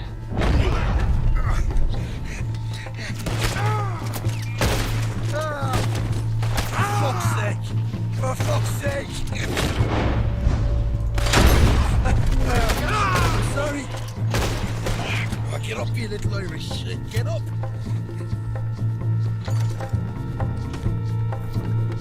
This time I'll look and you provide the cover. Try my best, brother. I'm seeing double here. That gives you twice the chance of hitting someone. Very funny. Are we coming through? Fuck you coming through. Let We gotta me- make, oh, dude, on your new album, the next one, because you're doing this, we can have you do like an RDR 2 fucking song. At least you ain't got a hole in it. Oh, I already have an RDR2 song. I'm gonna pitch it to you. It's like riding on a horse and something else, and hey, can't nobody tell me nothing. You can't tell me nothing. I'm gonna take my horse to the old town road. I'm gonna ride until I can't no more. These folks are rich, all right. Come on, we should get out of here. Is moving to Florida worth it if it means Arthur, leaving you got a Arkansas? problem? Yes. Two assholes on horses. Yeah. How many you Sure. say? I'm from I Arkansas. just see a pair of them. All right, in that case. You don't get to hate on my state. I get to hate on my home state. Get ready. I own Arkansas and Nevada in my mind because neither of them have an NFL team. Come out now. something. There's only two of you. We have the Raiders now in Vegas, actually. We got a whole lot less to lose. Why don't the two of you ride But yeah, away? Florida's really cool. That way And neither you Arkansas. get there's killed. just- The thing is, there's nobody living in Arkansas. There's a few more of them There's just floating like up. such a low fucking population. My big mouth. And just like lots of old houses and shit. You can tell people just left Arkansas for the last 50 years. Right. Nobody fucking there. Last chance. Drop your weapon. I like that. It's cool there. I like people. What's an average day for Trixie look like? For the last few days, it's been pretty much non-stop making shit. We've been making music videos, making fucking anime videos, doing hand pants. I hover around Bird while he's making food, or playing video games sometimes. Or we are fucking driving for inordinate amounts of time. Yeah, we play some basketball now. We're trying to make that our like tour hobby or sport, like for working out. It's just to like go play basketball in places. Right, exactly. Yo, we're in this city. We will probably start doing meetups in basketball courts as we travel. It's such an easy way to. You don't have to figure out what to do. Yeah, great social movement. Right, and it's a. Invite your neighbors to play basketball. I think what I love about basketball That is is a that good idea. it's such an easy sport to like, Play. yeah, to stop and start at and stuff, and like kind of, yeah, like you're. Like, I'm down to play full court. So we get like 8 people out. Right. Like we can also just play horse somewhere around the world, or we can just dribble the ball to each other. And it's when you are playing it, it's a constantly active game. Like I can't fucking stand like American football where it's like stopping every 10 minutes or seconds rather to fucking stand for 10 minutes. A girl doesn't like football. What a surprise. I bet you don't even like the Raiders. Nope. You gotta fix that. The Oakland Raiders? No, the Vegas Right, Raiders. they're the Vegas Raiders now. Yeah. I heard the rug suspended in the doorway. That's a tapestry, not a rug. That's not a doorway. You can't see that. It really opens up the room. Yeah, it's that's my my big fucking hand of God tapestry that I bought when I first started smoking weed, so I could look at it. It's very fun to look at on acid because it all moves. Yeah, it's beautiful. That's the void. Everyone knows the void. Yeah, that's the void It's right there. And only we have access to it. But initially we were putting that there to make the room look different. But it's also just like when I saw, because like we had the kitchen light on before we started the stream and it just looked really bad back there, so that also just looks good. What did I get? Gotta be $100 here. Very nice. You weren't even invited. What now? We still need a real big tank. That does Enough suck for us to get for out them of here. especially. Is that a setup? Well, no, for my It all wagon. turned up real fast. Fuck I don't know. I have to do YouTube I don't think all so. the time. I'm starting to get nervous. Think they followed us from Blackwater? Maybe. They found me already near Horseshoe, but I think this lot was just locals. I hope so. I'm gonna head into Valentine. See if I can get something started there. Alright. Either way, Train robbery's we about should all over, go which along means right we're now. about You know the over. deal. Woo, woo, woo. What are some go-to strategies for diving into new art forms / mediums if it starts out overwhelming? Just fucking do it. Just jump. Just don't think about it too much. Like if you don't like something, stop immediately. If you do like it, continue. If you like, if you feel like you like, intake a bunch of things rapidly and you don't understand any of them, maybe the medium's not for you. Maybe try, if one of them's like somewhat interesting, give it more of a shot, you know. But like generally I like to play numbers games with media. It's like if I want to get into something, I'm going to try out as much of it as possible and you know, like try to find the one that clicks with me and figure out what about it clicks, and then see like if that changes my perspective on the other stuff. Like for instance, when it came to getting into magical girl shows, like I had been very tepid about it circa like 2007 because I was like, it's shows for little girls, it's not okay for me to like it. And then like I watched Princess Tutu a bit and I was like, this is really fucking good, and I actually really liked the atmosphere and attitude of it. And then Hardcatch Precure had these really fucking kick-ass action scenes that had GIFs all over the internet. And so, like, seeing that there could be, like, badass action in the show lured me in. And then, like, I got into all the other aspects. And then, you know, once I saw a magical girl show and liked it, then I realized I didn't need the action to justify it because I liked it anyways. So that allowed me to then watch Cardcaptor Sakura, which I absolutely adore, one of my favorite animes. So, you know, just like try to find the one that seems like it appeals to you more than the others, and you know, ride that until you understand the appeal, I guess. Out of the way! If you had to delete one color from existence, what would it be? You said brown. Why? You're an artist. What's your reason? You gotta help me out here, mister. It's a sad Can you? color. Please. It's the color of shit. I've been on the run for days now. I would... If you could help me with these shackles, I just might have a chance. Oh, man, I like all the colors. Why am I going to get rid of the colors? Pink. I love How'd pink. you end up like this? Just shoot the damn chains already. No, Come gray is on. gray. Pink is pink. Just shoot the chains off, please. I'm looking around at all the posters in here, and I'm not seeing any colors that I want to get rid of. So, Come on, do it. although maybe that like tealish, greenish blue in the background of this Black Star and Tsubaki poster. I don't know. Dude, you gotta move out of the bushes. I can't see what I'm shooting at. Jesus. Hey, what the hell? Not the Get one that says away help, from please, me. right? I can't like any album unless I listen to it 5 or 6 times, even my favorite albums. What do? Listen to it 5 or 6 times? Like, Oh, is it... close enough. I guess I don't necessarily see how that's a problem, unless, like, it's absolutely torturous to listen to anything for the first 4 times. Like, I would think if I was willing to listen to an album 5 times, then it means, and like, you know, or listen, if I'm willing to give it another shot, I didn't hate it, you know? So, like, whether I love it or not, like, the fact that I didn't hate it is a pretty good foot in the door, because I hate most things. Like, if music is immediately unappealing, it's usually really easy to figure out if I don't like a song. There was a period where I was listening to every single thing that got reviewed on Pitchfork just to try to hear as much music as possible. And the average song I would start up and there'd be like 16 bars of one riff and I just go, nope. Like, the second I hear 16 bars of a guitar riff I don't like, I'm not listening to any more of the song, you know? Forward for thought. Every single Friday, Eminem listens to every hip-hop album that drops on Spotify that, you know, is above whatever that bar is he has, which I honestly is probably like anything that Spotify is like, this is a new drop. Right, exactly. He listens to every song on each of those albums every week. That's how Eminem personally studies hip-hop still. He just listens to all of it, whether he likes it or not. Good idea.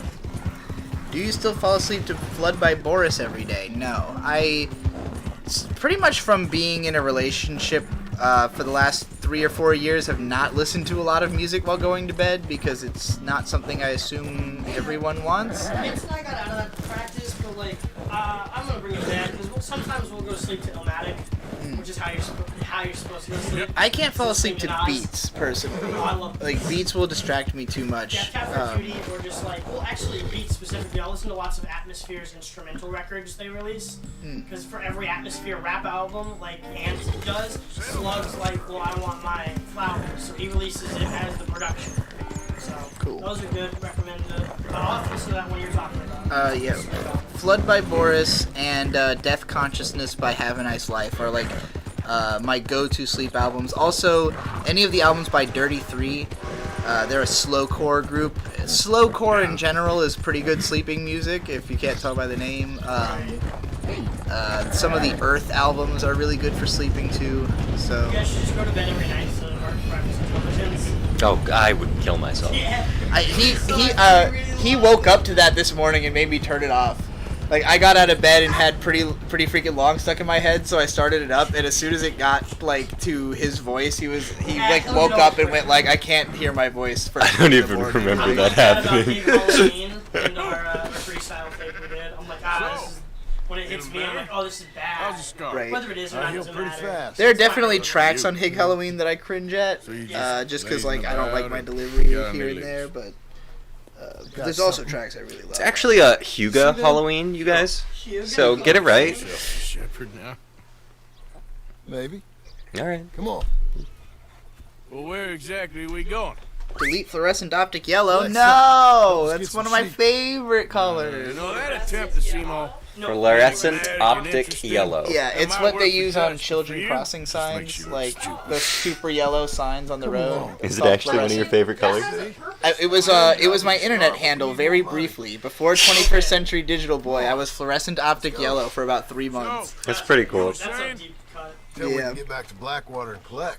I'm here to tell you. We try to collect that money anytime soon. It'll come with a new I mean, I don't really want to name any of the people who I want removed from existence because I don't want them to have the attention. I'm trying to think of a fun one. Like, there's obvious answers, but like, Winston Churchill. If he never existed, the world would be fucking. It would have gone in a wacky direction if he hadn't existed. I don't want to kill him or anything. The dead guy, Winston Churchill. Jeff asked, if you could person from one wood, who existence be it? Ooh.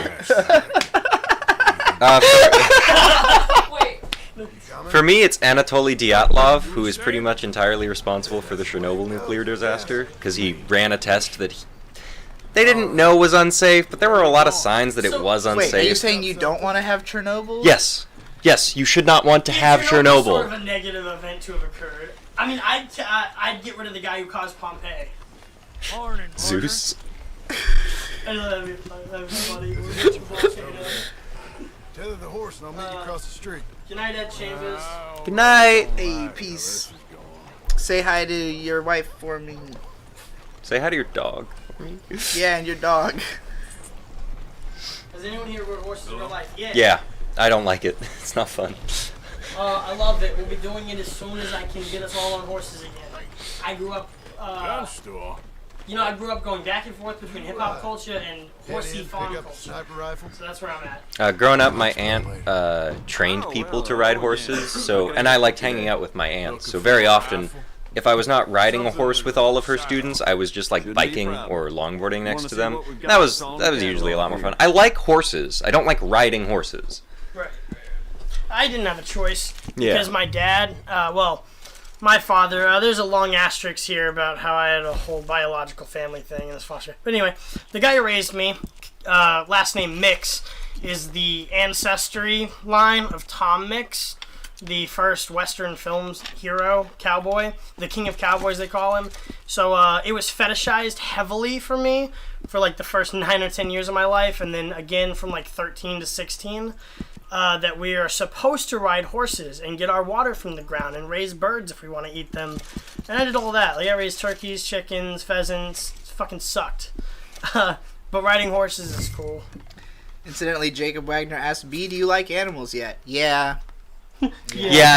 I had to change that real quick. It was a big part of my reputation that I did not like animals. And she told me, or I think someone commented that, and I was like, I like confronted her. I was like, "What do you mean you don't like animals? What are you talking about?" And she was like, "I just, I don't really like hanging out. They're not." And I was like, "Well, look at all of these videos of these cute animals." And so ever since then, I've just been showing her cute animal videos every day. A big part of it was like a meme. Like I really liked the idea that I don't like animals and like the way people would get about it, but it's just not true anymore. That's so funny. I wish I liked animals. Any of you played chess? I mean, I have played chess. I know how to play chess, not I don't particularly play chess. well. Or know how. You don't play chess? No. No. I don't know how to play pool. Well, I've never had to play I had pool a or chess run in before, with that fella earlier. so I can't We play ain't it. on the best of terms. I would try if anyone ever wanted to with test half me. that town. Calm down. Fair. It's done now, ain't it? Why are you being so cagey about all this? What about Shogi? Nope, I have What's not Shogi? played it, nor do I know how. It's the game they play in Sangatsu no Lion. It's basically Japanese chess, but a bit more complicated. If you say the boy ain't yours, what's And the difference? You probably only yeah, I don't really actually understand how it works, even after watching several whole anime about it. One of your own. Do you know how to play mahjong? One thing No, even though I've also watched several whole anime about playing mahjong. That one is a little, like, watching anime about shogi isn't, even if you don't know the rules, it doesn't feel too difficult to follow if you do understand chess. Mahjong is like a total alien fucking concept to me. I never can tell what the hell is going on. I only know about it because Truffles from Chowder played it. That was her thing. She got mad whenever Mung would interrupt her mahjong game. You guys play Go? 'Cause I did learn to play Go, so I could enjoy Kano Go, which is by the writer. Yeah. I mean, not writer. No, writer. It is the writer, Death Note, right? yeah. It's the writer of The Death Kano Go is fucking crazy good. I'm not surprised you have seen that, but I was going to recommend that to you if you hadn't the other day, because Caribou-kun just watched it and was talking about, like... It's my favorite game anime. Everybody's trying to get me to watch, like, Kaiju and No Game No Life. And I'm like, I mean, like... I don't think you'd like No Game No Life. I think you'd love Kaiji. Also, Kaiji. Yeah. I'll have to watch that too then. So I'm thinking. Or you might like No Game No Life. All right, but I mean, it's only like 12 episodes and has nowhere close That's to the an ending, one with so. the like crazy death character, right? Or like there's only one person that can't log out of the game or something. What am I thinking of? Dot hack? Nah. Well, yeah, that is what I'm thinking of, but is No Game No Life like? Oh, then no, it's definitely not what I'm thinking of. I mean, it does have lolly incest in it, kind of. It doesn't really have incest. The main character does not want to fuck his sister. It doesn't he just likes making jokes really about have it. incest. Right, it's not a Ramo though, right? Like where it is incest. No, yeah, it's not like Oraimo. He is not trying to fuck his sister, and also like they're both like super geniuses, so The same sexual. something like that, kind of. But I'm a big fan of No Game No Life, but mostly for like what it stands for. I have I guess I don't have a video about it.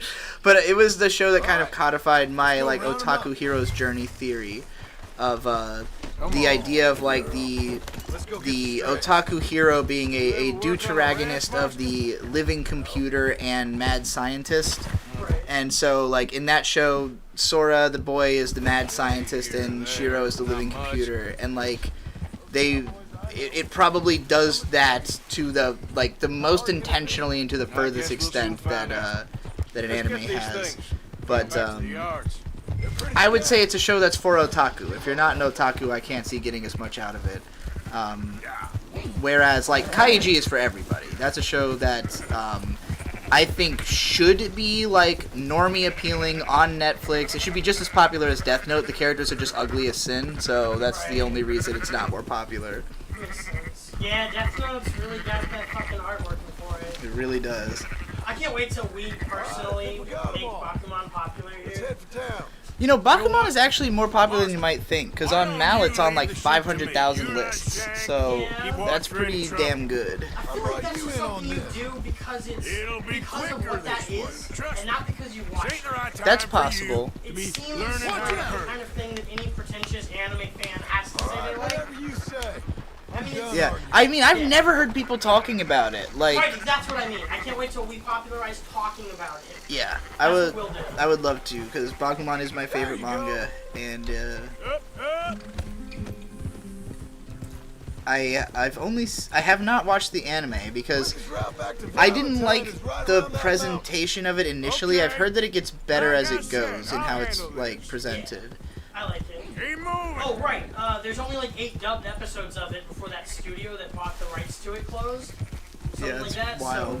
So that's another reason. I can't believe it hasn't been re-picked up. Like, that's really bizarre to me that like Viz hasn't tried to dub it or something. Yep. I don't know. Better see y'all in Houston soon. I have a rapper friend in Houston I just met recently through being a fan of B's music. So we'll definitely end up in Houston. Yeah. That's a plan I have, so keep your ears out for that. Malik Production says, "You got me to start watching Revolutionary Girl Utena yesterday. Thanks for that, by the way, B." No problem. Any thoughts on quantum mechanics? No. Not really. I mean, I think I did a rant about that once, actually. Somebody, like, made me watch a bunch of videos about quantum physics, and I did a rant about it, but I didn't retain much of that. I am not a scientist.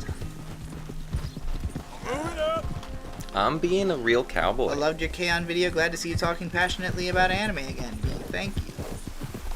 Oh, hell yeah, that K-On! Video was so sick. Awesome. I'm glad you guys liked it. I really just wanted to write a K-On! Video that people would like, so I'm glad that it worked. Yes. Game Studio makes the best anime analysis video content that exists in the world. Come to Baltimore, we have Koenig barbecue chicken flatbread. I know. What? I hope my fucking $50 in gift cards haven't expired that they mailed me for talking about their sandwich fucking or flatbread all the time. That's really we'll just keep talking about it. Yeah. Yeah, because I have to try it. Like, I have to try it so I can make it for you. Oh yeah. That is one of the first things I heard of you was that you just really like that okay, flatbread. I'm gonna say, like, barbecue chicken flatbread from Kona Grill. The meme is that it's my favorite food, and that was true. But the Ari burger is better than the barbecue chicken flatbread. Like, what you trying to say? That burger crushes my mind every time I eat it. Like, especially with that fucking sauce. Everything all right here? Excuse me? Sure. I'll excuse you. What's in that sauce? All right, will you tell the audience about that? Incredible it's a Googa food sauce. I stole it from someone else. I know, but it's funnier if you like make people show up to meet you in person. All right, yeah, you're right. Play basketball. Yeah, it's true. We can be like, hey, $3 towards our gas money. The critical ingredient in the thing is roasted garlic. That is what I'll say. I can't believe I just thought of that. Like, we could literally have cookouts where, like, that's the appeal is, like, what you cook in cookouts. Holy shit, I'm so glad it's summer. Sorry. You finished that train mission, right? Yeah, I've been done for a while. Super chats are slowing down, so y'all got, like, a couple more minutes, and then if I don't get any more super chats, we're gonna close it off. I don't want to stop playing cowboy games. You don't have to stop playing the game. No, I do. No, I have ups. I have to. I have morals. Okay. I don't want to stop playing Red Dead Redemption 2, but if this goes on for 10 more minutes with no super chats, I have to. I can't. Can't keep doing it. I gotta meet Dutch at the saloon. What if I have to log out in the middle of meeting Dutch at the saloon? It'll be unfortunate, but lots of things are unfortunate. Space Shuttle Challenger didn't make it. If you were in charge of making the next Pokemon game, what would you change? I would really focus on making a great world map. Like, my biggest problem with a lot of the newer games is, like, I like what they're doing with the graphics. I really liked Sun and Moon in this regard. I thought that was a great game to run around in, but the story was, like, cumbersome, and you can't skip the cutscenes, which is really fucking annoying, because they're way too long. And then Sword and Shield just, like, really shat the bed on the world map. I liked the idea of the big open area in the middle where you catch Pokemon, but that should have been various areas throughout the game and not just one big fucking thing you keep returning to.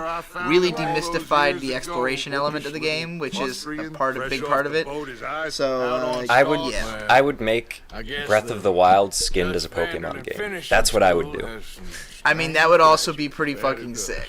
I don't think they can, but they should. I'm not saying they can, nothing like that. When Pokemon Gold had some cancer in it, Yeah. And then every game was disappointing after that because it didn't. Trying now. Right. My standing opinion on it has always been like, you should be making us a Kanto region GTA for Pokemon. That's all you should be making us, and then work on building that out. We have the technology now. I mean, Breath of the Wild. Right? Make Legend of Zelda Breath of the Wild, but it's with Pokemon. What do you think? And you can use Final Fantasy's turn-based combat system to pull that You off. start spinning the yarn. Please, Nintendo, if your dad works for Nintendo, right, I'll make and you're watching his stream, tell your dad. Why not? Ooglog #1 was great. What is Ooglog #1? Someone asked if you played. Deal with this nonsense. I've never even heard of Glog #1. Please, gentlemen, this is a terrible mistake. What's the trait you dislike most? This is a case of mistaken identity. Entitlement. What is worse Yeah. than I would say admonishing a mine is man a little more specific. for the sins and it's like of another entitlement over other people's wants things. to be the Messiah? 'Cause you can feel entitled about your own things. That's valid. Do I want? Right? Like, Kanye is right to be entitled. Yeah, I mean, I don't think nobody should feel entitled about anything, but just like that the way that people. Feel entitled about things that they're not entitled to. Exactly. You are entitled. And so what's going on now in the game is the Pinkertons have found us. The Pinkertons are the predecessor to the Secret Service. Essentially, they just protect rich people's money. Oh, Glog #1 is from Boo. It's a game vlog, aka Glog. I did not see this. Is this like brand new? Wait, what do you mean, have you played it? It's a game vlog, is what they said. That sounds mega interesting. I have a woefully underexplored reviews games, and I want to play them all. They're all mega interesting. God will push the wagon. Arthur, shoot someone! I'm trying. 5 minutes. Develop a parasocial relationship with the game developer, and I hang out at their house in Glog #1. That's adorable. Thank you for that.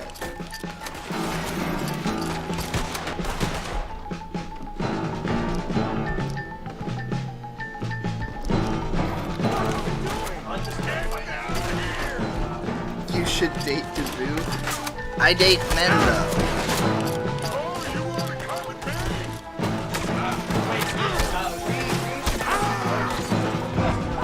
Yeah, Bird's my boyfriend. Hey, in case anybody wasn't clear.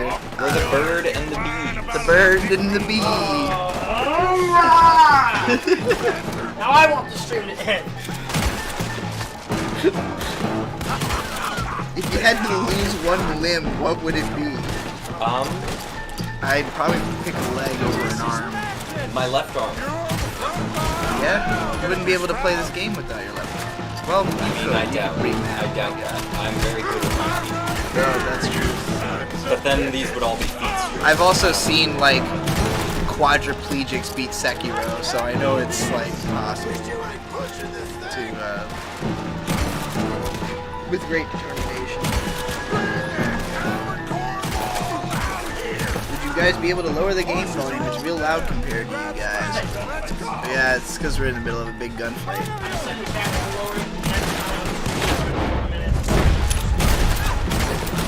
It's all up to you. Yeah, you determine the stream ends through either inaction or action. I think that's like the best way to change it. Yeah. Like next time we're supposed to be looking at the end of the Yeah. Something to like, Plug in money to make. It's literally like a. It's a coin op. If you don't tell people that that's like how things work, they will not know. It's like a arcade game, you know. That's a good way to insert coins. Continue. Insert rant Superchat. Right. So insert rants Or, you know. walk away. Yeah. That's super solid. Super solid. You buy slaves in this game? No. You can kill the KKK, which is dope. Would you eat your hat for $3,000, B? Yes. That's my hat. Nobody's following us. I would We'll eat get your them hat to for camp, $3,000. get the troops and get them to start. I would get you to cook it up for me. You can't stick around after this. I mean, I would do it. We need a hat. We need a That should be your only Patreon tier now. Is if it gets It's 3,000. Whoa! No. I want a one-time $3,000 donation. You know. Well, think about it. It's been 6 months of them trying to get it up to $3,000.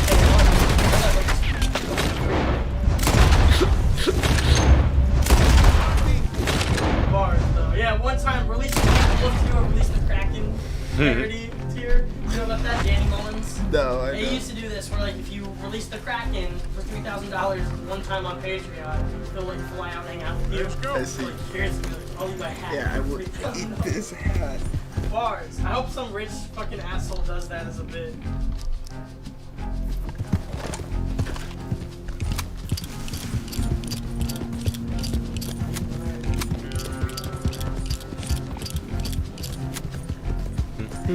It's the final countdown. Time gaming today. So what we did today, we went fishing. Pinkertons found us. We did a few more missions. We went to meet Dutch in the bar. And then the Pinkertons actually found us and then tried to kill all of us. So now we're running away. Depending on how long this lasts, we'll go to the next place where we set up camp. This is a good game. You should pick up this game. It's a good game. Every time I see a cowboy on a horse approach a riverbank, I'm just like, the Revenant.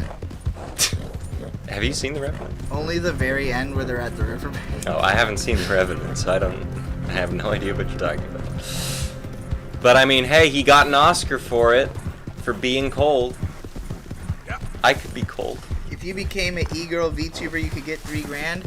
I'm close. I actually have a VTuber designed. I just haven't had it rigged yet because I couldn't afford to do it at the time. But as soon as I get that done, I have a VTuber. So It's a cool VTuber too. It's very cool. I'm excited to debut that when I do. Uranium Coffee gave $5. Says, has your sleep schedule changed / improved over the years? What works and what doesn't? Actually, my sleep schedule has never, ever been consistent. There are times where it will be pretty much the same for like a couple weeks maybe, but it never remains. Basically, I as of last year, like, made a conscious decision to stop trying to control my sleep. Because every time I do, it becomes just like too much of a thing, and if I just to me, the time to go to sleep is when you can't be awake anymore, when you have exhausted yourself physically and it's time to go to bed. I don't live on any kind of schedule that requires me to not be that way. Like, currently I tend to wake up more during the day because I do content, which tends to record at anywhere from 9 to 12 in the morning. Maybe 2 sometimes. It all just depends on how busy Nate and Vic are, really. But like, when we do that, I usually will, you know, both stay up late finishing shows and wake up early to continue finishing shows for content. So I guess I'm just sleeping less. So far this week, I've been just deliberately not sleeping more than like 5 or 6 hours, because I don't need to, and I get a lot done. I'm somebody who, in my last relationship, overslept a lot, and oftentimes literally slept so long that I didn't have energy that day. Like, sometimes you just need to get your ass out of bed, or else you will, like, you know, get sore and not want to move and shit like that. So, but yeah, I try to do enough to exhaust myself to have good sleep. You know, like, I'm not somebody who can just lay down in bed and make myself be asleep. But if I go to bed because I'm tired, I will be asleep. You know, so. Thank you for that super chat. We'll now be going to 155. I get to play cowboy more. I appreciate you. Or you could bring back the raffles. That's not a bad idea either. I used to make a lot of super chat money off of raffling things in them. What do you mean? How does that work? Explain how raffles work for Basically, it would be like anybody who gives me $1, I write their name on a thing, and then like every time they give at least $1, and then at the end choose however many names for however many prizes there are and mail them out. We stopped doing it because of the fact that I kept falling behind on the mailing, and so it's something that I can fix and do in the future. Yes. They must know where we are by now. But if you find the right thing, the most successful raffle that I did for the least effort was when I was reviewing Ari Ferreira last 2 years ago. Yeah, Ari Ferreira. I'm not a furry. It was this really bad light novel adaptation that became so bad it's good, at least for me, and I covered like the first half of it. But I had bought the light novel and was like dramatically reading it on stream, and there's like one page where like the girl's naked or whatever, so I took that page and wrote boob on it, and that was the raffle prize. I'll mail you my signed and with the word boob on this raffle page. I made like $300 raffling off the boob page. Ultimately, Ash Vampire won it. Hey, even chat like a historical Digibro artifact you might want to. Yeah. So we have it. Yeah, let us know what we should raffle. Right, we'll if there's raffle anything that you know I own that She's you not want. Digibro. Right. So if there's something that you like that is Digibros, it might not be something that is hers. You know? Right, exactly. Especially a lot of clothes, like, you know, we'll probably have a stream where it'll be like the thumbnail is me holding up the thing that we're going to raffle, so you'll probably see some of that. I never even knew that was something. There's a camp just up ahead. Sure. Yeah. That's Reminds a me of great like idea. prop sales. Like movies will sometimes, movie studios will be like, oh yeah, we're gonna do a prop auction. Yeah. And you can buy like this helmet. I had that's thought about like- auctioning some of the like classic shirts and stuff too, just to see how much people will be willing to pay for them. Uranium Coffee with $5 says, oh wait, that's the one I already read. Nikolai Sidorov with Canadian $5 says, thank you for streaming, love you all. Thank you too, Nikolai. Love you. Now we go until 2 a.m. Woo! Hey. God bless the man I put this ice over. I gotta go to the bathroom real quick. Where's everybody? Maybe they heard us coming. Be careful. Yay! Friendship. Dummy. What? I'm not your friend, man. Salad. I'm your boss. Oh fuck. Oh. Oop. Baby shake. Actually. Oh yeah, pop that open and. Oh no, it'll go all over the couch. Oh wait, when she comes out, just offer it to her standing right there. We're gonna do a prank. Just go jump over the couch and hand it to her, and just ask her to open it. Sure. I think she'll just tell her, just be like, open this right now. And There ain't no one here it. now. I ain't so sure about that. Okay. Messy prank. Let's go. I got time. Yeah. Let's find this family that I know is hiding here. Oh, right. They're like there. Okay. Yeah, just be ready. You're in frame. It's okay. It's okay. You can come out of there. You okay? You don't mean you no harm. Where are you going? Oh. Come here real quick. Someone super chat if you to drink that soda. And just chug it. Chug it? Right now. Chug it. You said, are you How much okay? did they super chat? Damn it. Never mind. I was lying to you. I shook it up a lot. It was supposed to blow up in your face, Now go on. and that would have been hilarious. Go, we Sorry, need to land. guys. Go. There was no super chat. I'm a liar. Get the I'm a little hell outta stinker. here. Ain't I? You did. Someone asked, Vizier, what do you think of Where did the they take Shintaro K Hey, going no for business rap of we did a ours. while back? I like that a even lot. speak their And language. that's something that, you know, we're dances also all going to be working on in the background for a while is a couple more info raps because they do marry the music and the anime analysis. And if we can do, I mean, like, look, that takes a ton of work.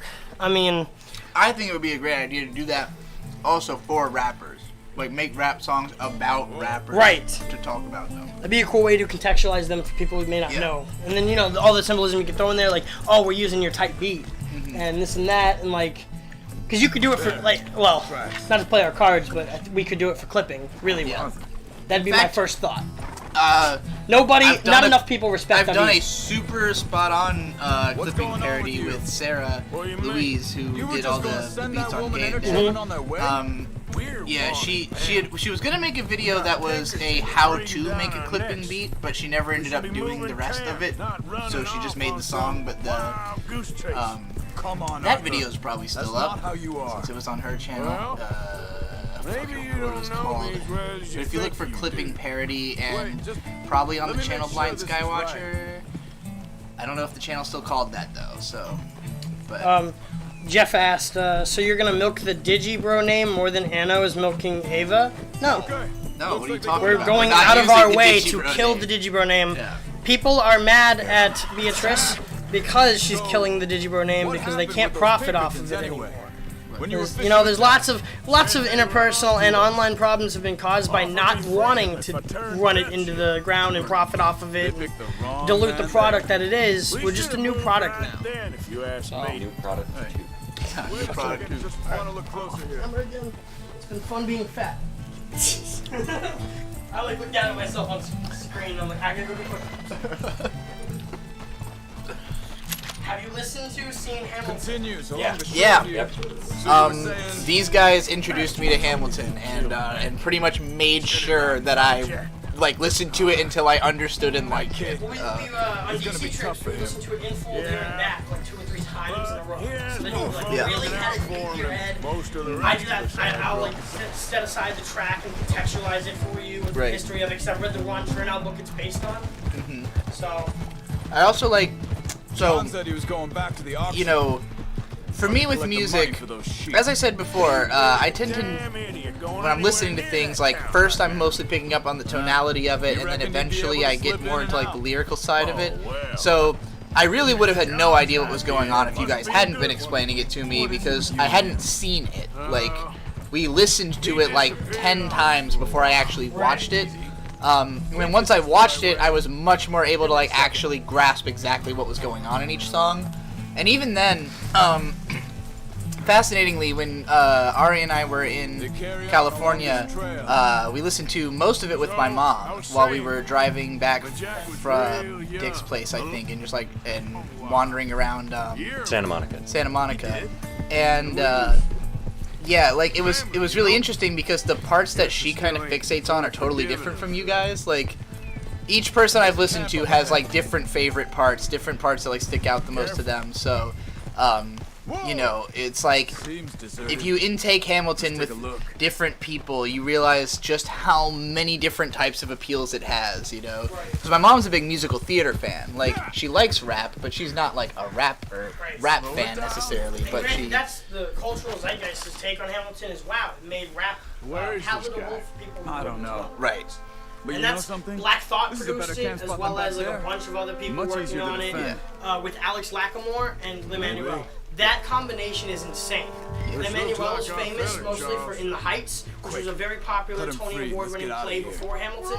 Alex Lacamoire is the most famous Broadway producer, like sound guy you could ever hope to have working on your project. And Black Thought is from the fucking roots. Black Thought is like as deep in hip-hop culture you can be. That There's combination. a ghost beat song by Hip Hop Video. But yeah, no, it's as deeply embedded into what it's trying to be as it could be as works. That's great. And I hope that the other one, I think that he probably thinks it's pretty shocking to another one. Oh my god, like, Ron Chernow has other books, bro. I'd love to see that. Like, I'd love to see another one. I don't know if it'd be worth the effort, though. Because it wouldn't sell as big. And it's one of those, like, phenomena things. Right. Also, like, I mean, Lin-Manuel, I feel like has he's aged into a different character now. Like he'll have to play he'll have to find a new guy to be, you know.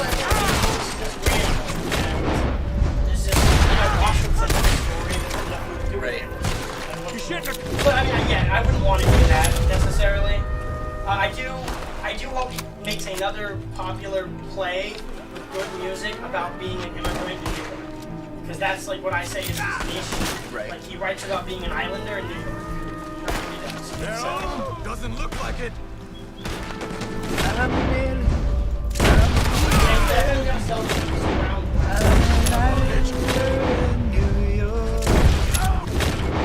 I don't know if I want to get rid of the glasses though. I kind of have like a glasses graveyard.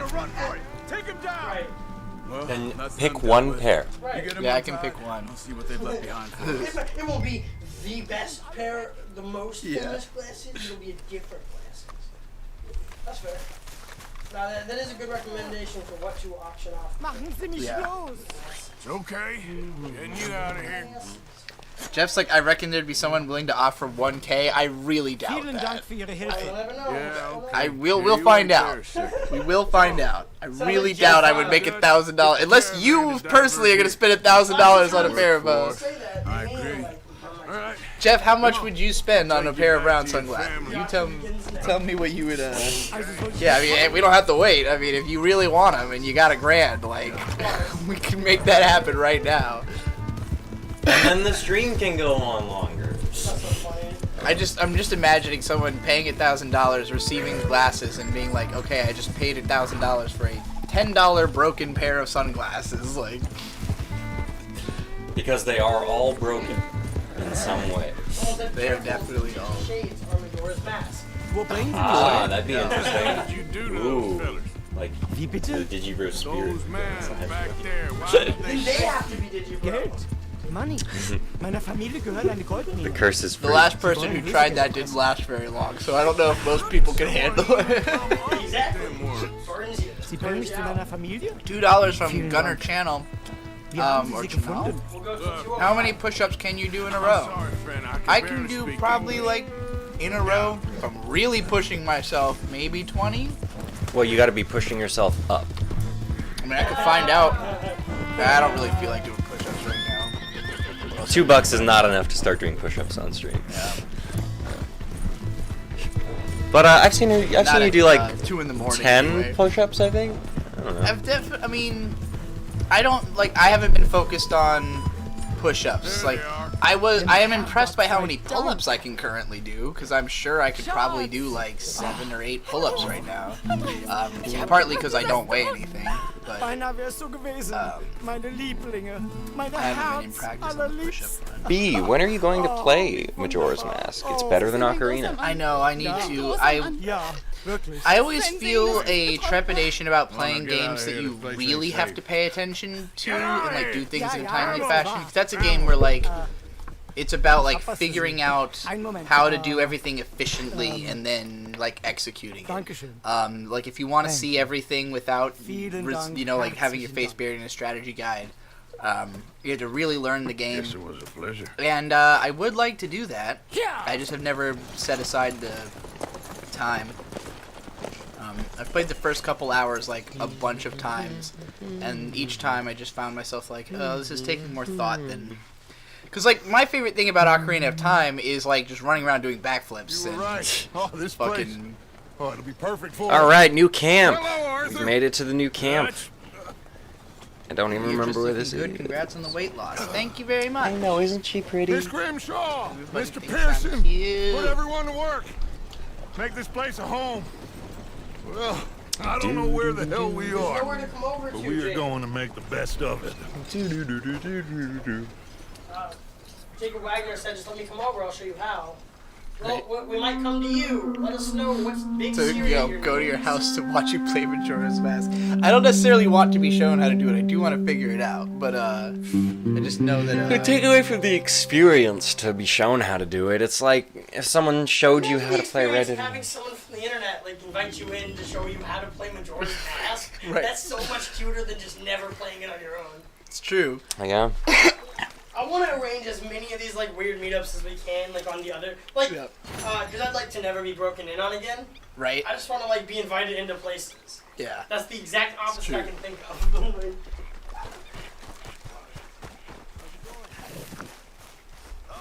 Ever since you asked that Hamilton question, whoever did, I've had helpless stuck in my head. Good. We're gonna listen to Hamilton after this. They are asking me to lead. I can't go there. I don't remember that for Hamilton. Yeah. Isn't that what she says? Down for the count and I'm drowning in them? Oh, no, just the way you were saying it. I don't know what you were saying. Ah. Yeah, I had boy get in my mouth. Boy, God. Are we coming through? The New How South. you doing, old friend? It's funny.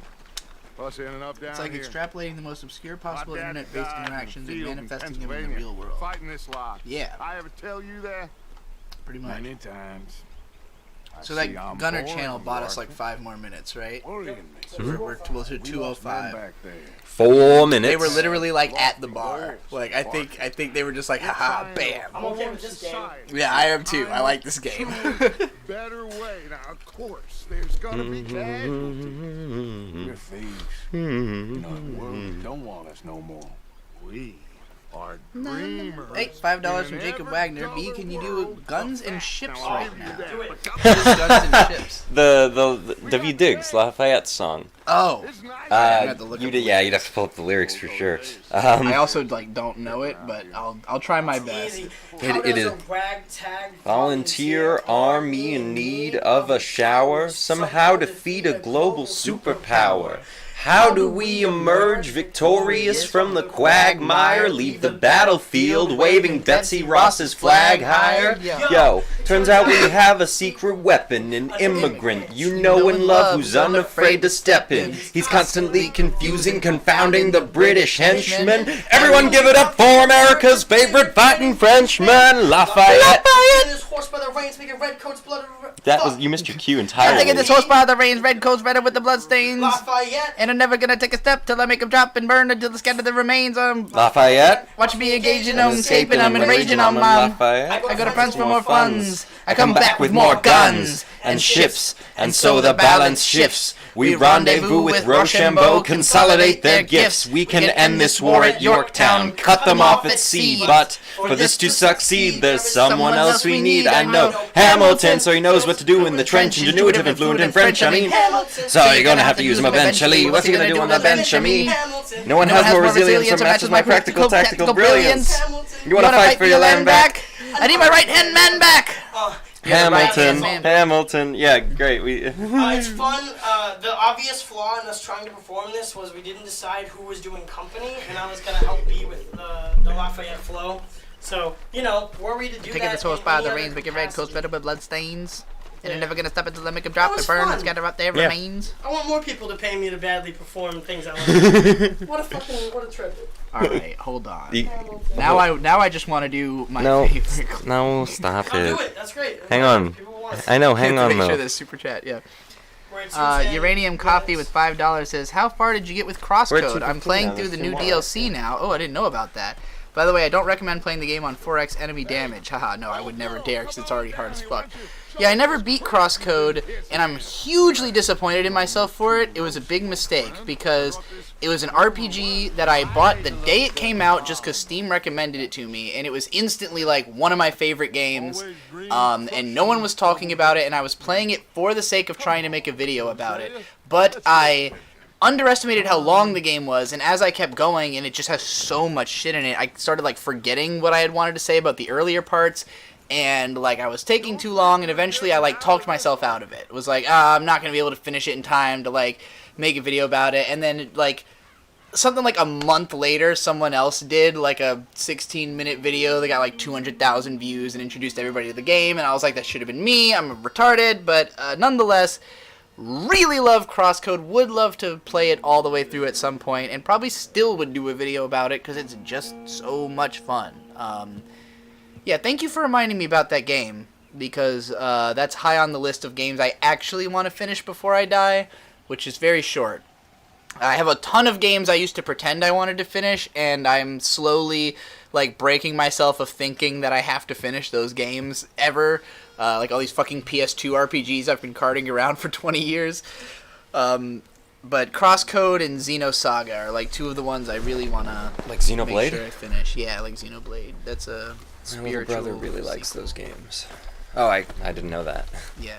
There was Xenogears on the PS1, and then Xenosaga, which is 3 games on the PS2, was supposed to be 6, but they got canceled because the third one didn't sell that well. And then Xenoblade was like the next reboot from there.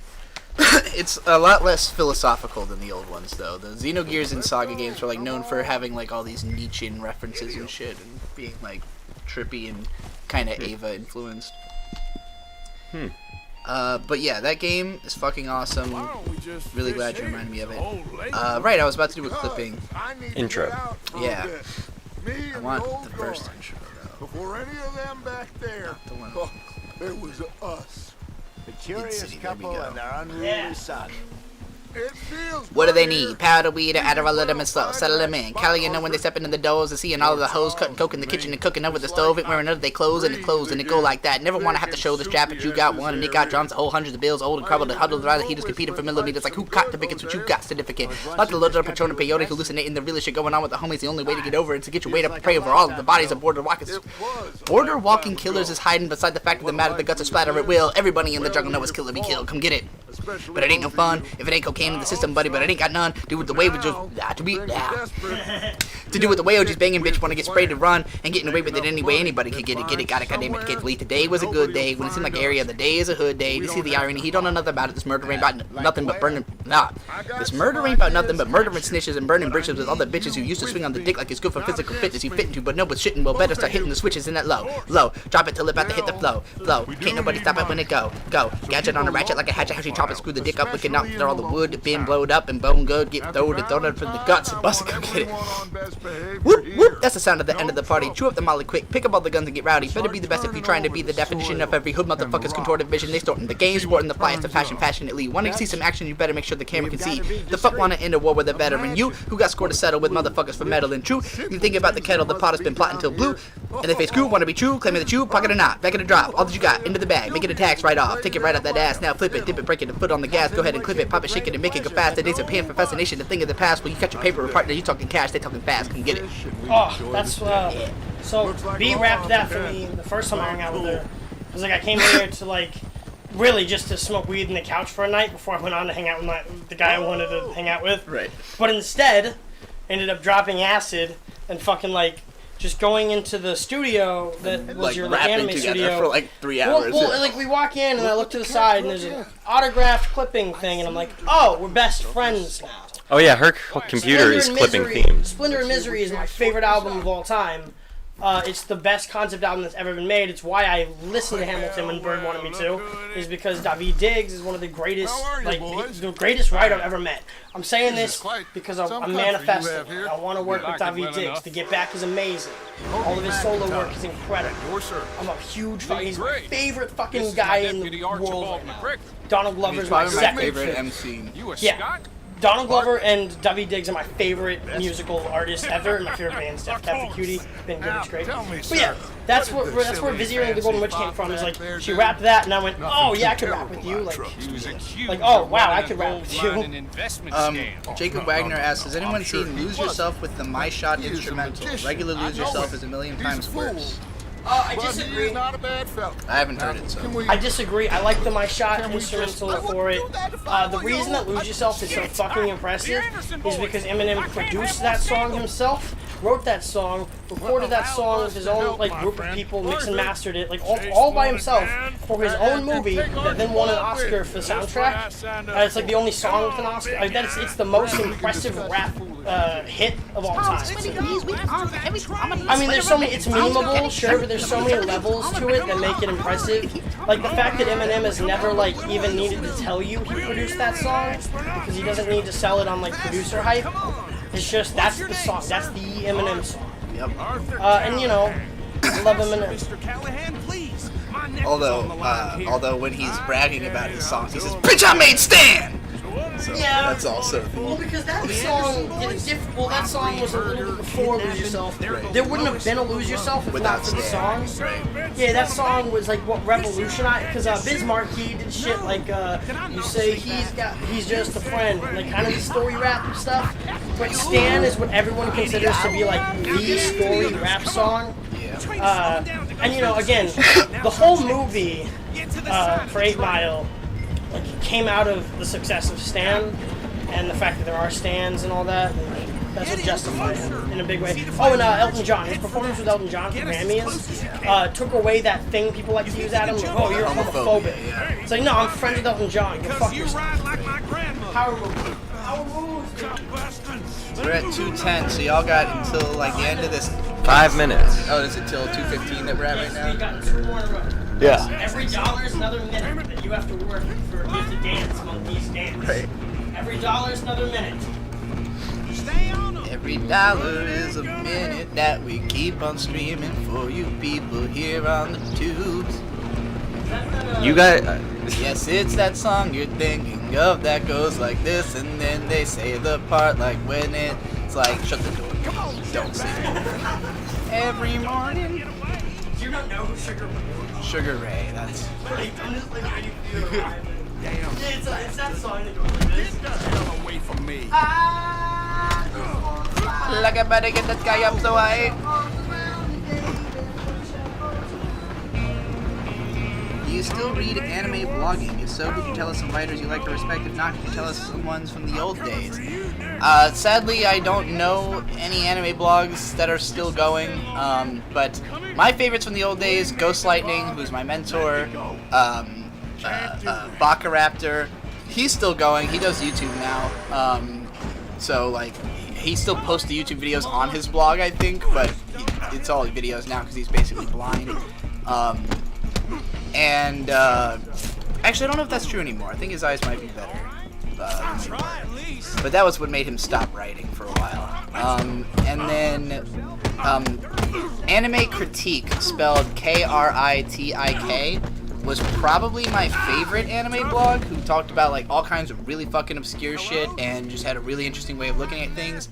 I'm pretty sure that guy got killed in some kind of like Thailand insurrection or something, which is really unfortunate because he disappeared off the internet 10 years ago during a violent upheaval in his country. You know, Like I think the Dame blog is still up. Yeah, like Dame Pesos. And we're gonna do a tribute stream. Bring him out here. If anything's gonna bring him back online and tell us he's not dead, it'll be you celebrating him. Right, that would be. Is that him? Yeah, I know. That would be really funny. That'd be great. That'd be a really funny gimmick to do. I'll look into who I can get on as a guest. Take him in. Come on. And then. Fine job. Well done. Shit, what was I answering just now? Anime bloggers, right? You are a Yeah, like Ghost Lightning and Anime Critique. Otosan, his blog was called Shameful Otaku Secrets. There's a guy called Thaliarchus who's on Twitter, who's like a historian. He had an anime blog called The Animanachronism, where he went through like all of Legend of the Galactic Heroes and talked about it. I have to admit. Yeah, my Substack has some anime content on it currently. But yeah, like most of the anime bloggers who were good, like just went to Twitter when that came out, and like we all realized we didn't have to task ourselves with writing whole fucking blogs every time we watched something. So yeah, like anime writing is definitely more alive on Twitter still, but. The Greys have lived in Caliga Hall for generations. It's very rare that I find articles that are like interesting enough for me to read, because I'm super particular about writing. Like I'm really elitist about it. I only want to read writers who are as good as I am or better. So like the most recent new writer I've discovered who's not an anime writer but inspired me to start a Substack was 9 Billion Tigers at 9 Billion Tigers on Twitter, who writes a lot of trans stuff. She's really good journalist. But yeah, I haven't read any like amazing anime blog posts in a long time. But if you really want to go back and read the best of the best, I mean, Ghost Lightning like is he's my mentor. Like I literally based like a lot of my style on him. A lot of my style of being a human being I based on Ghost Lightning. So you know, he covered every episode of Cowboy Bebop. He covered all of Macross. He covered most of Gundam, and like, what are some other really good? I mean, if you go to the website werememberlove.wordpress.com, or no, it's ghostlightning.wordpress.com. The site is called We Remember Love. But the last post he made is just a collection of all his favorite posts and like short explanations of what they all are. So it's very easy to just like, you know, carpet bomb read all those if you were curious. All right, we're done, boys. That's it. Thank you everybody for coming out. you know, if you want to support, goldenwitch.substack.com, onlyfans.com/yigstudio to get videos with all of us potentially in them. There's one of me and Ari riding up and down a like a stair stairway elevator. chair. Yeah, the chairs that go up and down the stairs. There's some rapping and an anime review show that we do yes, there. Animates. Up there tonight. The Animates is going to be added to the OnlyFans, so reasons to go there. Yeah. We'll see you Saturday.